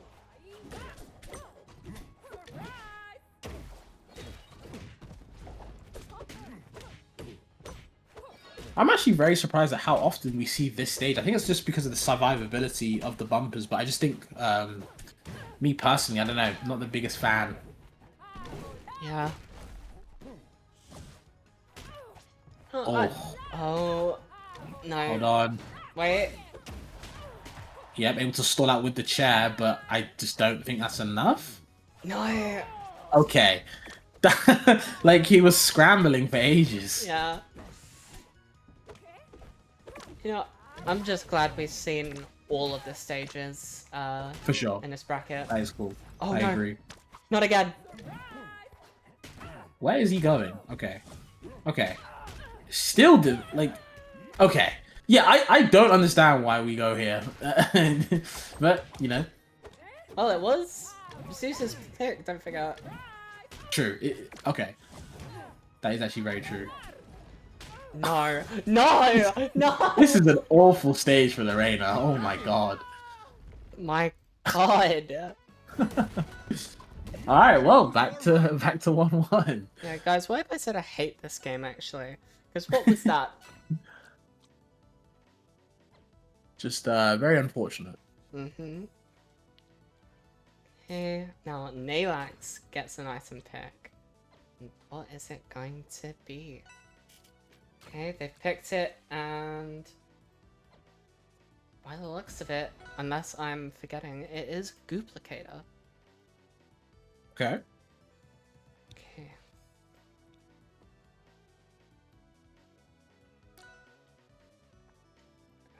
Okay. Our next stage is going to be... Come on. Our next stage is going to be picked eventually. Frozen. There we go. Okay, Frozen Harbor for game 3. Go!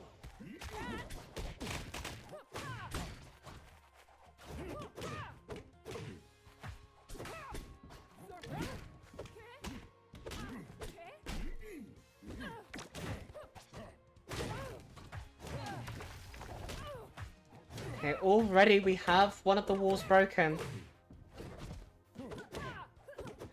And we have Nalax. Surprised. Is who's gonna get back though? Oh my god. Somehow Nalax is the one that actually takes the knockback. Yeah. Oh. Random bomb. Yeah, from the crate. Oh. You're done. Oh my Good for god. Zeus. You know what? Hell yeah. Come to a gentleman's agreement. Fair enough.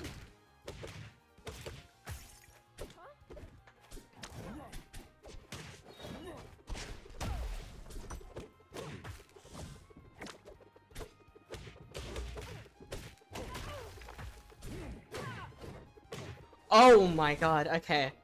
Zeus does make it back slowly. Oh. No pillar though. Yeah, they were looking for it. They wanted to get hit. Nalax in a great position to convert. The drill sending him down, but luckily the stage. Wow, the F strong goes for tit for tat though. Nalax does his own, gets grabbed in the process. Special pummel loses it, but doesn't get too much from it. Yeah, and for anyone that didn't watch last week, drill is one of the most evil items on this stage. If you Oh, get absolutely. a drill on that part of the stage facing down, it's an instant kill. Yep. Okay, got some nice percentage being built up by Nalax. Beautiful tack off the wall. But now they're in a bad position. Yeah, that not dead yet. That special Option pummel. special get again, yeah. Somehow the special get up actually not getting him losing a stock. Now, all thanks Avoiding the to down strong Bumper. as well. And just the up strong. Crag is a big guy, so he does get picked up on that top plat. Do have a frozen shield. Not that it really matters against a character like Lorena. Oh, that forward air. Yeah, lingers just that little bit long to cover the air dodge. Good from Zeus. Has to find a way to cheese the stock. He's not used to it for too long, but not enough to do it right there. Nalax 2-1 up now. Choose your rival. Okay. Just one game away now. Yep. After a reset, after, you know, going 0-3 against Zeus last time. Mm-hmm.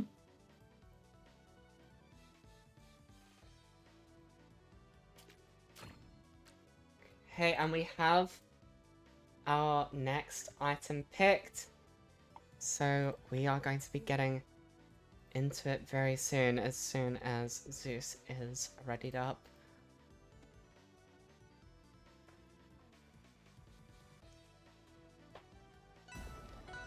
Okay, game 4. Where do we go? Fire tower. To Fire Tower. Ready?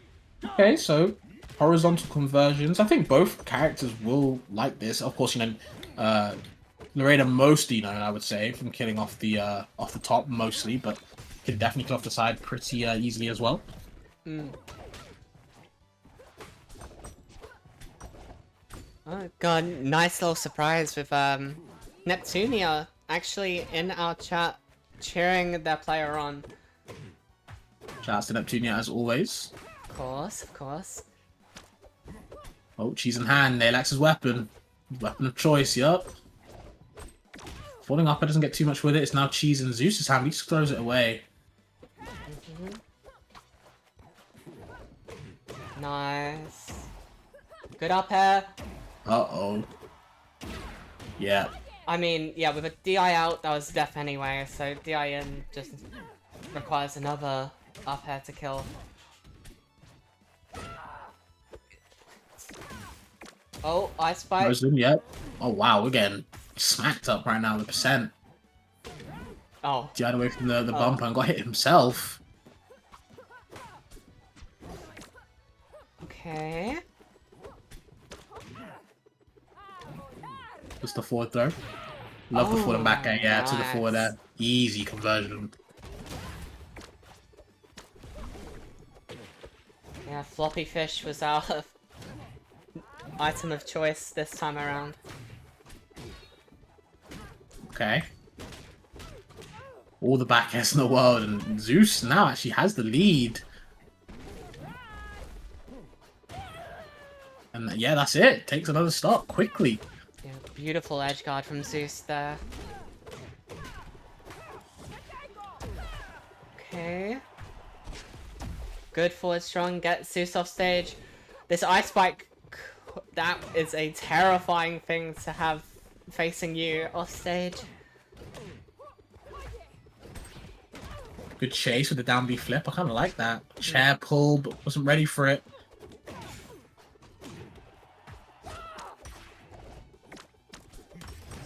Oh, that shield. That does so much shield pressure, the gem. Okay, last stock. It's game 5 or victory for Nalax. Oh, there we go! The Z cheese! Bro was put in the cheese dimension. The chi drop!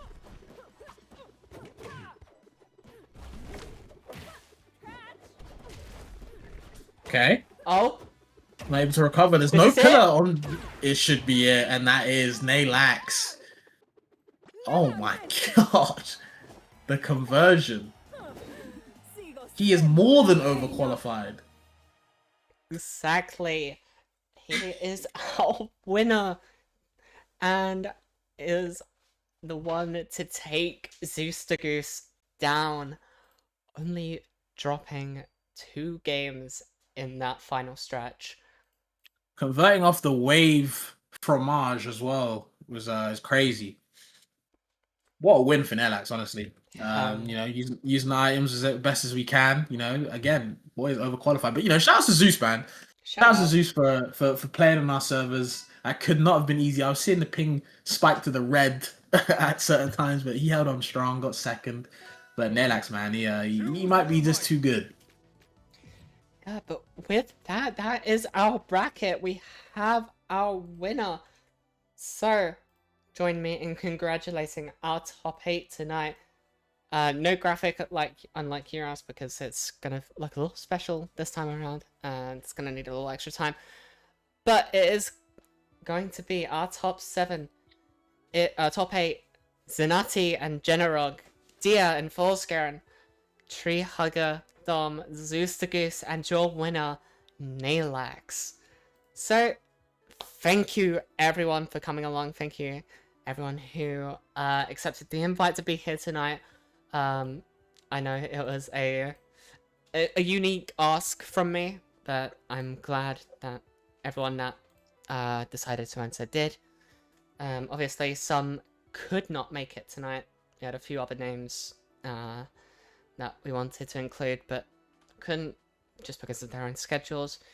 But yeah, that's it. That's our bracket.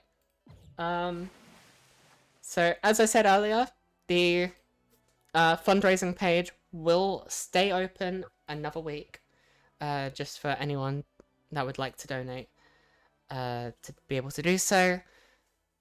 And yeah, I really want to run this format again, because God, that was just so much fun to watch. That was a really fun time, not gonna lie. Just even the ending kind of sewed up. I need to turn my light on. But yeah, that was a really funny ending. And I'm glad Nalax won. You know, love Zeus, but you know, you want to see a European win, of course. And I hope, you know, in time that you guys bring this format back. I would actually probably enter next time. Oh, yeah. It looks really fun. It looks really, really fun. Yeah. Well, with that, despite starting a whole hour and a half, hour and a half earlier than usual on a Saturday stream, we are still finishing off at the same usual time as us two. But that's just the nature of it. It's a new format. It's a big bracket. But as I always like to do with ERS2, we are actually going to raid the North American Amateur Series bracket, just because it's always nice to, you know, support just amateur rivals in general. So we are going to be raiding Magma Blaze channel. But before we do, again, thank you all so very much for coming along tonight. Whether you donated, whether you just played or watched, it means a lot. The support you guys have all shown to this format, to this event, has been nothing short of extraordinary. Thank you to Matthias Wolfbrock and Brudel for organising tonight, for commentating tonight. Missy and Knight SFW for helping me organise. And of course, to my co-cast, Copter, thank you for sharing your time with us. Of course. Anything you'd like to say to our audience? Any last remarks or? First one is shouts to Neptunia, always supporting the guy. I hope people that came here only for Neptunia also check out Rivals. Shout out to everyone that plays Rivals, keep playing the game, and look for the big update on August the 4th when GUI drops. So, Oh, it's August 7th. Oh wait, no, it's August 4th. It is August 4th? Okay. Right. Yeah, new character drops on August 4th, big update. So, if you're looking for a game to play, you know, if you don't want to play it right now, you know, you need a new character, then tune in then. Yeah, and of course you can expect early release gameplay here on ROA Europe. Most likely with Gothics, Last of Mani, and other European creators. But until then, Euros 2 will be back next week. Sheesh. But yeah, again, thank you all so very, very much. Greatest audience in the world, greatest fighting game community in the community. But yeah, until next time, I have been Hikori, your host and commentator, reminding you, as always, to be good people. Take care, everybody.